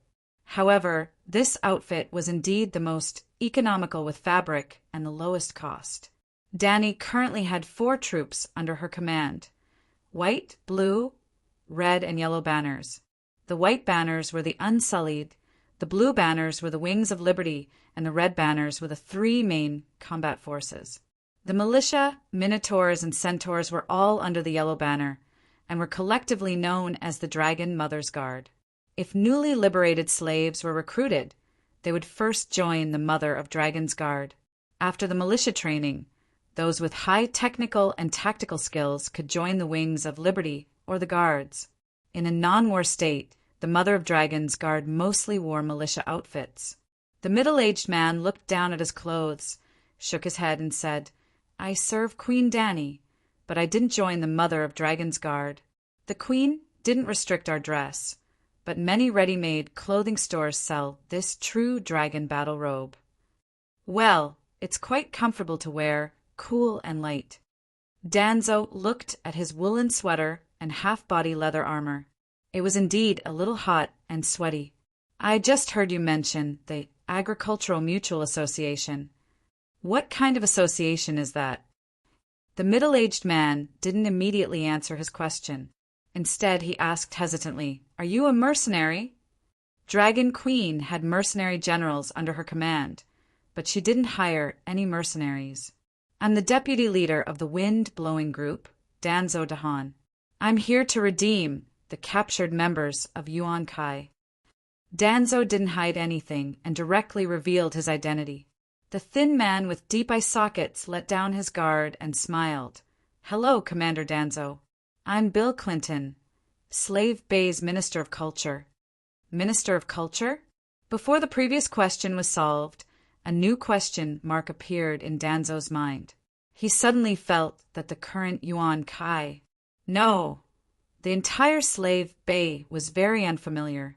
The 3 of them had the same goal, so they didn't stop and walk together on the large square leading to the Palace of Compassionate and Peace. Bill explained as he walked, "I used to be a slave under the great Lord of Marine.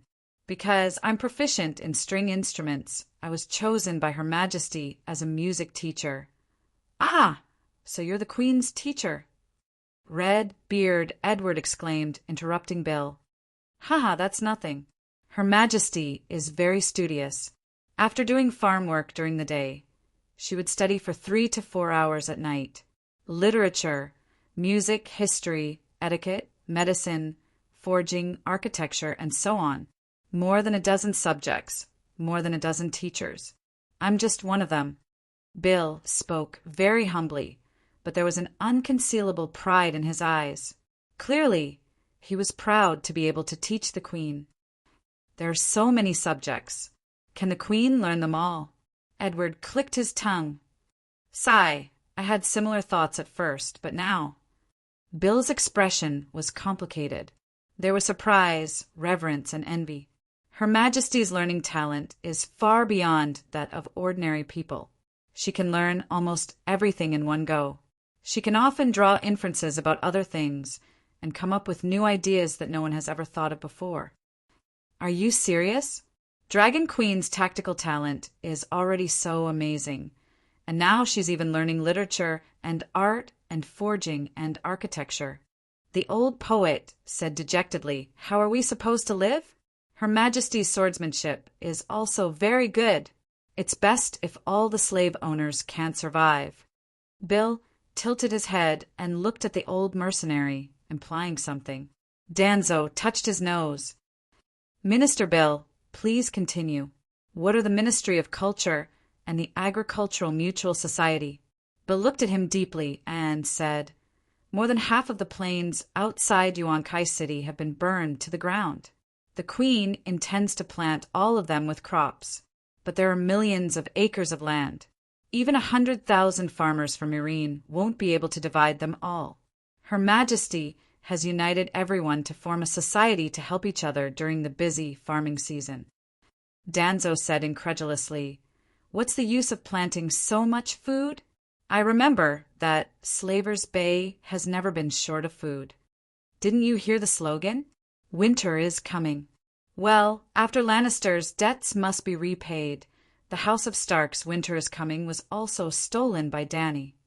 I also know that summer is over, but Slaver's Bay is located at the southern end of the continent. There can be a harvest in winter.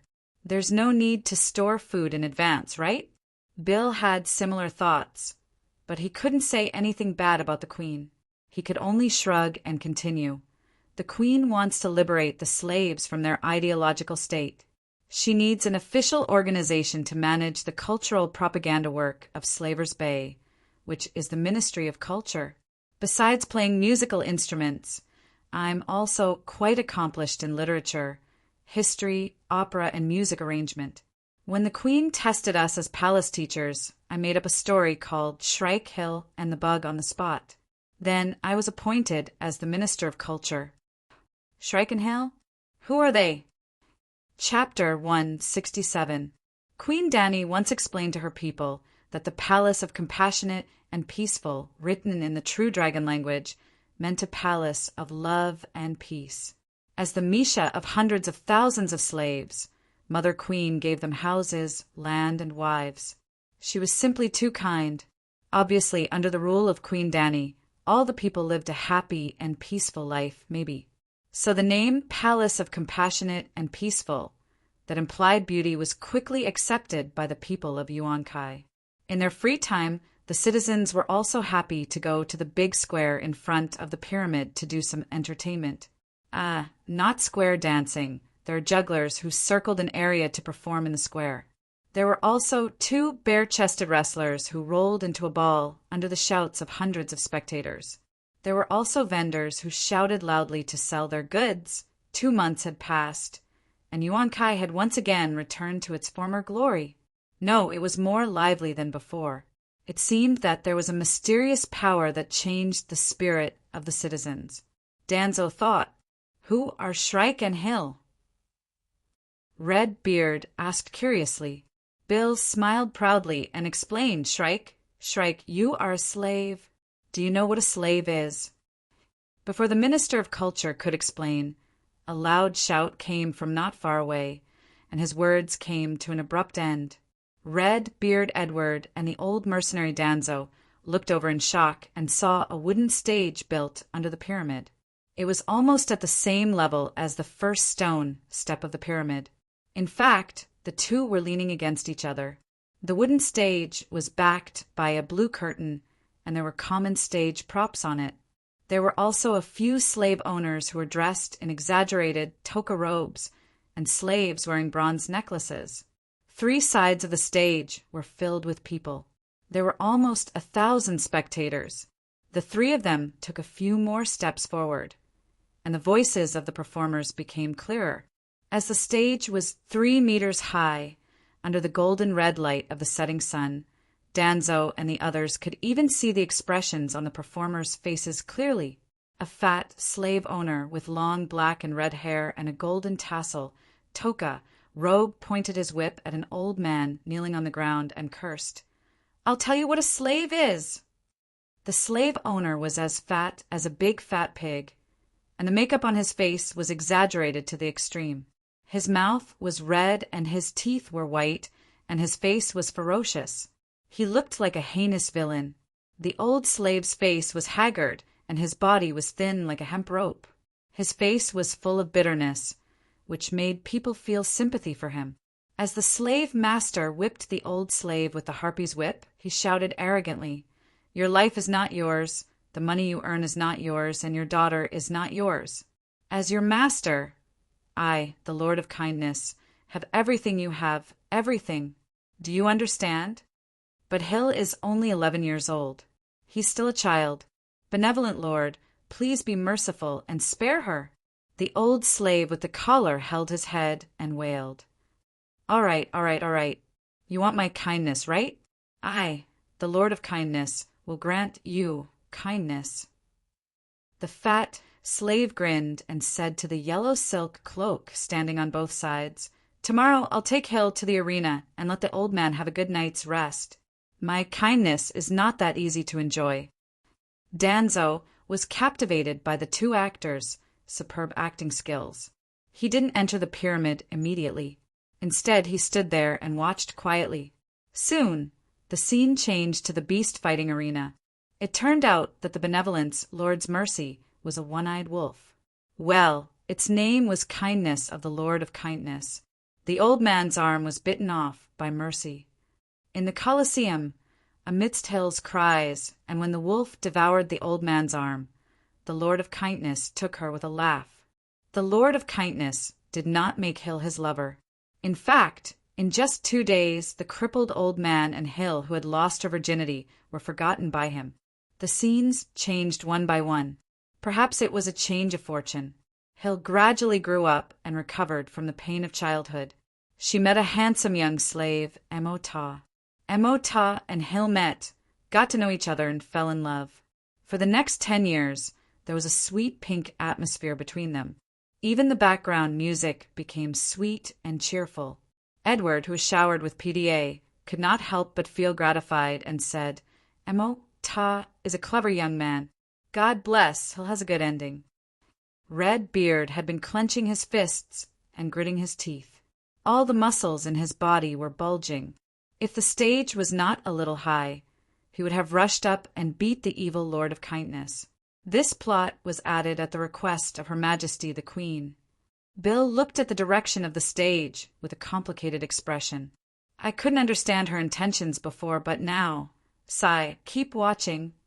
The Minister of Culture sighed in his heart. 10 years later, the little girl Hill grew up. Under the witness of the old man, she married her childhood sweetheart, Emota. The next year, the two had a cute baby.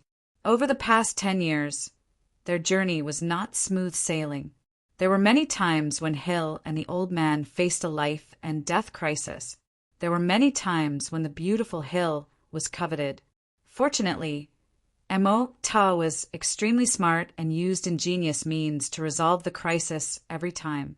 It could be said that Emota on the stage was the smartest person Redbeard had ever seen in his life. That was why he was happy for Hill. Unfortunately, when their child was 5 years old, he was captured by the Lord of Kindness and castrated into a little unsullied. Even with Emota's divine wit, he could not save his son because the Lord of Kindness' main business was to manage the unsullied. Red Beard clenched his fists again and gnashed his teeth. He was even angrier than before. His anger was soaring. But this was just the beginning. In the 16th year, the old man was hanged by the Lord of Kindness in the punishment square because he secretly went to visit his grandson. In the 17th year, Emota and Hill had a daughter. But before she was out of confinement, an unsullied came to Hill. After throwing a silver coin, he chopped off the baby's head in front of her. Emota and Hill cried as they were pressed to the ground by the yellow silk cloak. They looked on helplessly as the smiling Lord of Kindness took away the silver coin. The musicians behind the stage curtains played sad and low music. The audience could not help but recall what the Lord of Kindness had said before. The life of the slave belonged to the master. The property of the slave belonged to the master. The child of the slave belonged to the master. Everything of the slave belonged to the master. The clever and capable Mota, the virtuous and hard-working Hill, and the honest and patient Shrike had carefully managed a comfortable life for more than 10 years. But it was more fragile than a sandcastle on the beach. Because of the slave owner's careless thought, it immediately collapsed. Slaves could not control their own destiny. Slaves needed to control their own destiny. Let go of me. I'm going to kill that bastard. Red Beard felt that he had become the Shrike and Hill was his daughter. Anger burned away all his rationality. He struggled and roared, wanting to rush up the stage and kill the Lord of Kindness. Yes, he even pulled out the dagger at his waist. Edward, calm down. This is just a play. Danzo pulled his companion and shouted, "Huff, huff, huff." Edward's blood-red eyes regained some clarity. He broke free from the old mercenary's wrist and cursed in a low voice, "Damn the slave owner!" But the play was not over. Hill's sad fate was not over. Another 3 years passed. Hill gave birth to 2 more children. Emota had learned his lesson. He no longer wished for a family reunion. As long as his children could survive, anything was fine. So his second daughter was sold to Yuan Kai. She was to be trained as a bed slave. His second son was offered to the Lord of Kindness without his wife's knowledge. When she found out that her second son would also become an Unsullied, Hill went crazy. In her madness, she stabbed her husband Emota to death with a pair of scissors. Then Hill really went crazy. Not long after, her eldest son failed the training to kill a puppy and was chopped up and fed to the dogs by the Lord of Kindness. Hill only smiled foolishly at the side without any other expression. "I'm going to kill that bastard. No one can stop me." Red Beard Edward went crazy too. Not only was Edward shouting crazily, but the old poet who was always known for his rationality and wisdom was also red in the face. His eyes were filled with murderous intent. The nearby audience was even more rowdy. The situation was almost out of control. Fortunately, the Dragon Queen was here. A silver-haired, purple-eyed woman rode a black cloth dragon onto the stage.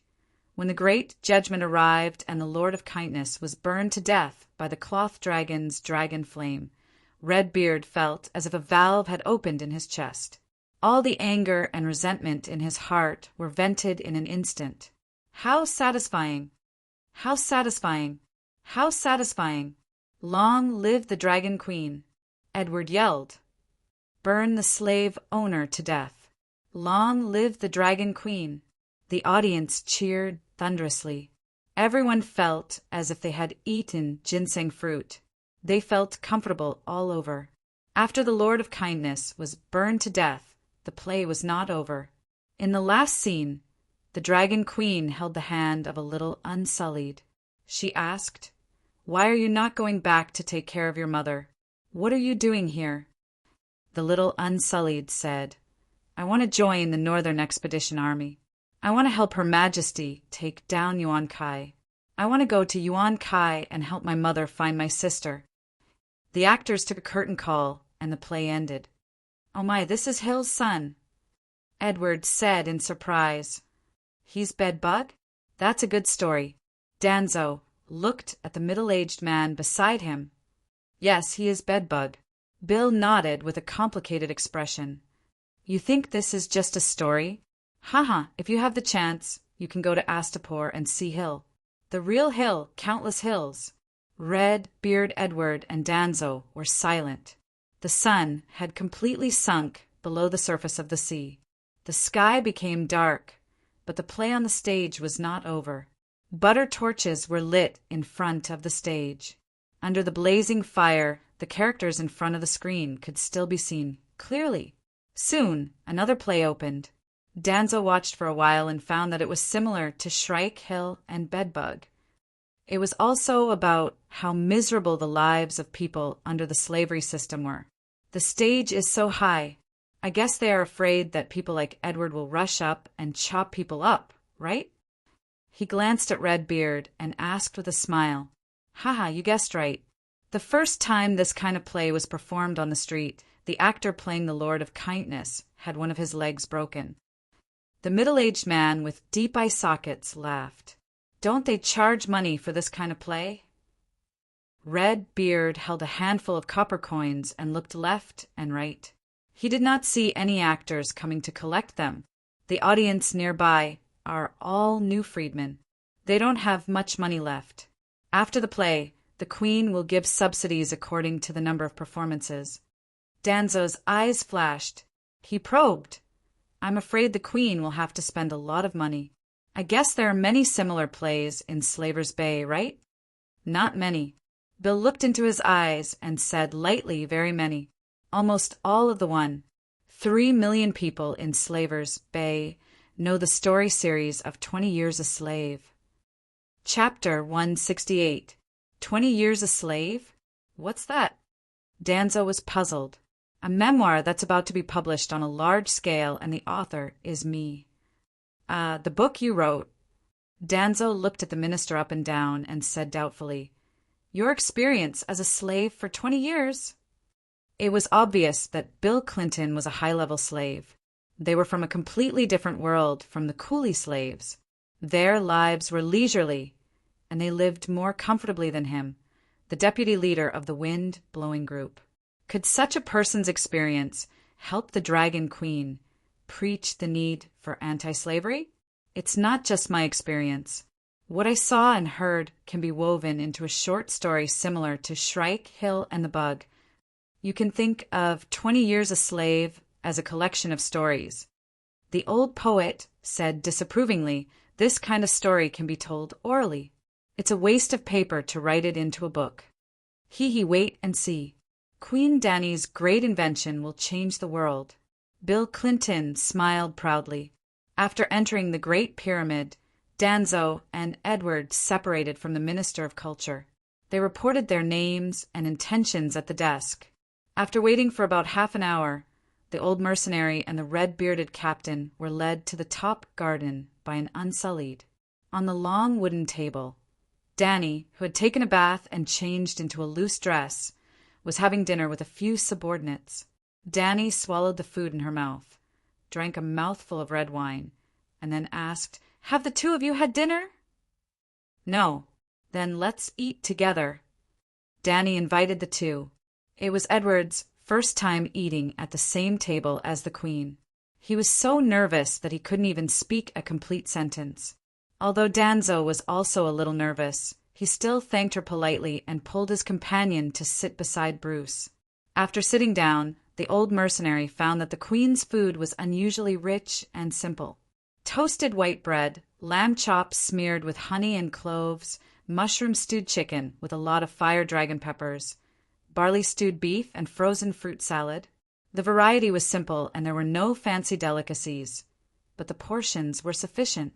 There were large pieces of meat, large bowls of soup, and toasted bread that was as thick as an arm and longer than a person. The old mercenary cut a piece of bread with a knife and dipped it in the bowl of barley beef soup. Captain Edward, what kind of seeds have you brought me? Dani asked casually. Cough, cough, cough. Redbeard almost choked on the food in his mouth. He did not expect the Queen to ask him first.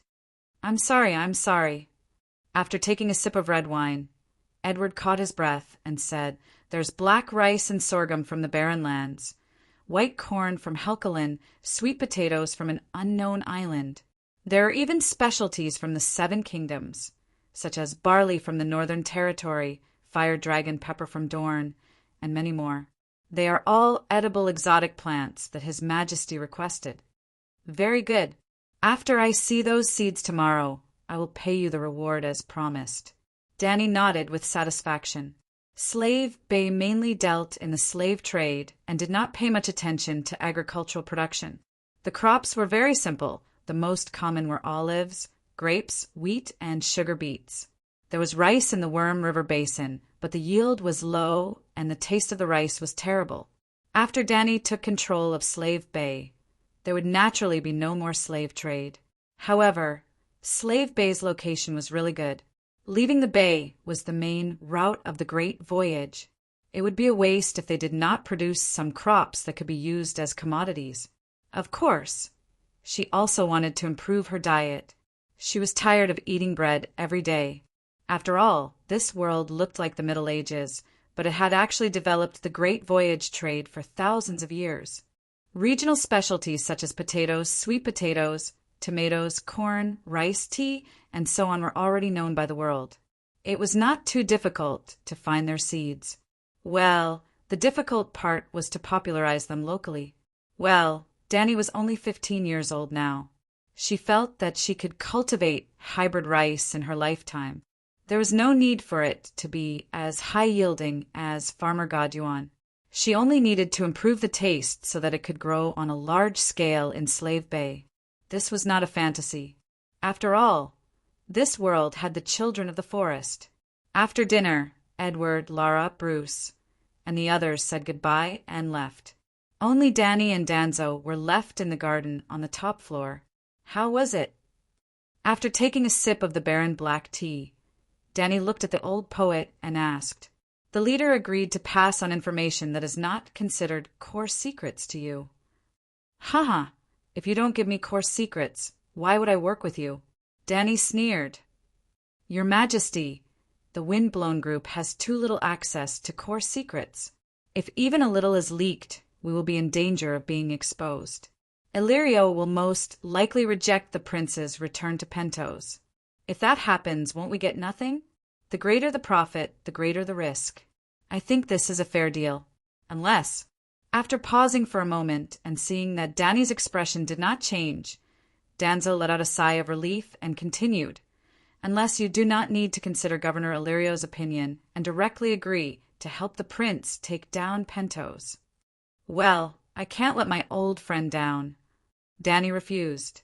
The old mercenary's eyes dimmed and said helplessly, "Then what about the deal?" Danny shrugged and said lightly, "Tell me about those that are not considered core secrets first." After knowing Dragon Queen's choice, the old mercenary did not hesitate and said directly, "First of all, the previous Guys Alliance has officially changed its name to World Trade Alliance. Queers, New Guys, and Volantis will be the three heads of the alliance. Whip Island of the Jade Sea will follow Queers to declare war on you. Although Elephant Island of the Jade Sea did not join the alliance, its ruler, King Shan, has promised to provide an unlimited amount of elephant soldiers to the alliance. The barbarians are not willing to participate in the conflict of the Western continent, but the Emperor's envoy has also promised the alliance to join the trade blockade of Slave Bay." Danny supported her chin with her right hand and tilted her head. In other words, there are now two opposing alliances in Slave Bay: the military threat of the alliance and the trade blockade of the Sea Trade Alliance? Yes, Your Majesty's summary is very accurate. The alliance and the United Nations. Danzo nodded. "This is too unlucky. The alliance and the United Nations are such auspicious names, but it was taken by the enemy. Doesn't that make me lay foam? It doesn't make sense. I'm the one who raised the flag of freedom and liberation. What's up with Whip Island?" "If you didn't tell me, I wouldn't even know about it," Danny asked. "Whip Island is nothing. It's just a barren island in the Jade Sea, but its location is too good. It's a transit station for slaves. Slaves from the Far East have to pass through there. So, dozens of Far East slavers and pirate lords who rely on the slave trade joined the alliance in the name of Whip Island." "I see." Danny was enlightened. There were two sources of slaves, war and slavers. The Dothraki were used to reducing the defeated to slaves. But the slaves that the centaurs brought to Slave Bay only made up a small portion of the total number of slaves. Most of the slaves came from slavers. For example, Missandei and her 3 siblings were captured from Nos Island by slavers. Other than Missandei, she had races from all over the world under her command. Forget about 56 races. She could make up the whole of the United States. There was no doubt that the slavers played an important role in this. Although they were scattered and individually weak, when combined, what's the reaction of the free trade city-states? She asked. Reese promised to advance and retreat with Volantis. Although Mir and Tyrosh are also involved in the slave trade, the two sides have been fighting for control of the land of dispute for decades. It's difficult for them to join the same camp. Our captain guessed that if one of them joins the alliance, His Majesty might have another ally. Danny waved her hand and said in disdain, "I won't ally with any slave city-states." Danzo was stunned and sighed. His Majesty's temper is too strong. This is a matter of principle, Danny emphasized. All right, Second, the Alliance and the United Nations are still in their embryonic form. Currently, representatives from all sides are gathering in New Gith to participate in the Dragon Slayer Convention, held by Glazodon. Dragon Slayer Convention? Danny's expression was strange. You are the mother of dragons and 3 dragons, the old poet explained. Glazodon has been defeated time and time again, but he still has such great appeal. Sigh, you might not know how famous you are in the major city-states. Although Glazodon has been defeated time and time again, he is also the only general who has fought you head-on many times and survived. Danny's heart skipped a beat. How many people have come to the Dragon Slayer Convention? The main representatives of Volantis, Kyles, Reese, and the Barbarians are all here. Many of the slavers from the Summer Sea, Jade Sea, and Kyle Strait are also here. The convention has probably started already. What else is there? The Iron Legion's 3rd Fleet has lost contact in the Smoke Sea. The New Gith people are buying dragon eggs from the Kyles royal family. The witch who left Yuan-Kai with me is now an honored guest of the Gith people. I heard the Kyles royal family has also sent her an invitation. Haha, it's best if the witch sacrifices those bastards. Danny laughed inwardly and asked, What's the matter with the Iron Legion? Why are they in the Smoke Sea? Oh, don't tell me they went to explore Valeglia with Yulin. She suddenly realized something and said with a strange look in her eyes. Noticing her strange expression, Danzo said in surprise, Is it true that you Lewin Greyjoy once explored the ruins of Valeglia? Hee. Even I don't dare to let you Lewin lead the way. The Gith people are really bold. Danny sneered. You mean you Luan tricked the Iron Legion? That's impossible. The 3rd Fleet has 10 longships and 2,000 soldiers of the Gith Iron Legion. This kind of power is enough to suppress anyone in the Summer Sea. Humph, you can ask around in the Westeros. Yuluin most likely returned with a full load. The next day, Danny led tens of thousands of farmers out to plant the fields for the whole morning. Yes, planting wheat. The seasons in this damn world were chaotic. As long as winter did not come, they could keep planting and harvesting. There were even strange scenes where they planted wheat in this field in the morning and went to the next field to harvest wheat in the afternoon. For example, the Rural Mutual Aid Association that Danny set up had been planting wheat for a month. The first wheat field that was planted had already grown 1/2 meter tall green wheat seedlings. Even if the average farmer had planted more than 30 acres of wheat, there were about 10 million acres of wheat fields outside Yuan-Kai City. Danny still pulled hundreds of thousands of farmers to plant the fields. The Yuan-Kai plains were too vast. There were more than 30,000 square kilometers of fertile land, at least 45 million acres. There were still more than 30 million acres left empty. Chapter 169. According to Danny's original plan, she would turn the Yuan-Kai plains into a large granary, preferably planting all 45 million acres of land.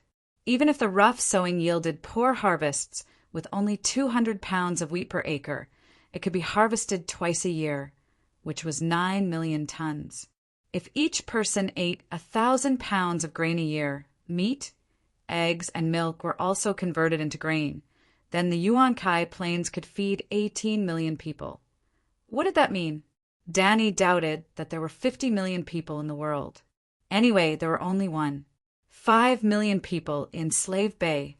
As long as Her Majesty's full moon plan could be realized, even if it was only for a year, then when the long night came, Slave Bay would be able to survive for 10 years in its extreme state. Of course, Danny was generous in anticipating the enemy. She had already labeled the Dothraki as the Dragon Queen's exclusive. When the long night came, she had to help them no matter what. Well, there were at least 400,000 or 500,000 people.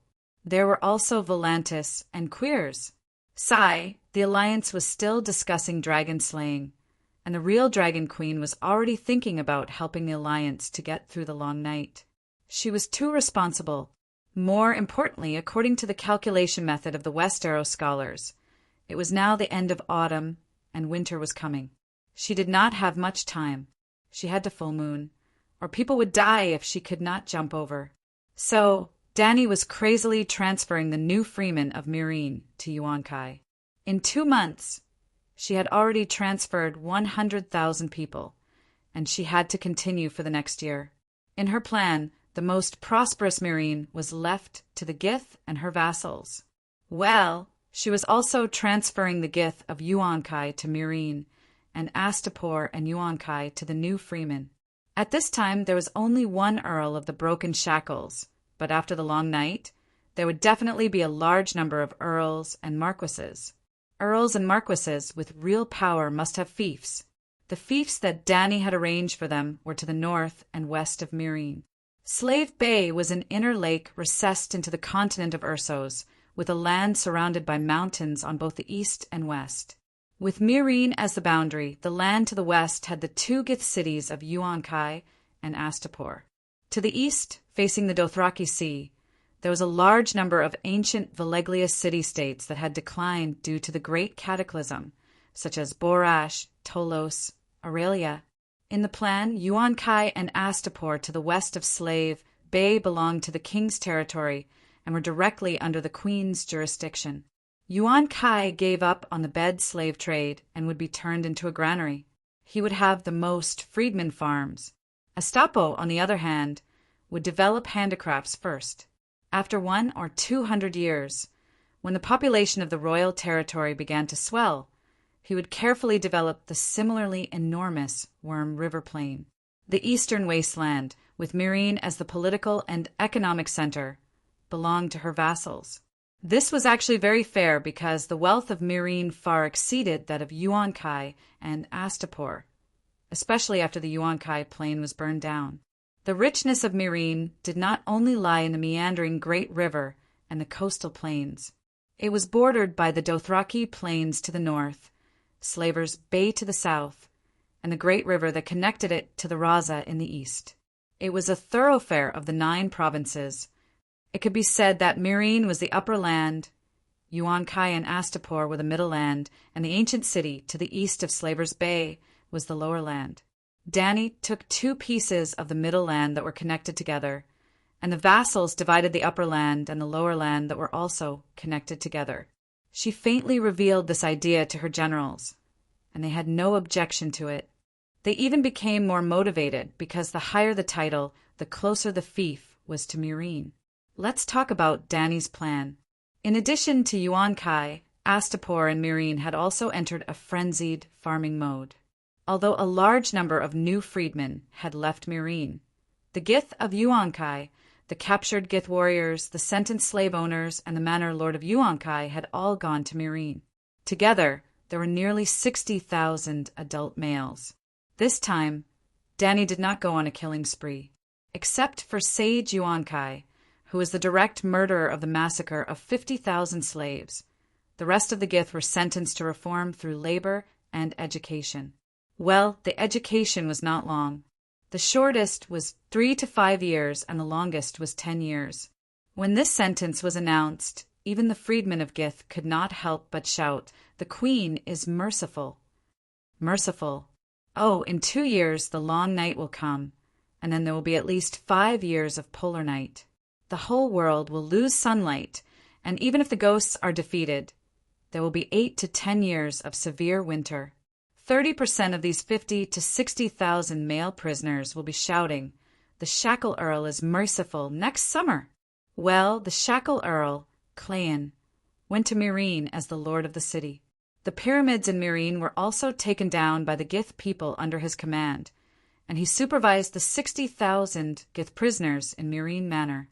In short, Queen Dany embraced the new freedmen of Slave Bay with love and smiles, and the Shackle Earl drove the Gith people with roars and whips.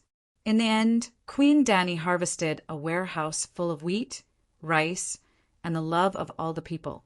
How could they not love her? With the Shackle Earl as a comparison, the Gith people would find that Her Majesty the Queen was an angel, a savior. Well, although the Shackle Earl had some Gith blood, he hated the slave owners and the high Gith people, nobles, merchants, manor owners. even more than most of the foreign slaves under Danny. If it were not for Danny's prestige, that guy would have castrated thousands of small Gith people. In the Queen's court, Clan had repeatedly suggested that blood for blood, chicken for chicken, to castrate all the Gith people and make them unsullied. Later, Danny secretly asked the Astapor people. It was said that Clayan was the son of a slave girl, born to be a slave. It was said that Clayan was not bad when he was young. It was said that the good Lord had done many indescribable things to the butcher when he was young. It was said that, in short, after Sir Shackle Earl watched the revolutionary drama made by Danny, he cried in every scene, and he could empathize with almost every story. Sigh, although that guy's character was not good, he was violent and he was a little lustful. After becoming a knight, he had 2 lovers, but he was a good person. His consciousness was high, very high, and his spirit of resistance to the slave owners and the slavery system was particularly strong. He could also perfectly accomplish what Queen Danny wanted to do, but could not. What a good comrade!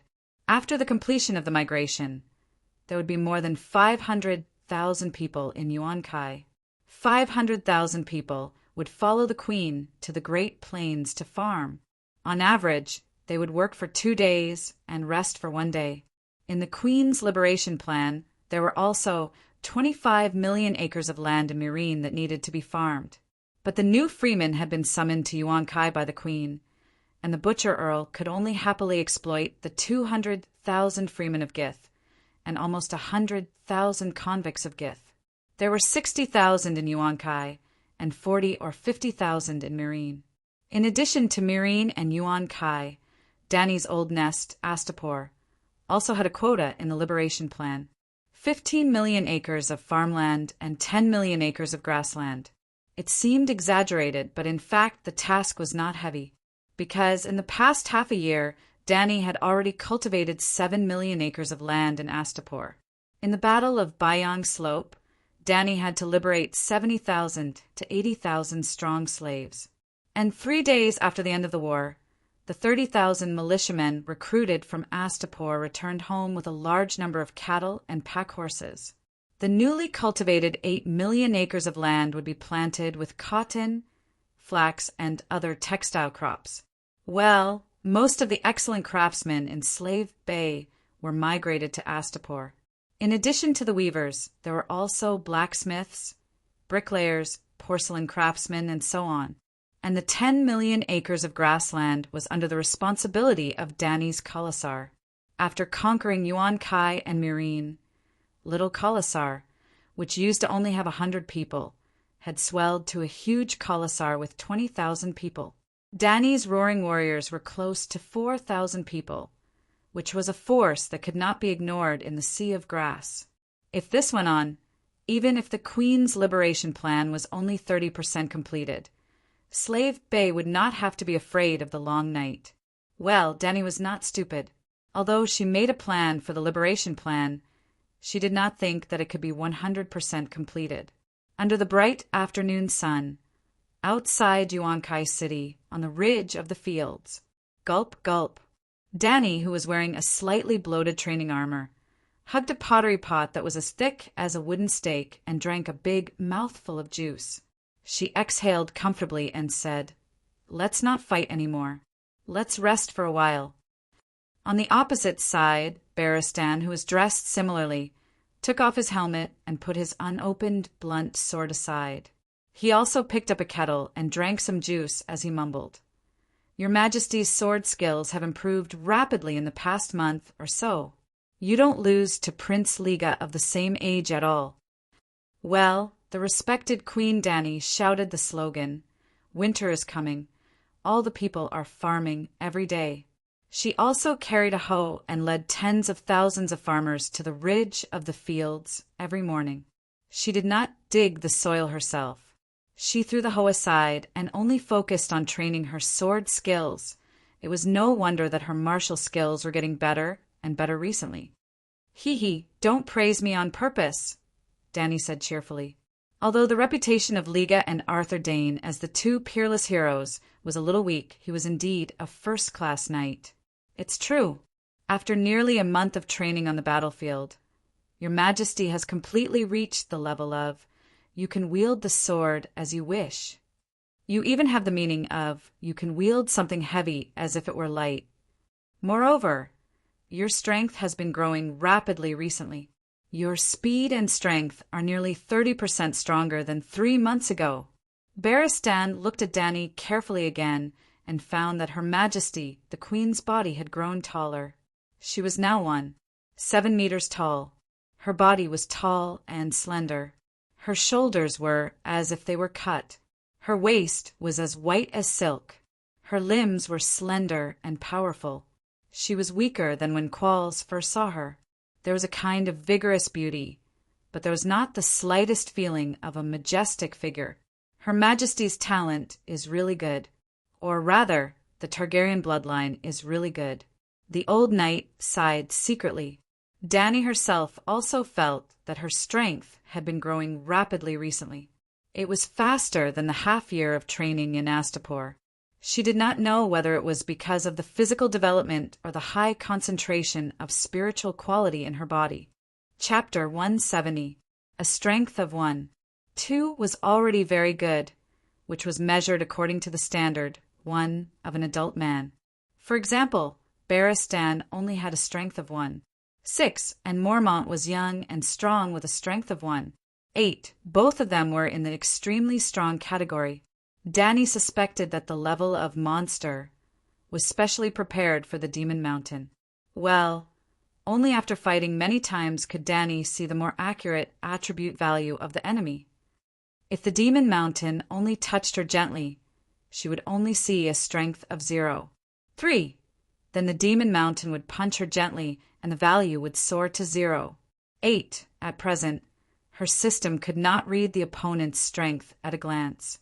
After resting for a while, Dany took off the iron armor for training with the help of Jichi.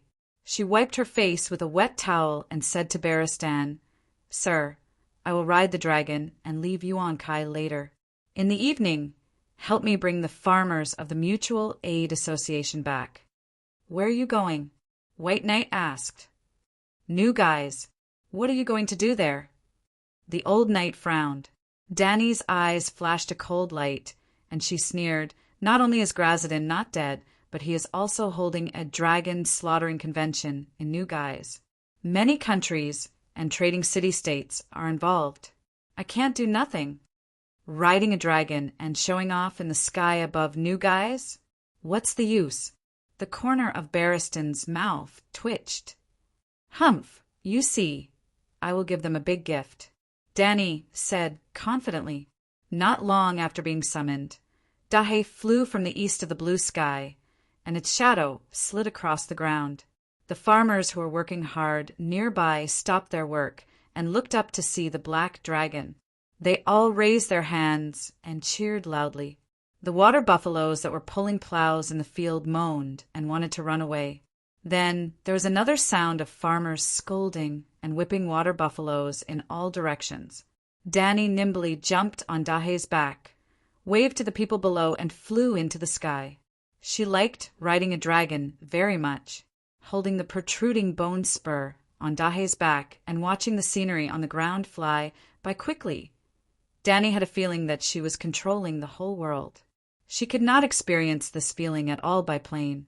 Dany didn't know if it was because of magic or the genes she was born with, but even if Big Black was flying at a speed of 300 kilometers per hour, she wouldn't be blinded by the strong wind.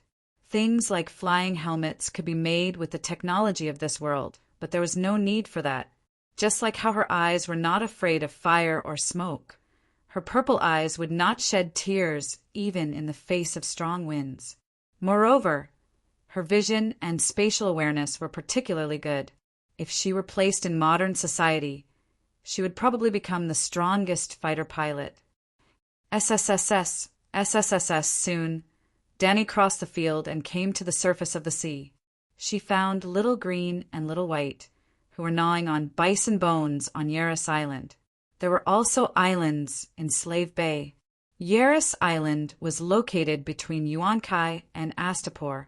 It was desolate and uninhabited, but it was rich in resources. A large number of wild cows lived on it. When the three dragons were free, they liked to go to Yaris Island to find a bison to eat. Well, in more than 2 months, Goldie had also grown from a palm-sized kitten to a strong hound. But the three dragons were unwilling to play with their little brother. The 4 dragons were divided into 3 factions. Big Black was arrogant. With higher wisdom, stronger strength, and larger size, it despised its 3 younger brothers and had always been alone. Little Green and Little White grew up together. Their strength, wisdom, and size were similar.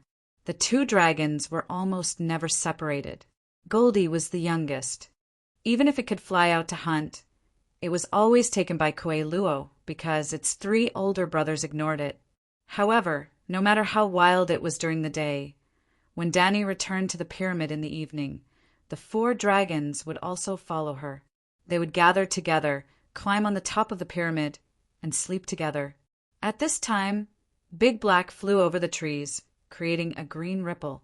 Danny shouted to the 2 dragons who were looking around in the forest, "Let's go!" SSSS, the 2 dragons were very obedient. They put down their bison legs, stepped back, and jumped into the sky. A few months had passed, and the 3 dragons continued to grow at an exponential speed. Including the tail, Big Black was 18 meters long.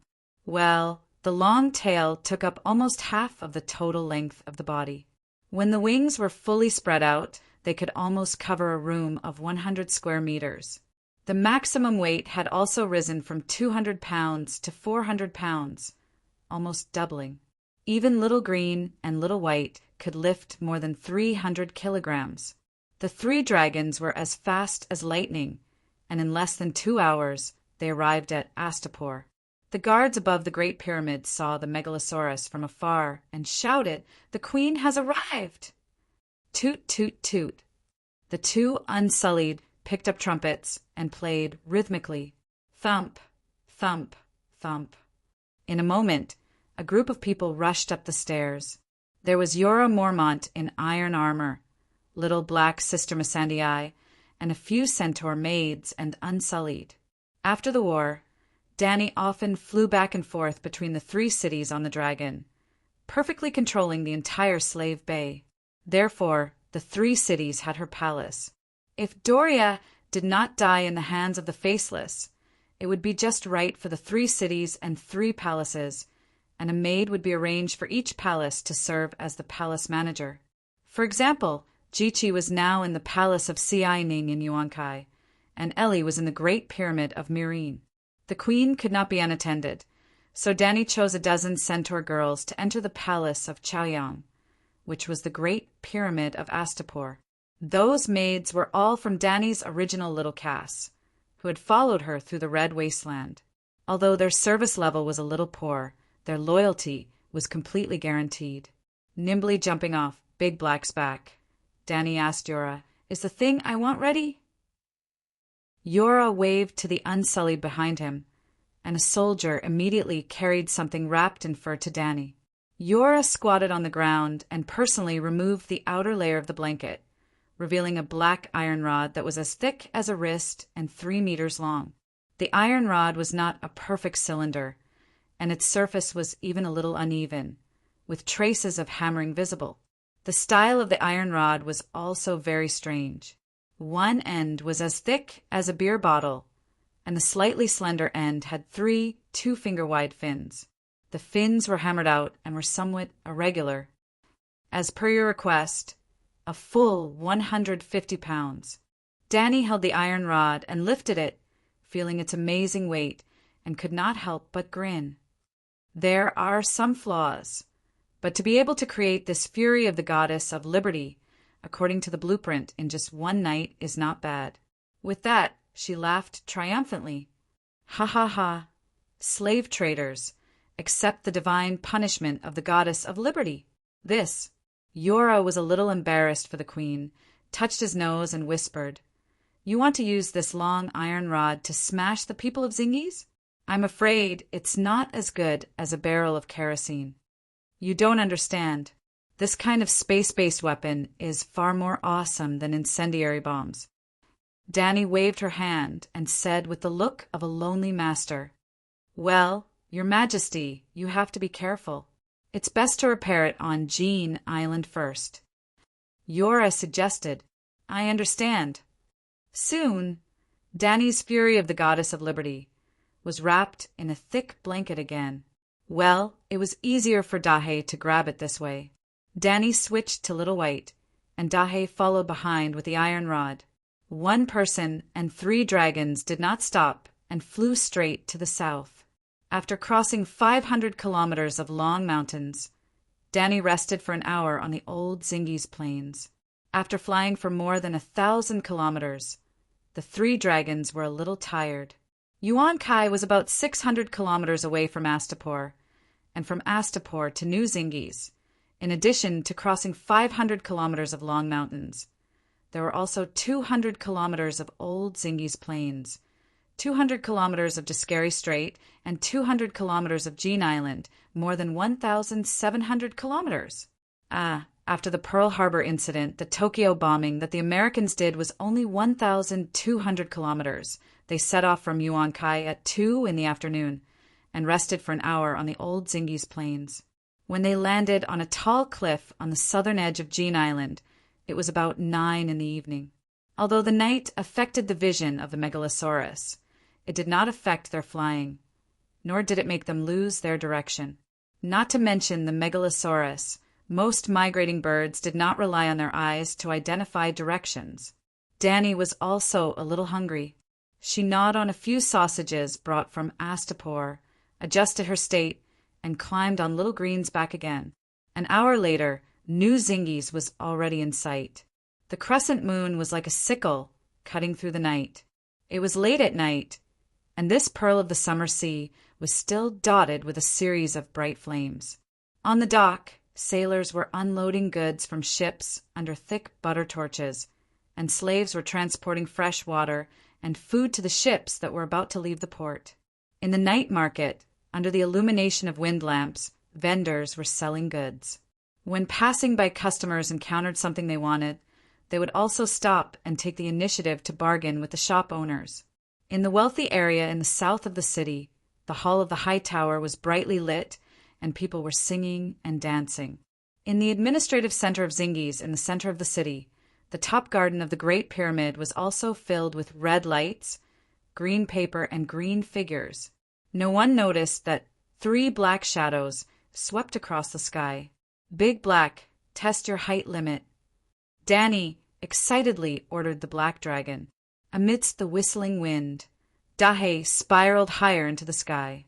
As the political and economic center of Zingis, there was only one pyramid in New Zingis. The pyramid consumed too many bricks, and the island where New Zingis was located was too small, only 2 kilometers wide and 7 or 8 kilometers long. The geographical location was good, but the resources were poor. The cost of transporting stones and bricks from outside was too high. After all, it was across the sea. Danny, who was on the back of the green dragon, looked down at the huge building with lanterns hanging on all sides and said to herself, "I hope Danzo is not lying. The leaders of the Alliance live in the pyramid." Then she thought that even if there were no Alliance representatives, if she could blow up the symbol of New Zingis, she could also kill a lot of slave owners.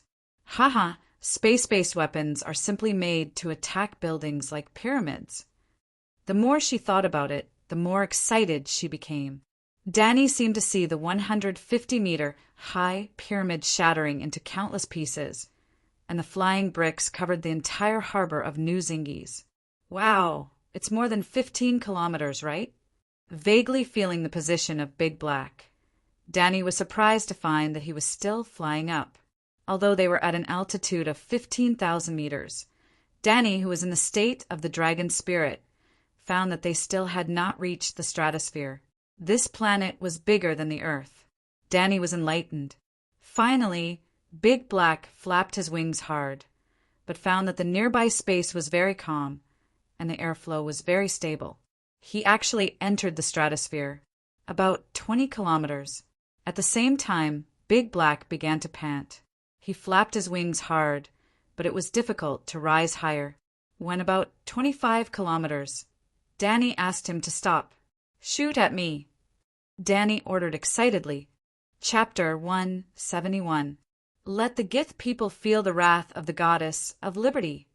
With the help of the red light from the torches and lanterns, Danny rode the green dragon from an altitude of 800 meters and swooped down to the pyramid directly below, aiming at the center of the garden on the top floor. Almost at the same time, Blackie adjusted its position at an altitude of 22 kilometers. Well, in a normal state, the three dragons could also sense Danny's coordinates, even if they were separated by a continent and an endless ocean. If it entered the dragon's spirit, Blackie might. Well, Danny had never tested how accurate its perception was before. When they were 400 meters away from the pyramid, in Blackie's magnetic field induction, itself, Danny, and the Earth's core seemed to be connected into a line. In theory, this line ran through the center of the pyramid. So, Blackie suddenly loosened the iron drill on its claws. The wrath of the goddess of liberty activate. The moment she felt the claws loosen, Danny knew that the positioning process had been completed. She patted Little Green's back lightly, drew an arc in the sky, and flew toward the sea outside the city. Well, she once watched a movie, Special Forces 2, Full Strike, where God's cane fell from the sky, and only one destroyed a modern metropolis. It was much bigger than the new Gith. It was the first time Danny did this kind of thing, and she was a little scared. She was afraid that the shock wave like an atomic bomb would blow her away, so she planned to stay away. 30 heartbeats later, the sky was still the same. 60 heartbeats later, Danny was a little anxious. The dark night still did not see the fiery meteor she expected. 90, 120. Is the height too low? The speed not enough? The friction not enough? Ouch, it's here. There was no clock, and it was unknown how long had passed. When Danny was impatient, a bright red finally appeared in the dark sky. In the dim, starry sky, the red meteor was so dazzling that Danny could see it with the naked eye. Ha ha ha. She laughed excitedly and almost stood up on Little Green's back. Then a red star suddenly split into two smaller but brighter meteors. One of them fell into the sea and quickly dimmed, and the other made a rumbling sound in the quiet night and fell. Fuck this! Danny was stunned. How can the error be so big? Boom! About a kilometer to the north of Zingi City, there was a thunderous boom, and then there was no more. What a scam! The iron staff shattered in midair? Isn't the quality of this steel too poor? It's only 25 kilometers, and it's burnt to a crisp? She couldn't help but think of the crisis she experienced at the Poplar Slope. An agile swordsman's scimitar was broken by her in a few moves. The hardness of the ordinary steel in this world was much greater than she had expected. Moreover, the direction deviation is a bit big. Even if the iron rod is not melted, it will not fall to the top of the pyramid. Danny thought in annoyance. She had seen it clearly before. When the fiery red meteor appeared, it fell towards the north of the city. If the iron rod did not break, it would most likely fall near the city wall. The tail fins weren't handled properly. Was there a deviation in positioning? Or was it too high? But if it's not high enough, there won't be enough power. Danny was confused as she rode Green Feather towards the north. Yes, Megalosaurus had two flight modes. They could flap their wings hard and fly forward with all their might. Their speed could reach more than 300 kilometers per hour. Or they could learn from an eagle, spread their wings, and glide in the sky with the help of the air currents. Their speed was a little slow, about 150 kilometers per hour. The former was fast, but when it exhausted their stamina, they would need to rest after 4 to 5 hours. The latter was slower, but it did not exhaust their stamina at all. They could fly continuously for 1 or 2 days. When they returned at night, Danny lay on Little Green's back and slept. The three dragons glided towards Astapor at a steady speed. Around 9 in the morning the next day, Danny yawned and landed in the garden at the top of the pyramid. It failed. Maybe I should change it to a big bronze ball, she said to Cora, who had a curious look on his face. The friction between the ball and the air was too large. Its flying speed was definitely not as fast as the iron rod, but at least it would not scatter. Half a month later, the spies in New Gith, the wind-blowing group, sent a shocking message. On a certain day and night at the banquet of the Anti-Dragon Mother Alliance, just as Grazdan was giving an impassioned speech about the 10 defeats of the evil Mother of Dragons, a fiery red meteor suddenly fell from the sky to the north of the city. Everyone was shocked, thinking that it was a bad omen. Grazdan was the only one who laughed and said, "The red sword piercing the north means that the Dragon Mother of the North will be in pain. This is a good omen." The next morning, the guards at the city gate found a piece of meteoric iron essence 1 kilometer away from the north of the city. It weighed 15 kilograms. Master Haru from Koko took a closer look and exclaimed, "Another dawn. The sword of the world's strongest, the Buddhist sword, is about to be born." 18 high-level blacksmiths spent 10 days and finally forged a giant Iraq machete and a 2-handed greatsword. The machete was called Dragon Slayer, meaning the blade of the Dragon Slayer Mother. The sword was called Dawn, not to commemorate the Buddhist sword, but to symbolize the victory of the Alliance army. Although it was dim now, it would definitely come. The machete belonged to Grazdan, one of the commanders of the Alliance army. The Dawn Greatsword was temporarily controlled by Zaro, the representative of the 13th Prince of Queers. Recently, New Gith City had been promoting this auspicious omen. The people were excited, and the soldiers were in high spirits. Many city representatives who were originally hesitant also announced that they would join the Alliance army. In an instant, the Alliance army and the United Nations' power increased crazily. FCK. Danny's eyes widened, and she could not help but curse. In the past few days, she had tested it a few more times in Slave Bay.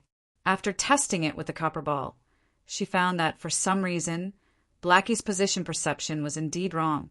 The farther the distance, the bigger the error. The iron rod would also deviate from its position in the air due to its uneven structure. When it fell from a low altitude, the ball would not deviate, but the impact would not be enough. Moreover, the copper was too soft, and it would easily burn into a pool of copper liquid.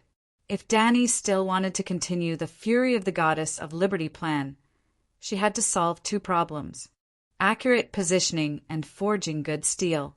Oh, Danny had recently started to research the steelmaking furnace in addition to continuing to lead the people to farm. The results could not be seen in a short period of time, but this world was not without awesome steelmaking technology. The arsenal left behind by Valeglia Koer. She needed to import a few master-level blacksmiths from Koer, the kind of awesome people who could reforge Valeglia's steel. Or she might as well take the path of pure violence and let the 4 dragons train their muscles crazily. If she could carry a 2-ton stone and fly to an altitude of 25,000 meters, Danny could also very pretentiously shout, "Meteor fall!" She did as she thought. Danny posted a notice to recruit blacksmiths as she began to train the weight-bearing ability of the 4 dragons. This morning, as usual, when Danny was practicing her swordsmanship on the ridge of the field, the red-haired Lila hurried over from the city on a horse. Before she got off the horse, she anxiously shouted to Danny, "Your Majesty, it's bad!" The Marine messenger, Crow, brought news that Snow was assassinated last night. 2 of his knights were killed, and he himself was stabbed in the waist, I'm afraid. As she spoke, her voice became choked with sobs, and her emotions were so agitated that she almost fell off the back of the horse. "Calm down, he's not dead yet, right?" Danny casually stabbed the iron sword into the ground and walked over to support her. This was a premeditated assassination. The assassin saw that his intestines were flowing out and left. "Now he's hanging on the poppy milk, I'm afraid. John won't make it, boo-hoo." Lila threw herself into Danny's arms and cried, "Don't worry, I'll go to Marine now." Danny comforted her as she motioned for Ji-Chi to take off her armor. "Your Majesty, even the commander of the Marine garrison was assassinated.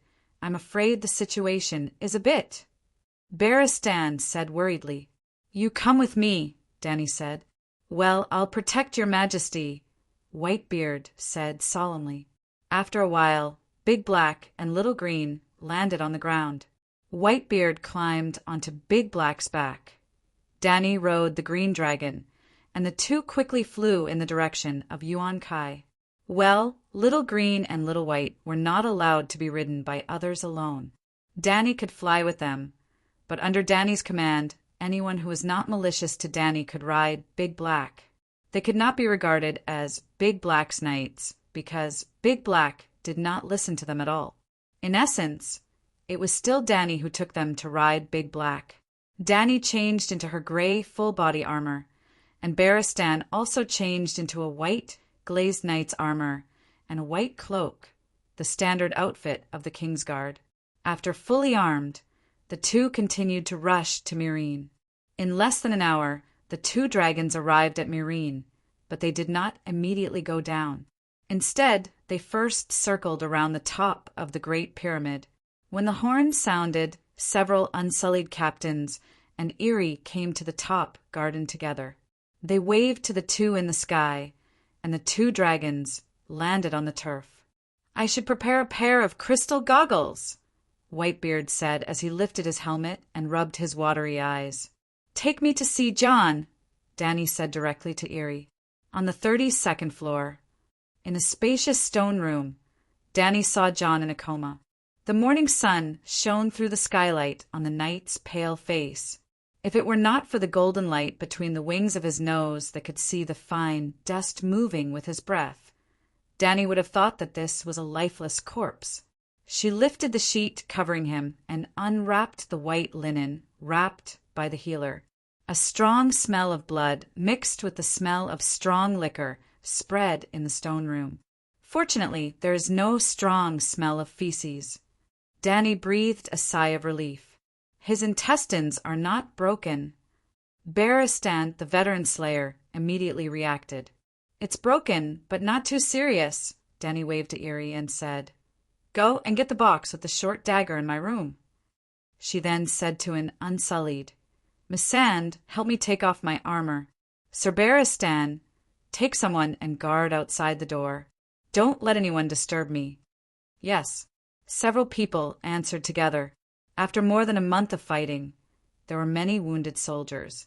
Danny had already demonstrated the bloody scene of cutting open the stomach to save people dozens of times in front of everyone. Barristan and the others did not doubt it at all. Because Danny had long known that her surgical skills would be used one day, she began to collect medical books on anatomy as early as the time of Qualls. Don't doubt, this world's anatomy was very developed. The scholars in the old town had studied human anatomy for at least 3,000 years. There was a great scholar named Cabin who even created a different world's version of Frankenstein. In the eyes of others, Queen Danny was a genius. With only a few medical books and the guidance of a few doctors, she became an outstanding medical scholar. Well, Barristan believed that if the queen went to the old town to participate in the examination, she would definitely be able to forge her own silver necklace. Chapter 172. An hour later, Danny applied a layer of anti-inflammatory ointment to the sutured wound and asked the doctors next to her, "Do you understand?" "My eyes understand and my mind remembers, but my hands, I can't do it." An old black man smiled bitterly. Yes, this is a very complex wisdom. Although we have seen you do it many times, we only dare to treat ordinary knife wounds now," the people next to him echoed. "Hey, help him wrap the gauze," Danny said as she washed her hands. "Remember to change his dressing in the evening." After conquering Meereen and coming into contact with senior doctors, Danny was surprised to find that there were anti-inflammatory ointments in this world. An ointment made of mustard seeds, nettles, and baker's yeast. Danny guessed that this ointment contained a small amount of penicillin, unpurified raw penicillin like the mustard brine and tofu mold made in ancient times. "How is he?" Barristan asked with concern after Danny pushed the door open and left. If nothing unexpected happens, he should be able to survive. Danny waved to Missandei's brother, Missandei, and called him to her side. As she walked to the upper palace, she asked, "Where is Klein?" The Great Pyramid of Myrine was taken down by Dany in a surprise attack. After that, she lived here.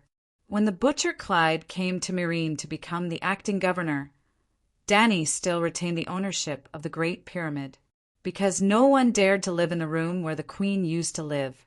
So, Dany followed Astapor's old example. The upper level of the pyramid belonged to her, the lower level was transformed into a yamen for handling disputes, the lower level was the government office, and the middle level was the material storage room. The Unsullied and the city guards could live below the queen's chamber. As the governor of Myrine, Klein should also have an office in this pyramid. Last night, after the news of the assassination of Commander Bolton, the Earl of Broken Shackles immediately asked the scholar to send you a letter. He took hundreds of soldiers to search for the assassin overnight and has not returned yet, Missandei said. Dany nodded, satisfied with Klein's enthusiasm. What's the matter with John? He is the commander of the city guards and the banner master of the Red Dragon Banner.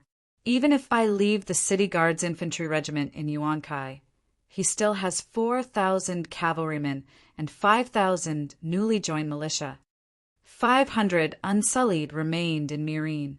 They were mainly responsible for guarding the Queen's Great Pyramid and ensuring her safety when she came to Myrine. In addition to John's 9,000 infantrymen, Klein also had 500 cavalrymen and 500 gladiator infantry.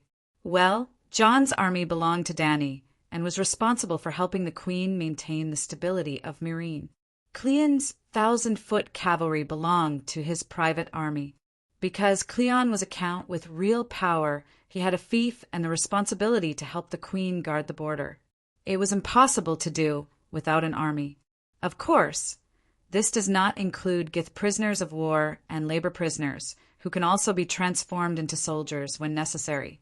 Missandei's expression was awkward as he stammered. Last night, sir, and a few colleagues went to the Western District to look for prostitutes. They didn't bring many guards with them. John and Lila didn't. Alas, it seems that I didn't arrange it well. I have to find a chance to transfer Lila to Myrine. When Bruce Wayne and Lila Amber were in the Rose Regiment, they were the infantry squadron leaders. So after the reorganization of the city guards, they were still responsible for commanding the infantry. During the Northern Expedition, the cavalry commander John Bolton participated in the Myrine raid with Dany. After that, he stayed there while the infantry of the Red Flag Army were stationed in Yuan-Kai. Your Majesty, the Count of the Shattered Shackles is here. Not long after returning to the top palace, the Unsullied who was guarding outside the door came in to report. Let him in. Klein had also changed into a knight's armor, gilded and polished. The sunlight from the skylight fell on his body, making him look like a golden man. On his left and right shoulders, there was a golden boar head ornament with long tusks. The golden boar's tusks were biting on a palm-sized golden ring, and the golden ring was fixed to a floor-length golden cloak. It looked extremely heavy, and as the butcher count strode, the cloak stuck to his back and did not float. The cloak was embroidered with black thread of a roaring giant holding an axe. Surrounded by circles of broken chains, this was the Count of the Shattered Shackles family emblem. Klein took off his helmet and tucked it under his armpit, and came to the Queen's seat with the smell of blood. As he walked closer, Dany could see his face through the plate armor on the butcher count's chest. So shiny, aren't you afraid of death? The corner of her mouth twitched, and she complained in her heart, even I don't dare to wear such a flashy golden armor. If I go to the battlefield, I'll be a huge third wheel, and I don't know if I can survive 2 episodes. But Dany didn't say anything, not to mention the golden armor. Even if Klein had a diamond armor, the Queen had no right to interfere as long as his money came from a normal source. Well, Klein was indeed rich. Dany never mistreated her subordinates. After taking Slaver's Bay, almost all the high-ranking officers became rich. As the only count under the Dragon Queen, Klein was even richer than before. After saluting, Klein shouted in a loud voice, "Your Majesty, don't worry, I've already caught the sons of the Harpies and brought them to justice. No more, no less. I've caught them all." No more, no less. Danny face-bombed. Humph, those guys bastards. Everyone has a disloyal heart. It's not wrong to catch a few more. The butcher gritted his teeth. Cough, cough, Klein, the code clearly states that under my rule, people have high and low statuses, but personal beliefs and races are equal. So don't say bastards again. It was absolutely impossible for everyone to have equal statuses, so she could only preach the equality of races and beliefs. Your Majesty, I won't say it in public. Klein shouted. Okay, tell me what's going on. Some of the guys, freemen, secretly formed an underground society called the Sons of the Harpies. The main purpose of this society is to oppose your great rule and restore the glory of the decaying slave empire. The members of the society call themselves the Sons of the Harpies and wear the mask of the Sons of the Harpies. They plan to do it in 3 steps. First, they secretly assassinate the new and famous freemen, making the name Sons of the Harpies, strengthen the society, and absorb more Sons of the Harpies. Then they began to assassinate our soldiers, from the patrol soldiers to the basic officers, making Meereen jittery and weakening our strength little by little. I'll weaken them, and they'll finally show the flag of the Harpies, take down Meereen, and cut off my head. Klein gritted his teeth, and his fierce face twisted into an ugly, demon-like expression. Danny was a little shocked. Did a lot of people die? Why didn't I receive any news? She wondered. Alas, this is still the plan. Before they could do anything to the new freemen, they met the drunk Sir John. Klein waved his hand. How do you know so much? Did those people confess in just one morning? Danny asked curiously. Haha, that group of cowards. Their hearts are as vicious as demons, but their bones are as soft as slugs, and their methods are as weak as children's play. Klein's tone could not hide his disdain. Then he turned to Danny and said, Of course, the reason why I was able to capture those rebels so quickly and interrogate them about their plans was all thanks to the system of household registration and the 10 households sitting together that your Majesty set up. Danny had no doubts about catching the assassins. Hearing Klein say that it only took half a day to catch all the Sons of the Harpies, she was not surprised. In the original plot, Danny Rise was badly battered by the Sons of the Harpies. Countless freemen who supported her were killed, and a large number of Unsullied were killed. Even Barristan died in the hands of the Gith soldiers. He did not die in the book. She herself was forced to escape on a dragon. In the end, even the little demon Tyrion came to Meereen, but he could not solve the rising rebellion. It could be said that Danny Rise's rule in Meereen completely collapsed, and her cause of freeing the slaves was a complete failure. In the end, she could only bring the Unsullied and the Centaurs away from Slaver's Bay, leaving behind a devastated city, countless corpses of the new freemen, and numb and despairing eyes of the new slaves and curses. It must be known that the original Danny Rise's territory did not include Astapor and Yuan-Kai, only the city of Meereen. Who knows if the director, author, cast a halo on Danny Rise and Tyrion, or if Tyrion did not do anything on purpose. From any dynasty in the Celestial Empire, any qualified rank 7 county magistrate could easily solve this small problem. But it forced Danny Rise, who had 3 dragons, to her death at this very moment. A butcher who had never been to school and didn't have much experience took less than 12 hours to catch all the assassins the first time the Harpy's son committed a crime. He even dug out all the core members of the Harpies organization. Danny Rise did not even do anything, and the rebellion was already quelled. This one could not help but sigh. The wisdom of the Chinese ancestors in the field of governance really left the foreigners behind by a few hundred streets. There were 2 very simple rules. Organize the people into households and register all the population and family relationships. If 10 households were to sit together, if one person broke the law, all 10 households nearby would be implicated. The Sons of the Harpies wearing masks? Hee, there were only a few dozen or even a few hundred households in the street where the crime happened. You could fool 1, 2, 10, 100 households, but could you fool everyone? The Gith people hated the Dragon Queen, But if the Gith people were united, determined, and fearless, Dany Rise would not have been able to take down Slavers Bay. So, in order to not be implicated, and also because they could not stand the Butcher's torture, someone must have confessed the identity of the Sons of the Harpies. What happened next was simple. Just like what the Butcher said, the Gith people were extremely cruel to their slaves, but they themselves were cowardly slugs. Those who had the slightest bit of courage put on the yellow silk cloak, and all the yellow silk cloaks were defeated by Queen Dany Rise, captured and locked in the field camp outside the city. The rest were the cowards and the children of the rich. It was true that the Butcher was uneducated, but he was not without ability, especially when it came to dealing with the Gith people. Clan was an expert. In fact, the current Meereen was very similar to Xianying when the Six Kingdoms were first united. Chapter 173. The 6 kings were one, and the 4 seas were one. The imperial concubines, the princes, the imperial grandsons, the imperial palaces, the carriages came from the Cheen, the morning songs and night strings, the people of the Cheen palace, the royal family, nobles, and imperial concubines of the fallen country were all moved to Xianying city. There were more than hundreds of thousands of people. But when have you heard of the sons of the 6 states assassinating the ministers of the Cheen dynasty?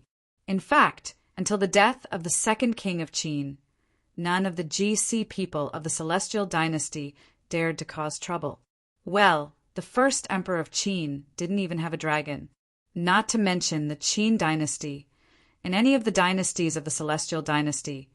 Even the night before the fall of the country, there was no case of internal members rebelling and almost forcing the emperor to death.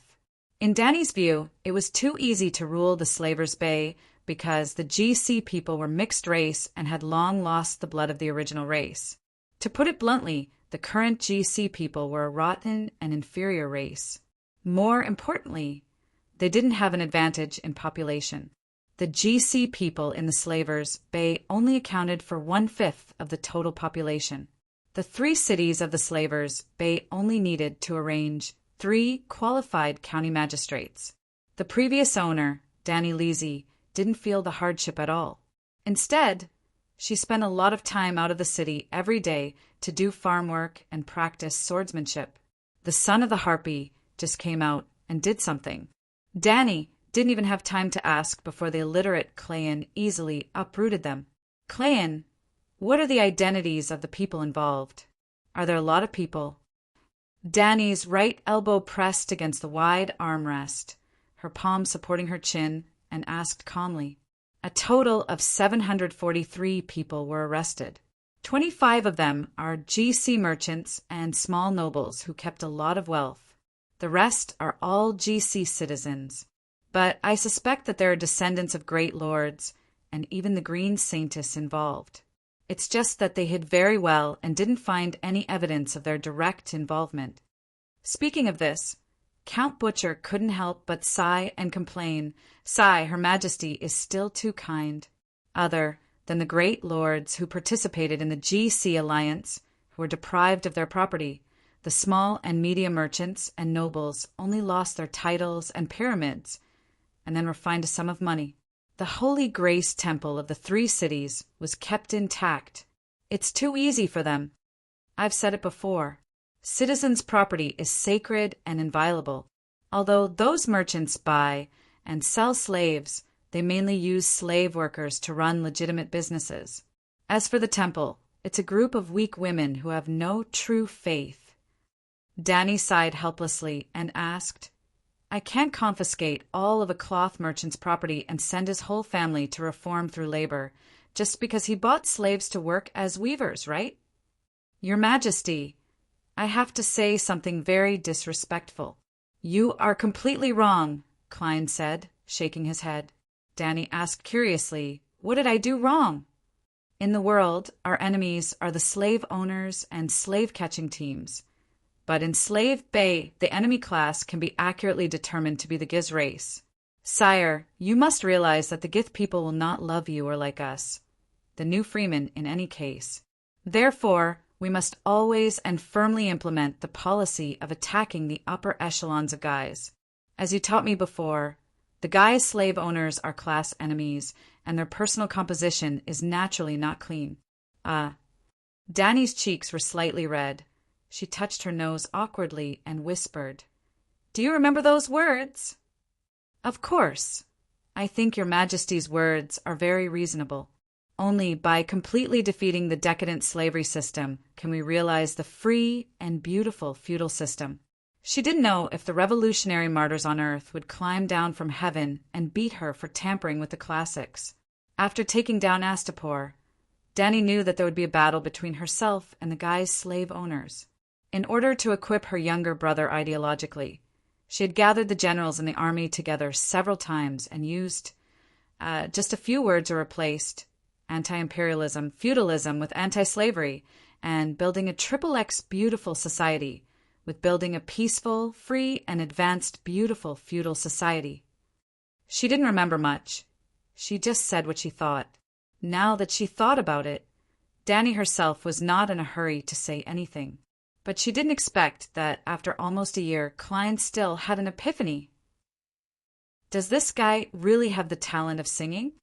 Klein, your thinking is very advanced and radical. Danny racked her brain to find the right words. But we are surrounded by enemies, and there's a whole world waiting for liberation outside. If we slaughter the guy's people for no reason now, will there be anyone who will surrender to us in the future?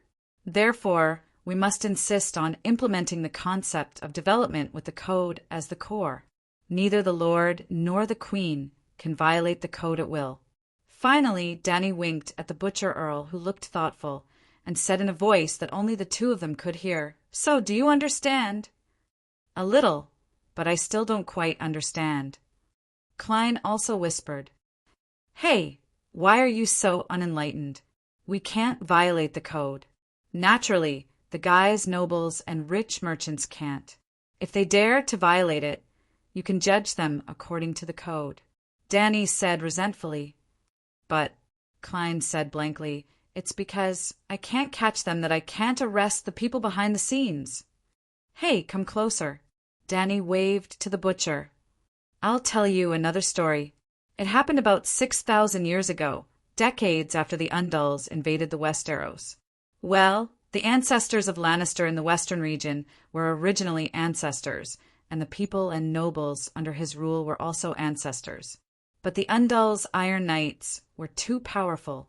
At that time, the king of Casterly Rock, Gerald Lannister III, lost several battles in a row and couldn't bear it. He crowned his son-in-law, the Undulls' Sir Joffrey Layton, as the next king of Casterly Rock. Thus, the war between the Western region and the Undulls ended. But after the Foreign War ended, the Civil War began again. How could the Undulls' king of Casterly Rock convince the vassals of the ancestors? Sir Butcher said thoughtfully, "It's a bit like the current situation at Slave Bay.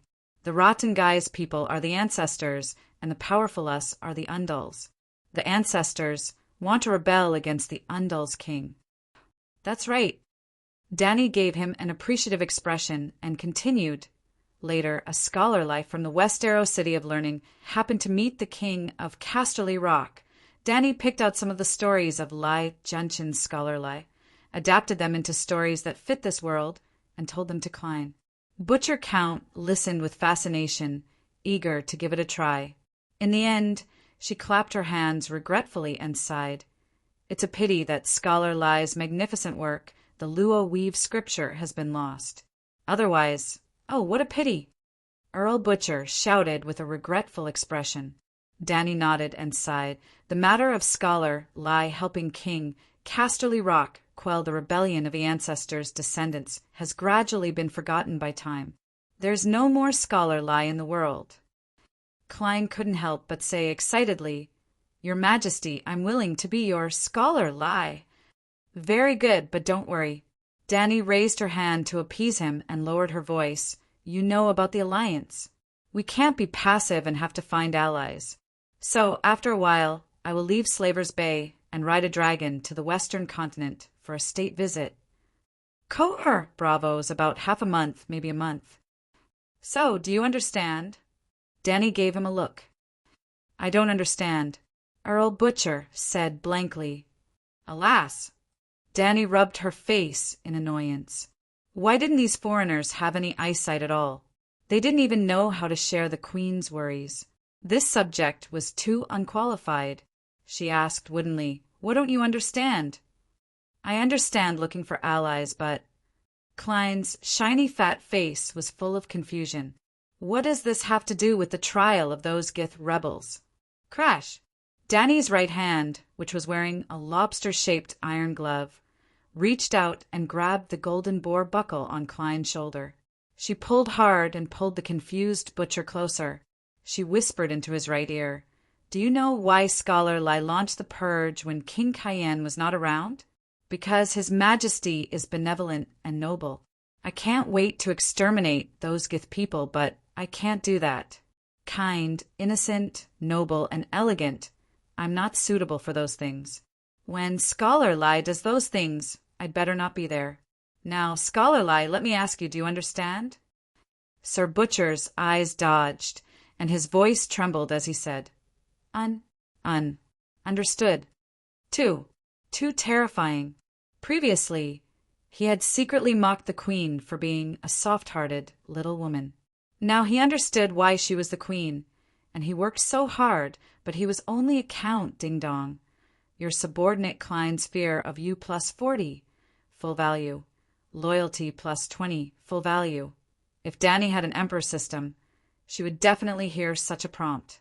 Danny's iron hand exerted force, and the wild boar head made of pure gold was deformed. She asked calmly, You're the only one who knows about this. Even I don't know about it. Do you understand? Understood. I can't understand more. Sir Butcher nodded like he was pounding garlic. He, Count Klein.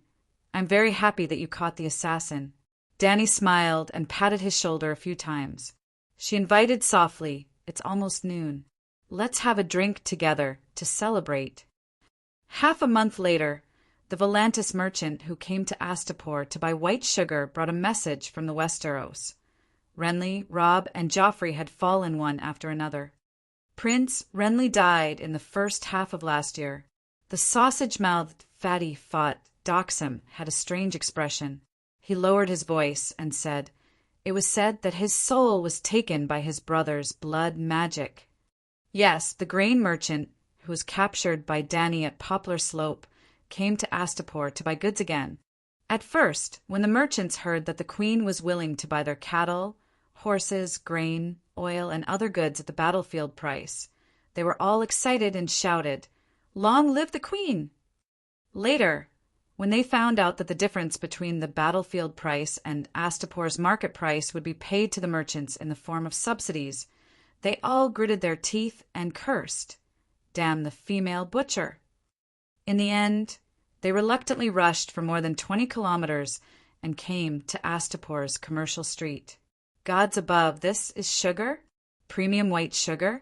So fine, so white, so clean, so pure, such white sugar. I want it all. What? My subsidies have been used up? This, such fragrant liquor, as pure as water. 1 bottle can exchange for 10 bottles of fruit wine. It's so worth it. I want it all. Why are your bronze wares so shiny? Are they gilded? What, so cheap? I want it all. Astapor also has glass? The purity is not as good as mill. What, so cheap? I want it. A group of merchants rushed into the shop like mad dogs and spent the last copper coin in their pockets. The quota that Danny set was completely useless. In just one time, the merchants used up all the quota. The law of fragrance was too powerful, and it was useful in another world.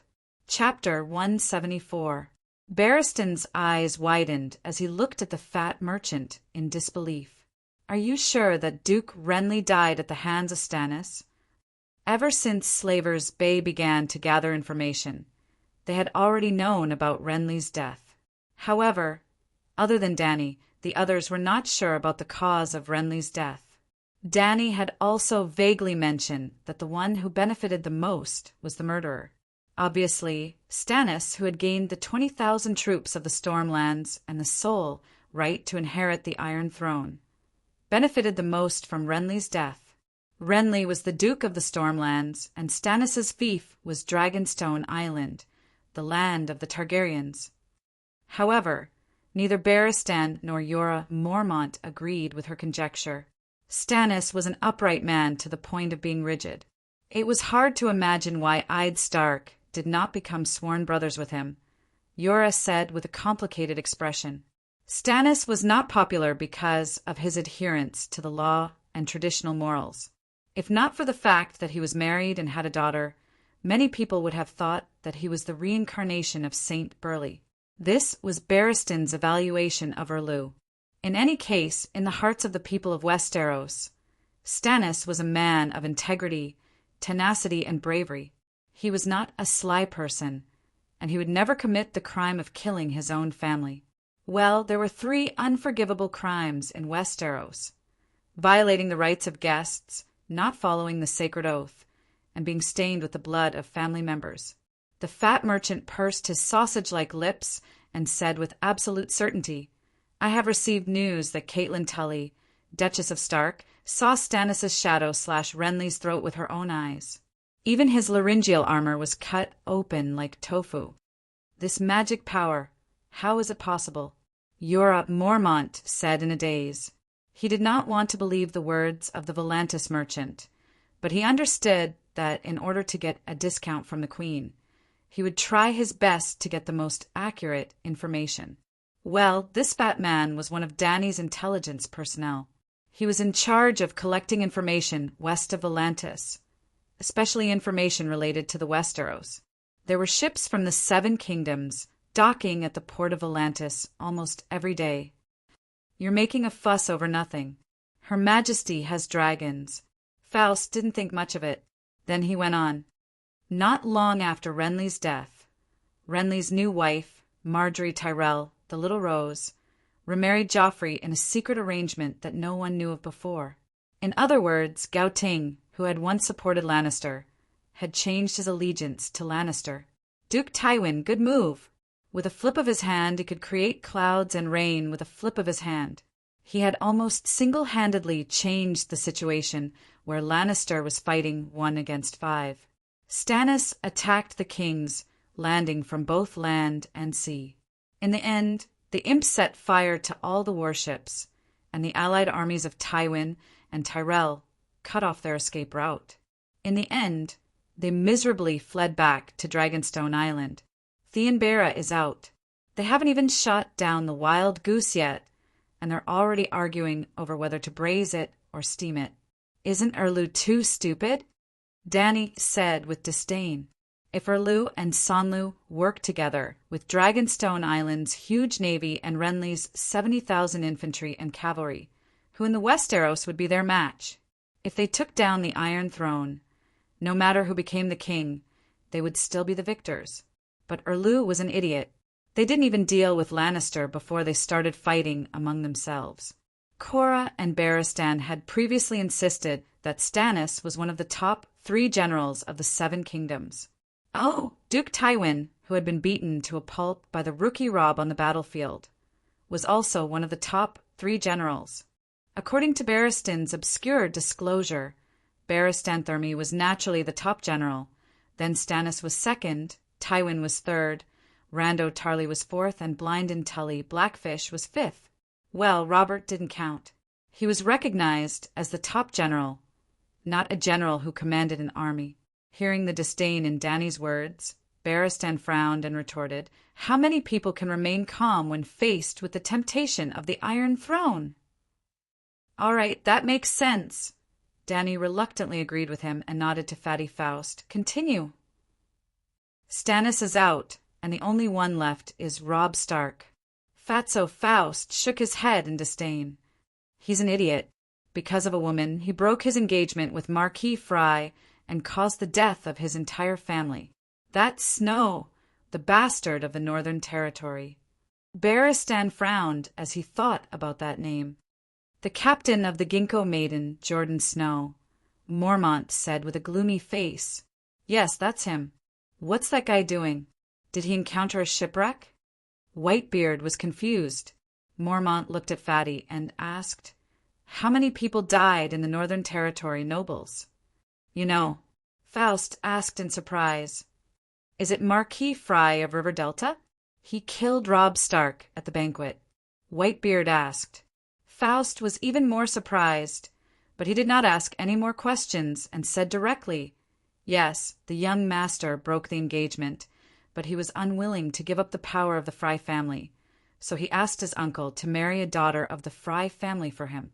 Although Fry agreed, he had already secretly colluded with Roose Bolton and Tywin. On the night of the wedding, 5,000 drunken Northern Territory soldiers were all dead. Smack! Jorah Mormont clapped his hands and cursed with a terrible expression. I told you, that red-haired boy will kill everyone, and that old leech Lou Bolton. He even did something like killing a lord. Does he have any sense of honor?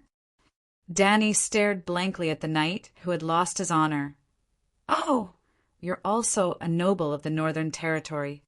Faust came to a realization and comforted him. Don't be agitated, Lannister didn't have a good ending either.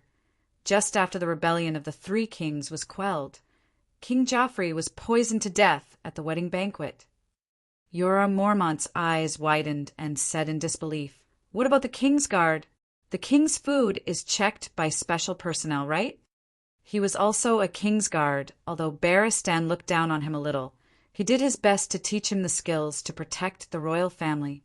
It said that the king's uncle, the little devil Tyrion, poisoned the wedding banquet. No one was on guard, Fat Faust said.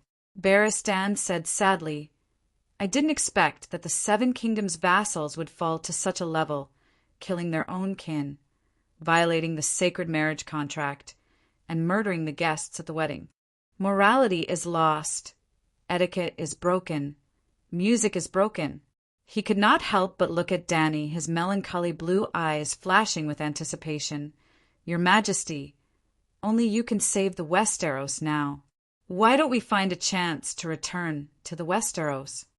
The Alliance is organizing an expeditionary force. If you return to the Westeros now, don't you want Slave Bay anymore? The fat merchant glared. Dany smiled and said to the merchant, Faust, the news you brought is very valuable. I'll give you a 15% discount on the sugar. How about it? Thank you, Your Majesty. The fat man was also tactful. After a few words of thanks, he immediately took the initiative to say goodbye. After all the outsiders left, Dany frowned and said to Whitebeard, I don't care about the Alliance, but there are only a few months left in autumn, and then there will be years of cold winter. If we return to the Westeros, what's your plan, sir? I don't know. The current situation of the Seven Kingdoms is beyond my imagination. But there's one thing I'm sure of. The old man's eyes were like a mother who had just lost her child. There was confusion and pain. The Seven Kingdoms must not have prepared for food storage. It was also when he saw Dany frantically farming that the old man realized that 11 years of long summer meant that there would be at least 4 years of severe winter. But the Westeros, who had been ravaged by war, did not prepare for winter at all. Well, regarding Dany's slogan, prepare for 10 years of long nights, he only thought that the Queen was lenient in anticipating the enemy. He did not really think that there would be 10 years of cold winter. Sir Jorah, what do you think? Dany turned to the miserable man who seemed to have lost his father. His father was really dead. Not only was his father dead, he did not know how many members of his aunt's family were left. I think, if it's possible, I would like to go home and take a look. Jorah's eyes emitted a strange light. Your Majesty, how long does it take to fly from Slave Bay to Bear Island? Dany crossed her arms in front of her chest, tilting her head and thinking. The Megalosaurus's fastest speed was over 300 kilometers per hour, but it could not last long and was not suitable for long-distance travel. If it glided at a high altitude, perhaps it could last a day and a night? She had not tried it. If it glided at a high speed, that was, flapping its wings from time to time, accelerating and gliding again, it should be able to reach 200 kilometers per hour. Then she asked Elisa to return to her room and take out the world map, preparing to estimate how big this world was. Slave Bay was 2,200 kilometers away from Volantis. more than 4,000 kilometers away from Pentos in a straight line, and from Bear Island, separated by 2 continents and an ocean, about 9,000 kilometers? Danny lay on the map, measuring with a ruler little by little. If there are no major problems with Blackie's physical fitness, we can reach Bear Island in about 4 days, she said. 4 days? The 2 Kingsguard were shocked at first, then turned into ecstasy. Oh my God, the Megalosaurus is too strong. No wonder Valeglia can rule the world. Let's take a trip back to the Westeros before the Allied forces attack, Barristan said energetically. If we go to Volantis or even Koa or Pentos, it's not a problem, but Westeros. Danny looked hesitant. Because of the sea route? Barristan asked. Danny walked to the northern wall of the pyramid. Under the warm morning sun, white sails dotted the blue sea. There were ships sailing along the coastline towards Astapor. There were also merchant ships carrying sugar, copper, liquor, olive oil, and other goods, slowly leaving the dock. In the past, only a small number of ships came here to buy the immaculate. But now the port area's sea trade seemed to be the same as the city, as if it was reborn with infinite vitality. Even if the Githes United Nations had been trying to block the sea trade at Slave Bay, under the deterrence of the Megalosaurus, their fleet did not dare to enter Slave Bay. If they did not enter Slave Bay, they would not be able to block the trade of Astapor, Yuan-Kai, and Meereen. The reason was simple. The United Nations could not stop the merchant ships leaving Slave Bay. First of all, they could not stop them. Slave Bay's estuary was very wide. To completely block it would require too many ships, the price was too high, and the Allied forces could not afford it. Secondly, what could they do if they blocked it? Most of the merchant ships coming to Astapor came from Volantis. With the introduction of sugar, high-concentration liquor, and other products into the world market, Queers also had merchants coming to Slave Bay to buy goods. Queers and Volantis were important members of the alliance. They could not rob their own merchant ships, right? As for the strict verbal warnings, for the sake of the slave trade, they dared to fight the dragon. For the sake of the goods in Slave Bay, why would the merchants who made huge profits not dare to fight their own government? But the premise of all this was that the Megalosaurus was in Slave Bay. Barristan thought that Danny was worried that the United Nations fleet would rush into Slave Bay if the Megalosaurus did not appear for a long time. After all, the Westeros were too far. A round trip would take half a month. It's not just because we need to protect the sea route. The Westeros are very special. Chapter 175. What's so special about Westeros? The 2 white knights looked at Danny curiously. Westeros had deviant ghosts, 3-eyed crows who could observe the timeline, and a group of real old gods. As long as Danny stepped into the range of Westeros, all of her words and actions would be under the Brand's surveillance. The future Brand, the current 3-eyed crow. However, she could not tell these reasons to the 2 Kingsguard. After I show up, Duke Tywin might. Sigh, forget it. Even the faceless one is here. What am I worried about? Would Tywin be able to drag Westeros into joining the alliance? Danny shrugged and laughed as she let the matter slide. Just now, she suddenly understood. The news of the deviant ghost's appearance would spread to Slaver's Bay sooner or later. When that time came, how could she stop the 2 white knights from returning home? In other words, would she always avoid the deviant ghosts and Westeros? Impossible. Which one of you is going to the Westeros? Danny asked with a smile. Me. Me. The 2 of them looked at each other. Barristan spoke first. Sir Mormont, with your reputation in the 7 kingdoms, don't you have any self-awareness? Cora's face turned red. He argued, I'm now a Kingsguard. The Kingsguard's glory came from the Queen, but they could not bring glory to the Queen. I can provide more help to the Queen, sir. Do you admit it? Whitebeard said calmly. Without a doubt, if they saw Barristan standing behind Danny in a white robe, 90% of the nobles in the 7 kingdoms would look up to her. She could even get hundreds of people to respond to her call. Cora, on the other hand, had an extremely bad reputation. He could only bring negative influence to Danny. How about this? After all, this is the first time we're trying to fly a long distance. Let's check out the situation in the 7 Kingdoms first. We'll go to the north next time. Bear Island is really far. Danny looked at Mormont and said, it was about 6,000 kilometers from Slaver's Bay to King's Landing, which was 3,000 kilometers less than Bear Island. Okay, Cora said unhappily. 3 days later, on a sunny morning, in the top garden of the Great Pyramid of Astapo, one of them had long and slender limbs, while the other was tall and muscular. The 2 strange-looking armored knights nimbly climbed onto the dragon's back. Well, a knight in medieval armor with a modern mountaineering bag. SSSS, 2 tall megalosaurus, 1 white and 1 black, spread their wings and leaped off the half-meter-thick granite wall, gliding towards the west. They flew all the way over the low mountains that were covered with shrubs and the long island strait. They arrived at the abandoned island that Danny had named herself Long Island. It was another strait that was 150 kilometers wide. Danny stared up at him.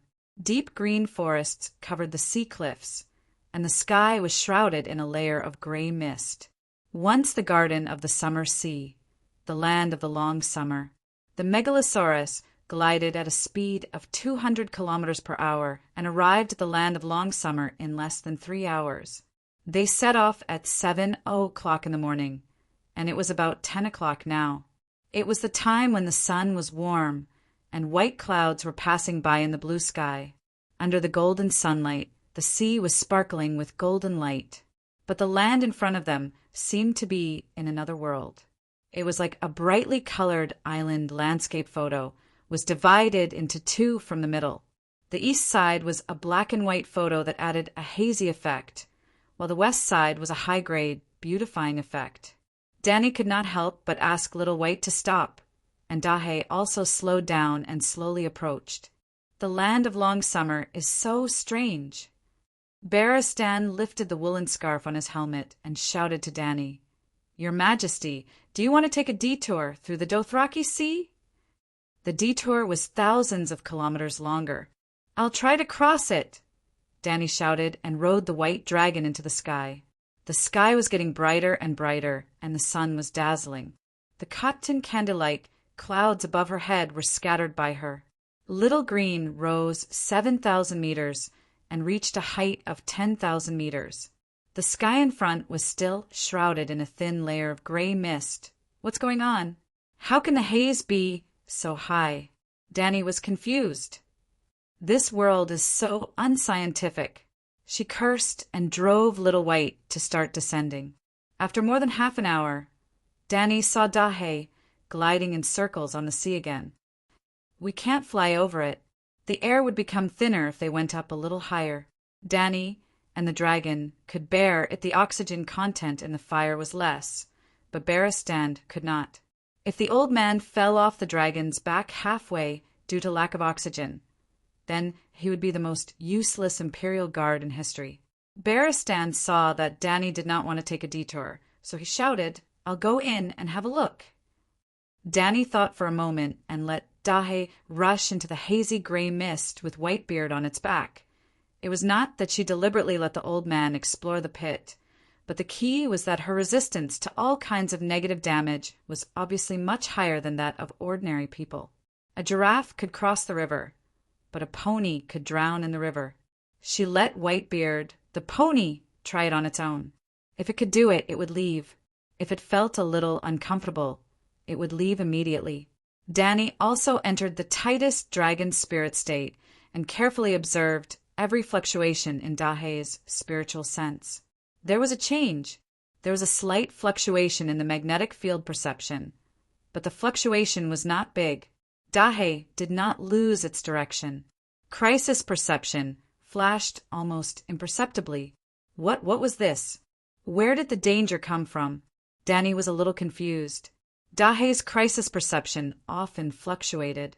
For example, on the battlefield, even if he flew more than 800 meters high in the sky, There was absolutely no arrow that could have such exaggerated attack power, but there would still be a relatively large vibration. The lower the flying height, the greater the vibration. What was magical was that if there were no archers or dragon crossbows below, even if he was hovering at a height of 10 meters, he would not feel the slightest vibration. Well, when he saw Danny with a dragon whip and a face full of anger, Dahe would also feel a sense of crisis, although most of the time it was not the dragon that was being whipped. Dahe was a top student. Barristan stayed in the mist for 5 minutes. Danny called Dahe back and asked the White Knight, "Do you feel any discomfort?" As a top Grand Knight who had stepped into the third realm, he could know the slightest changes in his body like the back of his hand. He narrowed his eyes and sensed, then shook his head and said, "My limbs are strong. I'm not poisoned. I don't have any breathing abnormalities. My heartbeat rate is unchanged. And the mucous membranes in my eyes, mouth, and nostrils are not itchy, tingling, or other reactions. I'm probably fine." "Then let's try to rush over in one breath." "About an hour and a half," asked Danny. "If your Majesty is sure that the dragon won't get lost, we can try." Danny thought for a moment and took out a water bottle from her backpack.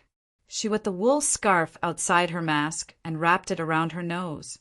Whitebeard followed suit. After that, Danny kept adjusting the altitude and carefully observed the mist above the continent from top to bottom. Damn it! The higher the altitude, the thicker the mist? "Newton, where are you? Come out and explain to this king." Starting from an altitude of 800 meters, the closer they were to the ground, the thicker the mist was. Danny flew back after descending to 500 meters.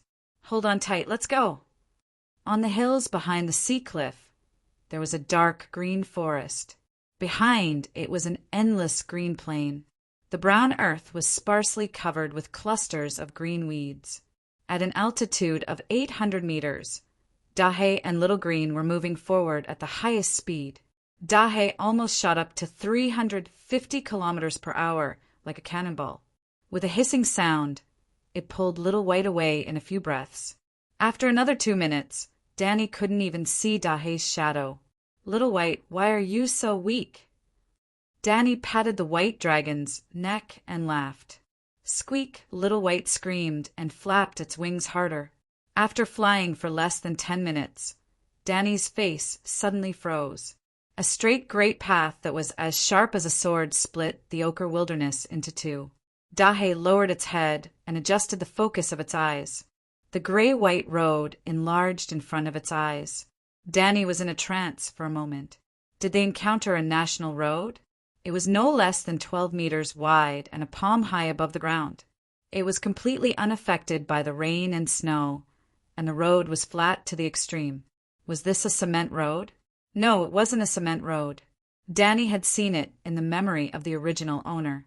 On the Great Plains in the east of Pentos, the ancient Valeglia Road. After more than 400 years, this Valeglia Road was not damaged at all. Even the stone road high above the ground was not damaged. It was as immortal and solid as the steel sword of Valeglia. For 100 years, no, more than 400 years, the Valeglia civilization had a history of 6,000 years. This spacious stone road should have existed for thousands of years, but it hadn't been maintained in the past 400 years. Maybe it didn't need maintenance. Danny sighed again. Compared with the immortal buildings of thousands of years in this world, the real estate developers on the earth should be ashamed. Hey, is that a human? With 4 limbs on the ground and a tattered gray cloth wrapped around its waist, it was running on the stone road like an ape, chasing the fleeing elk in front of it. Was that a human?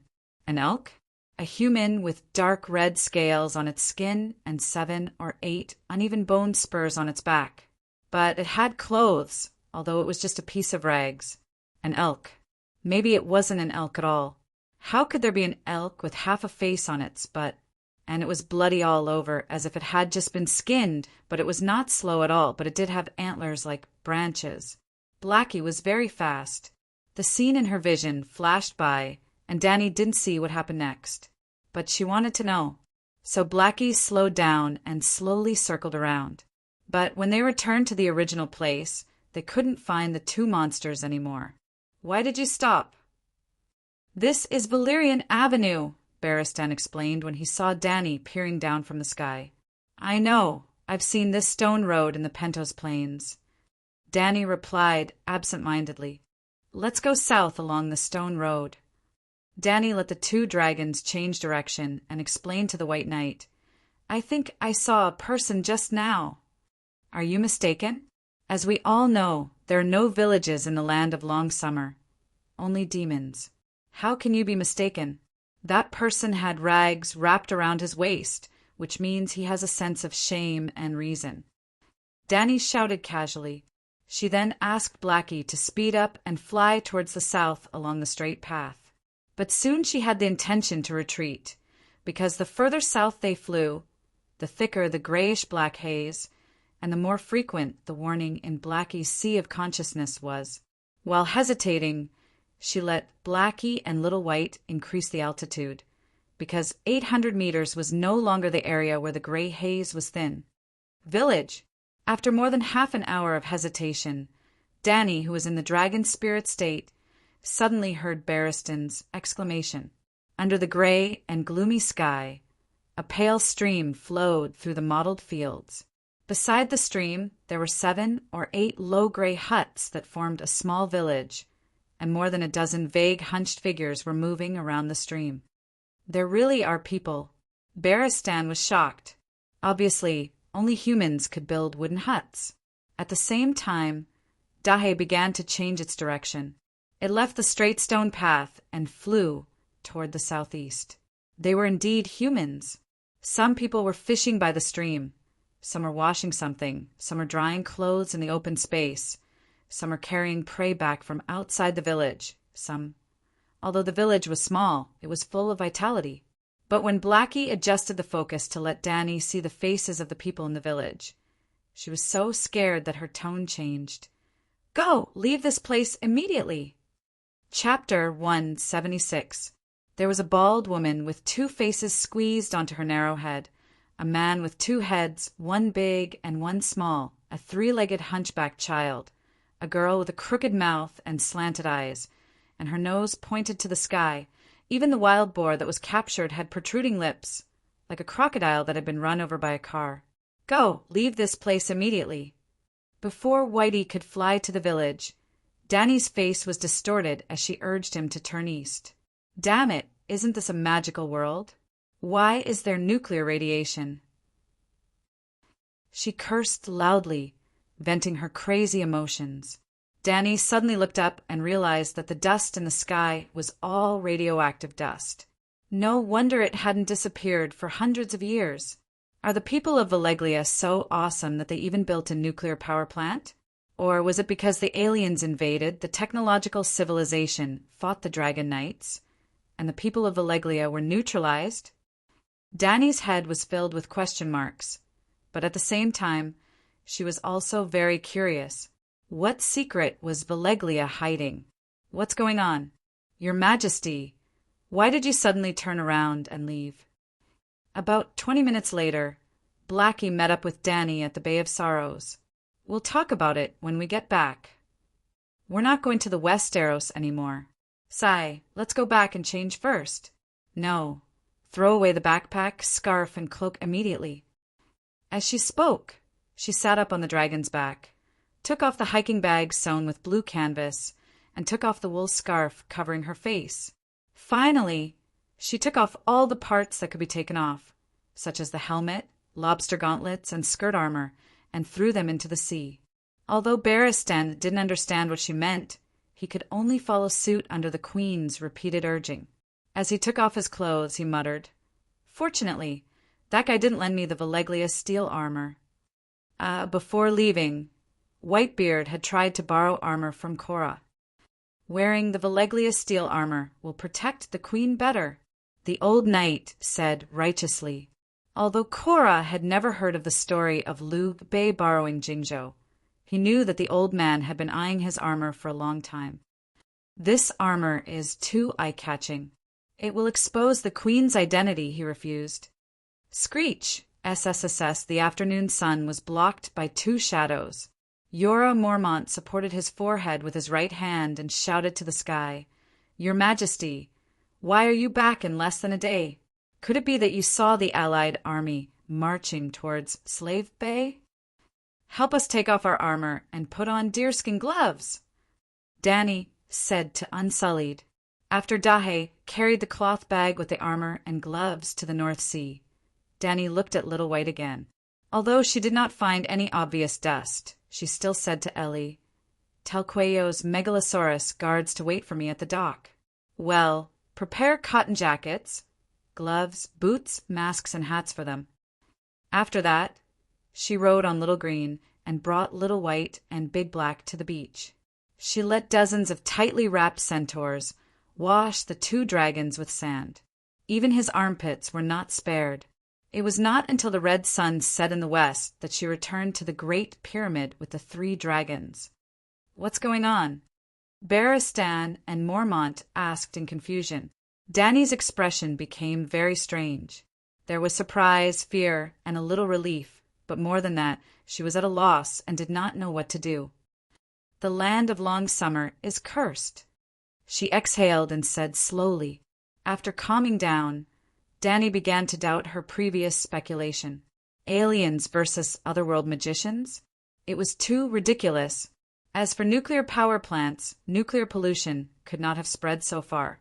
The Fukushima nuclear accident was only 60,000 square kilometers. The entire land of long summer must be more than 1,000,000 square kilometers. How many Fukushima were there? And it had been 400 years.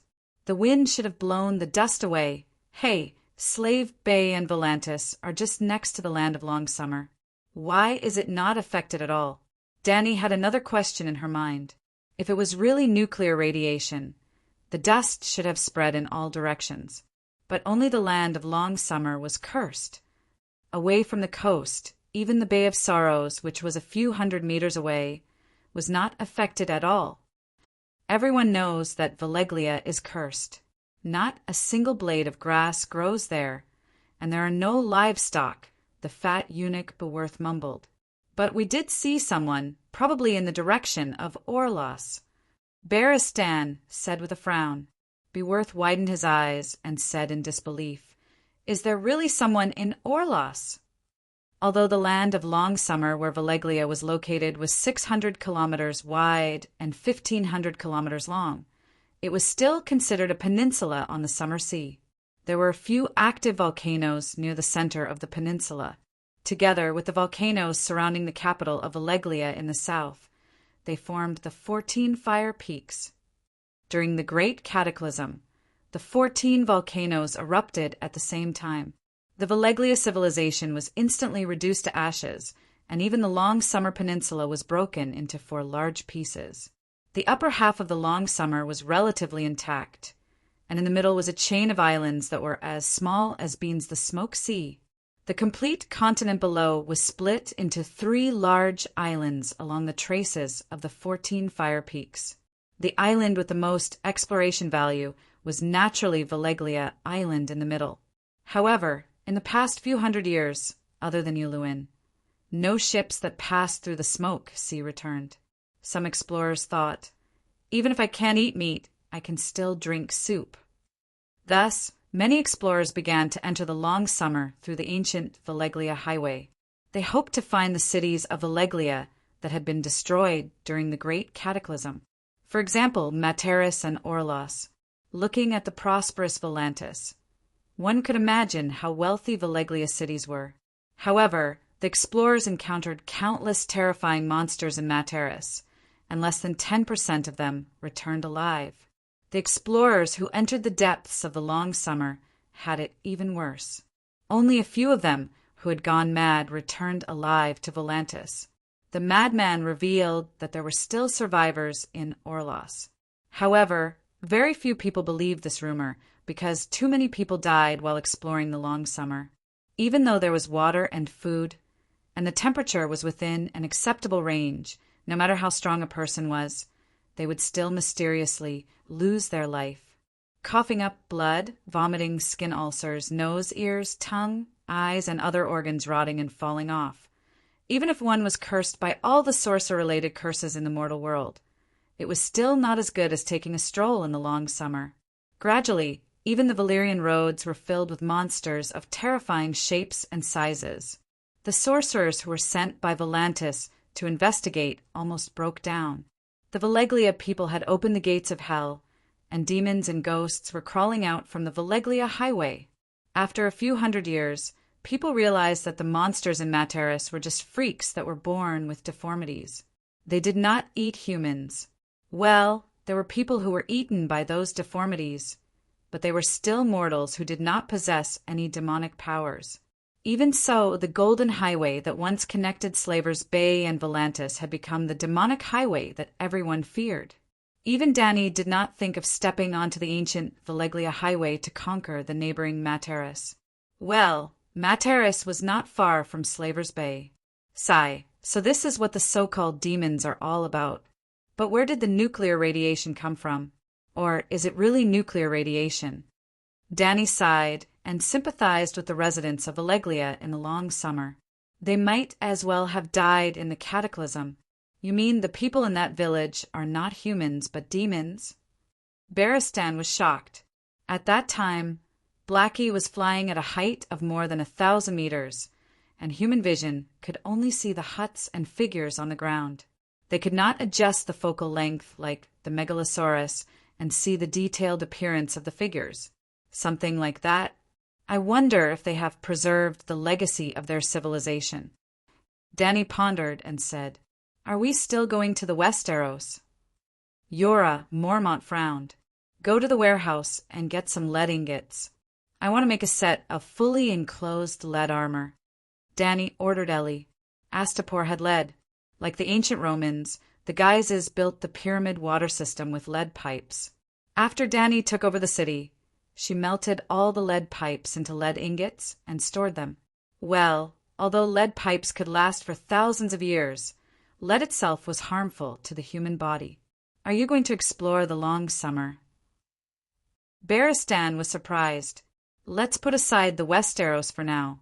I want to figure out a few things. The curse! As long as the dragon is fine, I won't be cursed. In Blackie's spiritual sense, the cursed fog suspected of radioactive substances was not a big threat to him, unless even the Megalosaurus' spiritual sense was blinded.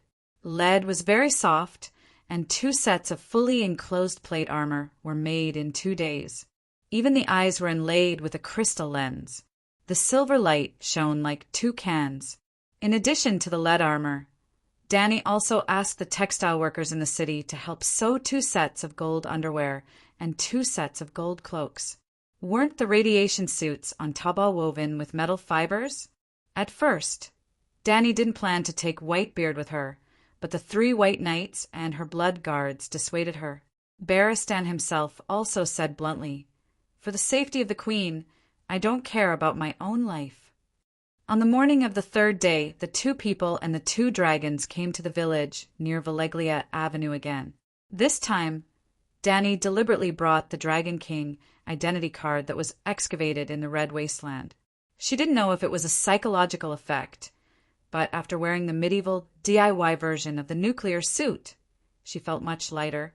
It seemed that she was not afraid of a magic nuclear power plant leak. "I suggest that we move forward," Barristan said with a solemn expression. "None of them are normal.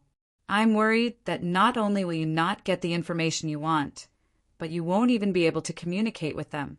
He had a pair of binoculars around his neck, and he could see the people and houses on the ground at a height of 1,000 meters. None of them looked human. Dany thought about it and agreed with him. As long as the population was large, there would always be 2 mutants that were not cursed. The village was too small, and the population base was not enough to give birth to mutants. So, the 2 dragons continued south along Valeglia Avenue. Half an hour later, she breathed a sigh of relief. The previous village was not an exception. Along the way, she found more than a dozen scattered Changxia demons and 3 slightly larger villages.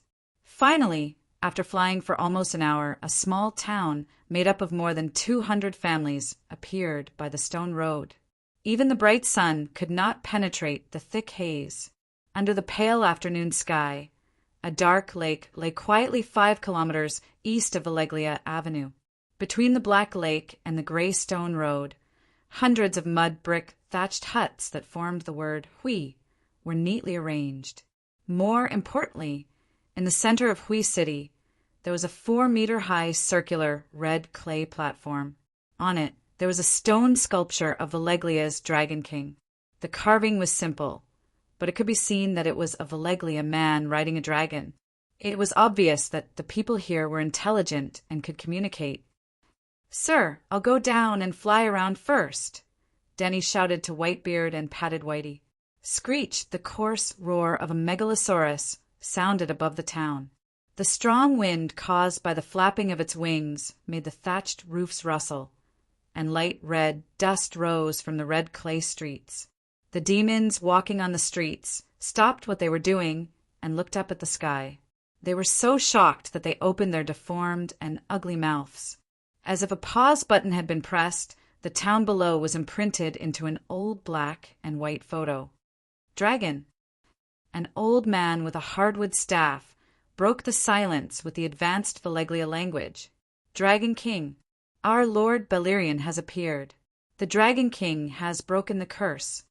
If a pencil drawing was drawn for each person, then the old man's portrait would be forcefully wiped between his nose and mouth with an eraser. "Dragon King, Dragon King."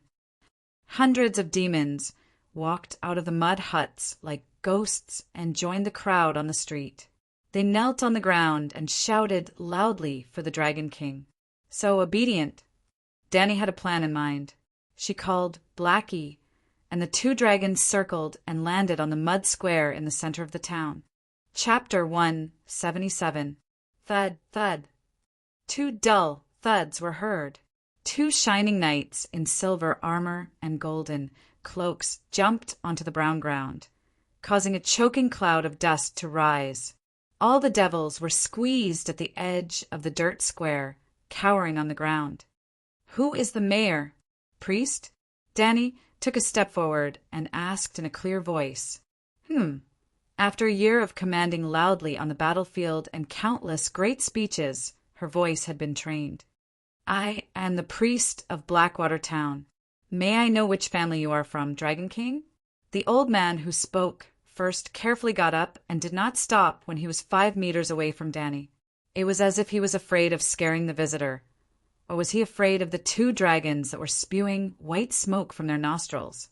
Danny did not answer his question. Instead, she asked in standard Valeglia, "Are you the survivors of Valeglia?" "We do have the blood of Valeglia's nobles, but now—" Touching his twisted nose and mouth, the old man lowered his head sadly. "Danny Liz Targaryen." "I am a Targaryen," Danny said. "Targaryen." The old man's blue eyes flashed with a hint of confusion. The Targaryen that moved out of Valeglia with his family on the eve of the Great Calamity, the descendant of Enar Targaryen. Danny reminded a little awkwardly. The Targaryens were powerful in the Westeros and were known as the noblest royal family. But in Valeglia, they did not even have the qualifications to approach the center of power. Their bloodline was even worse than most of the Volantis nobles.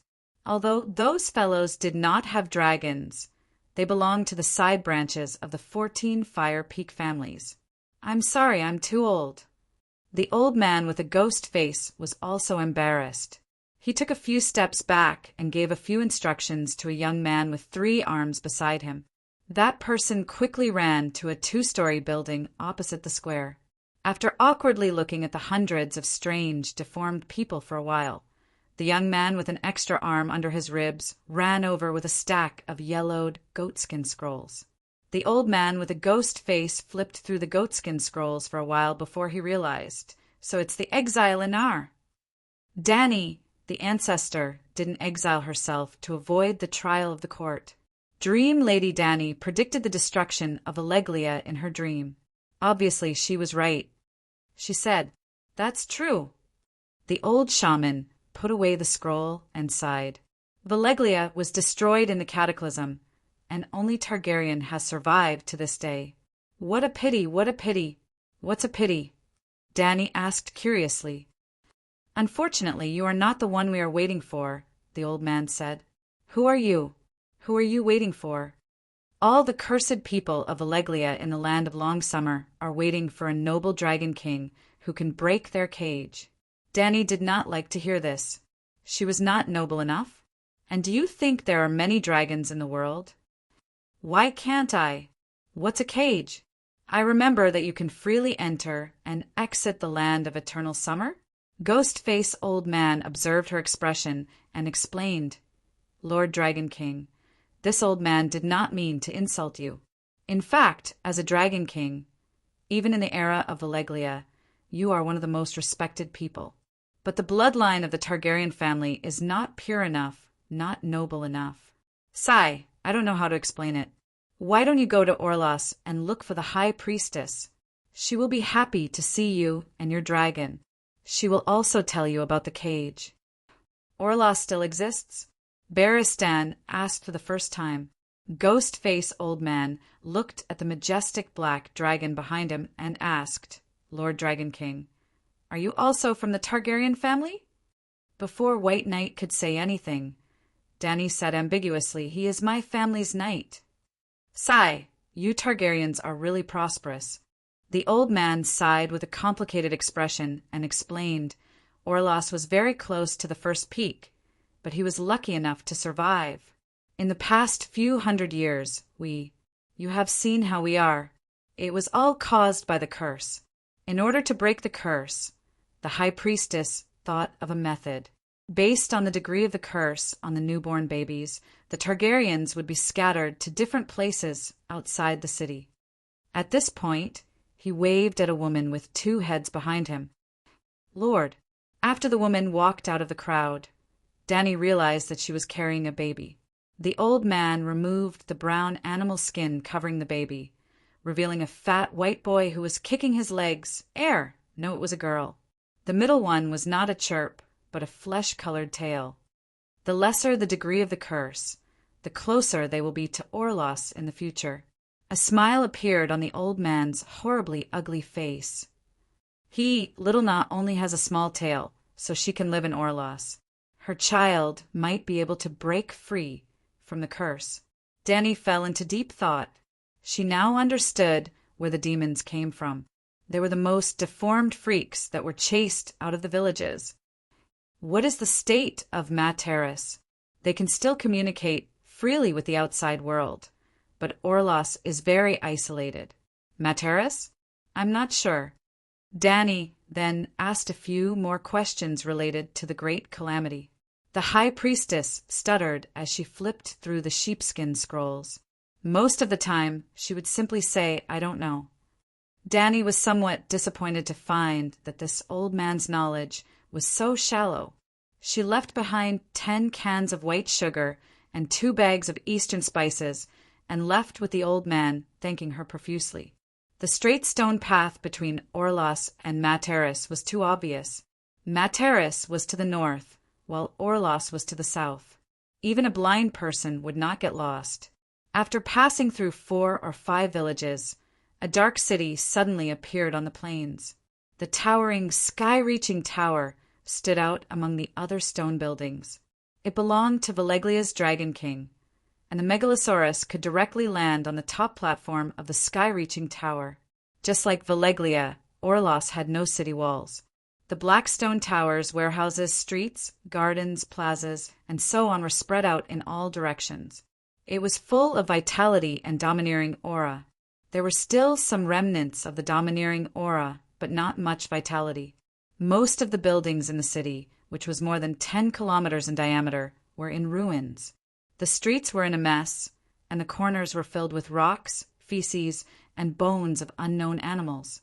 The walls of the tall towers were peeling and ugly.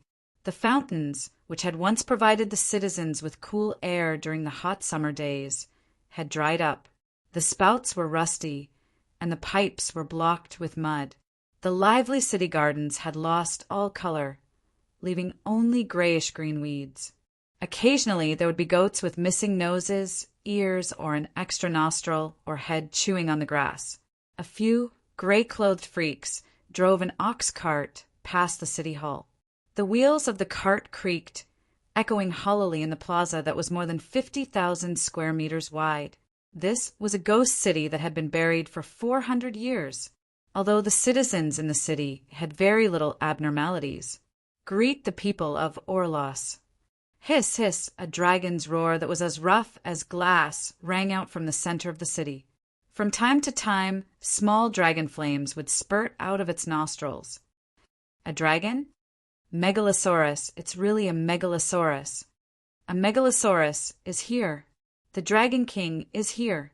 In less than 10 minutes, the city below was already... it wasn't exactly bustling. Compared to the enormous city of Orlos, there were far too few citizens on the streets, balconies, plazas, and rooftops. Danny even suspected that there weren't 5,000 people here. Bam, bam, bam, bam. About 15 minutes later, 14 tallow torches as thick as an arm lit up at the top of the 150-meter-tall sky tower. This was a signal, an invitation to welcome the arrival of the Dragon King. Danny even saw a few black-cloaked figures standing in the center of the rooftop. Behind their black silk cloaks, there was a picture of 14 fiery peaks embroidered with golden thread. A group of dragons was flying above the fiery peaks. "Let's go and meet that high priest," she called out and brought the 2 dragons down. Whoosh, whoosh, whoosh. 2 dragons, one white and one black, flapped their wings, creating a strong wind that caused the cloaked figures' clothes to flutter. "Welcome, Your Majesty's Dragon King." A clear and melodious female voice came from the cloaked figure in the middle. This was a young girl. Thump, thump. Iron boots landed on the ground with a dull thud. Danny took off her barrel-shaped helmet, revealing a head of silver blonde hair and an exquisite face with violet eyes. She really is a Valeglia Dragon King. Everyone in Orlos thought at the same time. "I'm a descendant of Inar Targaryen, Danny Rise." Danny then pointed at the tall iron ken behind her. "He's my guardian knight, Barristan. So you're a Westeros princess." The girl took off her hood, revealing a beautiful face that wasn't inferior to Danny's. Even the dim sky seemed to brighten up. "I'm the city lord of Orlos, and also the high priest, Jenny Bellerus." Her silvery hair was draped over her shoulders, and a dragon-shaped red crystal hairpin secured her long bangs behind her head, revealing her full and smooth forehead. This girl seemed to be flawless. Danny looked at the girl with admiration, then smiled and bowed. "I didn't expect the high priest to be a Bellerus. My apologies." Barristan was shocked by her actions, but he quickly followed the Queen's Knight's salute. The Queen of Slave Bay had to salute Bellerus as well, because Bellerus was the leader of the First Peak, the true royal family of Valeglia. It was just like meeting Liu Bei during the Three Kingdoms period. No matter what Chow Chow and Yuan Shao thought, they had to give him the basic courtesy. "High Priest, you know that the Targaryens have united the Westeros? Did outsiders come here?" Danny asked curiously. "Yes, we have contact with Materys in the north." "I see." Danny sighed. "The Targaryen dynasty has been destroyed for almost 16 years. The ruler of the Westeros is someone else." "I know, but you have dragons, unsullied, and countless soldiers willing to fight for you. Sooner or later, you will take back the Iron Throne that belongs to you." Jenny smiled. Danny's heart sank. It seemed that she had guessed wrong. Orlos was not a sealed city at all. This was going to be troublesome. Not everyone was a noble of Valeglia and could live in harmony with each other. Of the people who were clamoring to kill the evil mother of dragons, more than 30% had the blood of the noble Valeglia Dragon King. The other 40% were mixed bloods, but their ancestors were the most orthodox nobles of Valeglia. The remaining 30% belonged to the merchants, lords, and foreign kings who had risen to power in the past 400 years. Orlos might be like Materis and Volantis, but he did not feel close to her, the only dragon king. He even hated and hated her, the rule breaker. Chapter 178. The atmosphere became heavy due to Dany's change in mood. High Priestess Jenny seemed to be wise beyond her age. She seemed to have seen through her worries, and said with a smile, "Orlos welcomes the arrival of the dragon queen very much. Your miraculous feat of bringing dragons back to life made His Majesty Balerion very happy. He even prophesied that you would become the only king of the world and break the cage that imprisoned Valeglia." However, not only did Jenny's words not dispel Dany's doubts, they instead made her even more cautious. "High Priestess, you can communicate with His Majesty Balerion? But I heard that the great calamity destroyed everything," she said in surprise. Yep, she didn't reveal any negative emotions. Instead, she vaguely revealed some joy. "The true gods are eternal," Jenny said with a serious expression. "The true gods are eternal," the few old priestesses behind her said together. "What true gods? Do you think I don't know the bottom line of the gods of Valeglia? I'm afraid that Faith's spirit situation is even worse than the Undying. True gods will never be destroyed." Dany nodded in agreement with a solemn expression. Then, before the High Priestess could invite her to meet Balerion, she said, "High Priestess Balerion, I'll be honest with you. I had no choice but to come to Orlos this time. Defeating the Gith Alliance is just the beginning. The trading city is building an alliance army. Tens of thousands, hundreds of thousands of soldiers, hundreds of thousands of ships. I need Valeglia's secret arts, magic that can make my 4 dragons obedient. Valeglia is also a slave city. The Targaryen ancestors also enslaved countless inferior races. Why do you have to free the slaves?" Jenny asked. "Because I can't bear to see slaves being whipped, enslaved, mocked, and treated like lowly bugs. When I cut off the slave master's neck with my 2-handed greatsword, the blood gushing out from his neck splashed onto my face. What I smelled was not the stench of blood, but the fragrance of vengeance. An inexplicable sense of satisfaction and joy rose in my heart, as if the whole world had been cleansed," Dany said honestly. In her previous life, she had also eaten chicken dinner, but it was completely incomparable to personally leading thousands of troops to break through enemy lines. She had heard countless people say that killing someone for the first time would be very uncomfortable, even to the point of vomiting. However, Dany had completed First Blood, single kill, godlike holy shit, and even 100 kills in a days. The whole process was hearty and exciting, as if she was a born demon. High Priestess Jenny could no longer maintain her pure and holy expression. Her face was almost twisted as she said, "Dany Leezy, you are really unbelievable." Fortunately, the High Priestess did not swear. The old priests behind her breathed a sigh of relief. "High Priestess, is there any secret dragon controlling technique similar to the dragon's horn?" Dany asked directly. She decided to throw caution to the wind. She did not care what the other party thought of her, nor did she want to waste too much time in this cursed land. "You know about the dragon's horn?" A gray-haired old man behind Jenny asked in surprise. The old man was the same as Jenny. His skin was smooth and clean, and his facial features were well defined. He was an old, handsome man, and one could not see any flaws in his body from his appearance. "You don't know about Yulun?" Dany was even more surprised. She then told them about Yulun's exploration of Trya. That should be the horn of the Second Fire Peak's Vargas family. At that time, the heir of the Second Fire Peak, Tyron Vargas, was the city lord of Trya. I did not expect him to bring the family's treasure out of the family's land. Jenny muttered, "Could it be that the dragon's horn is very rare?" There are only 3 great horns in this world: the Dragonbinder, the Dragon Slayer, and the Bellerus family's Dragon Slayer. There are countless inferior imitations, but their effects are far inferior to the 3 royal families' heirloom treasures, Jenny said proudly. Hee hee. Didn't that ghost dragon binder get destroyed by us? The dragon binder can control my dragon. What are the effects of the dragon prisoner and the dragon slayer? Jenny hesitated for a moment, then explained softly. All 3 great horns can control dragons. The dragon prisoner can punish disobedient Megalosaurus with the sound of the horn, and the dragon slayer can kill disobedient evil dragons and wild dragons with the sound of the horn. Killing dragons by blowing the horn? Oh my God!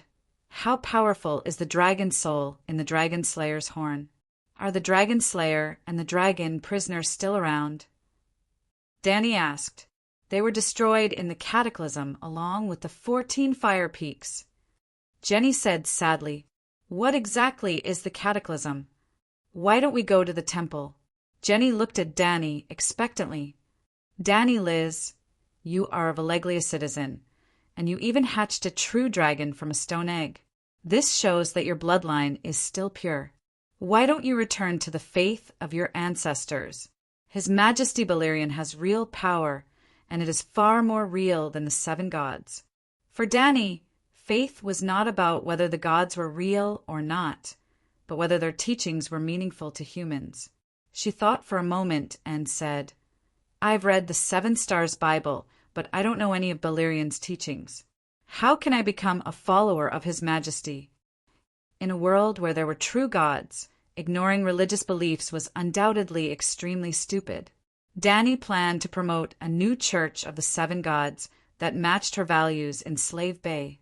The 7 Stars Bible was the classic teachings of the Church of the 7 Gods, and the principles and stories in it were still somewhat positive. Danny planned to revise the original version. Yep, it was just like how the Confucians after the Han Dynasty used the classics of Confucius and Mencius. They used the name of Confucius to say their own words and created a set of Queen Danny's version of the new 7 Stars Bible. Anyway, no 7 gods would come down to punish her because there were no 7 gods in this world. The Orlos Grand Cathedral is in the south of the city. Why don't you come with me and live there for a while? I'll explain to you about the sacred teachings of ancient Valeglia and part of the Grand Wizard's legacy there. Jenny smiled sweetly, and her sky-blue eyes were like crescent moons. Her head was slightly tilted, and she looked extremely cute. Danny hesitated. If the other party had not revealed that Balerion was still alive, she would have gone to the Holy Cathedral without the temptation of the legacy, because it was basic etiquette to follow the Grand Priest to the Holy Cathedral to worship the ancestors. But Balerion was not completely dead in Queers. The immortal had let her see a fragment of the River of Time. The Grand Wizard had once disdainfully said that compared to the 3 demigods of Valeglia, the immortal was trash. And the reason why she could defeat the immortal was 20% due to her strong will and 80% due to Blackie. The dragon could protect the Dragon King from witchcraft.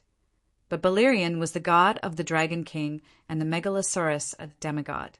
How effective would the Megalosaurus be on Balerion? At the same time, Danny had seen the power of the great wizards in the River of Time. They could communicate with the glass candles of the free cities of Valyria all over the world through their own consciousness, and they could even see themselves after 400 years. How powerful would his legacy be? If she could learn a move or 2, would she be able to cultivate both magic and martial arts and be invincible?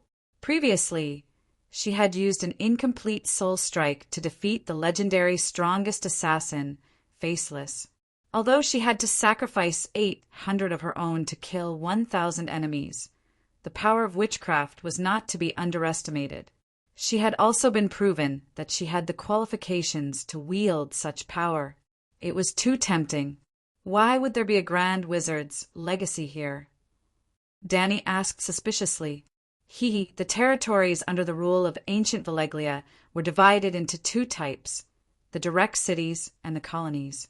Orlos, Tria, and Materis in the land of Long Summer were all direct cities. You know that, right? Danny nodded. I wasn't too sure before, but it's easy to understand. The land of Long Summer was the main camp of Valeglia.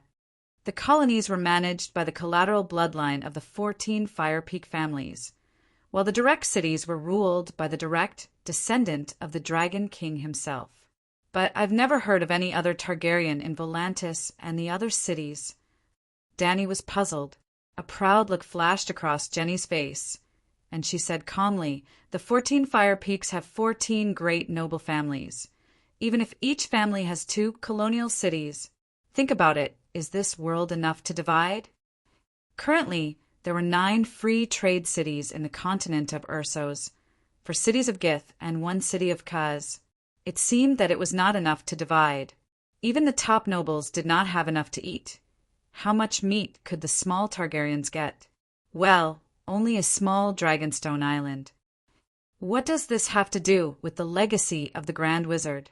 Every direct city's Templar has part of the legacy of the Grand Wizard, because the Templar and the city itself are managed by the direct bloodline of the 14 Fire Peak families, and the Grand Wizard can only come from the 14 Fire Peak families. Dany smiled bitterly and shook her head. She did not expect Valeglia's hierarchy to be so strict that it did not give others a chance to advance. For example, the virgin girl, Dreamwalker Dany C. It was obvious that even though she did not have the talent of a dragon mother, she was definitely a dragon spirit and had the potential to become a Grand Wizard. However, Dany C. did not have much status in Valeglia and was not focused on as a wizard. She was exiled along with the Targaryen family. An exception is being made now. Dany could not help but have a hint of mockery in her tone. The young female high priestess looked deeply at Dany and asked, "Why didn't the Targaryens divide Valerian into a single dragon?" A single sentence left Dany speechless. Valerian could also control dragons, but before the dance of the blood dragons, the Targaryens would rather have the 3 extra dragons become wild dragons than have the little brother next door help share the burden. "Is it far?"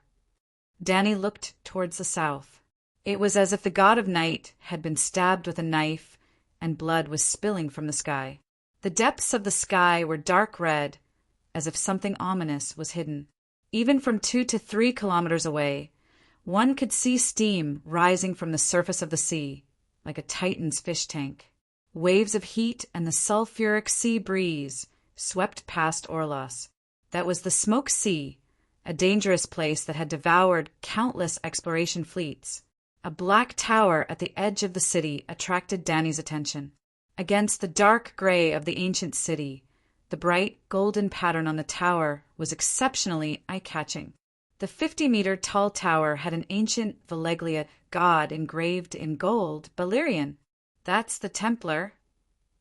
Dany pointed at the black tower and asked, "Yes, perhaps you can gain His Majesty's favor." "Best not. How are we going to get there?" Dany asked. She had to admit that she was tempted by the great wizard's legacy. As for Balerion, she was hopeful. Balerion's main body was definitely in Valeglia. Orlos was 500 kilometers away from Valeglia, with the city of Traia in between. The city ruins that Yuluin had once explored were in Traia. If Balerion couldn't even find Yuluin, there was no reason for him to harm her, right? Even the Undying Ones had to lure her into the Undying Hall before they could cast their spells. They wouldn't be able to affect her even if they were a few streets away. Balerion might be stronger than the Undying Ones, but he had been hit by a great destruction spell. Dany thought and looked forward to it. "You can ride a dragon over, or you can walk over with me," Jenny Balerion said. "Let's walk over." No matter how much she feared the High Priestess and the city, before a real threat descended, Dany still had to follow basic etiquette.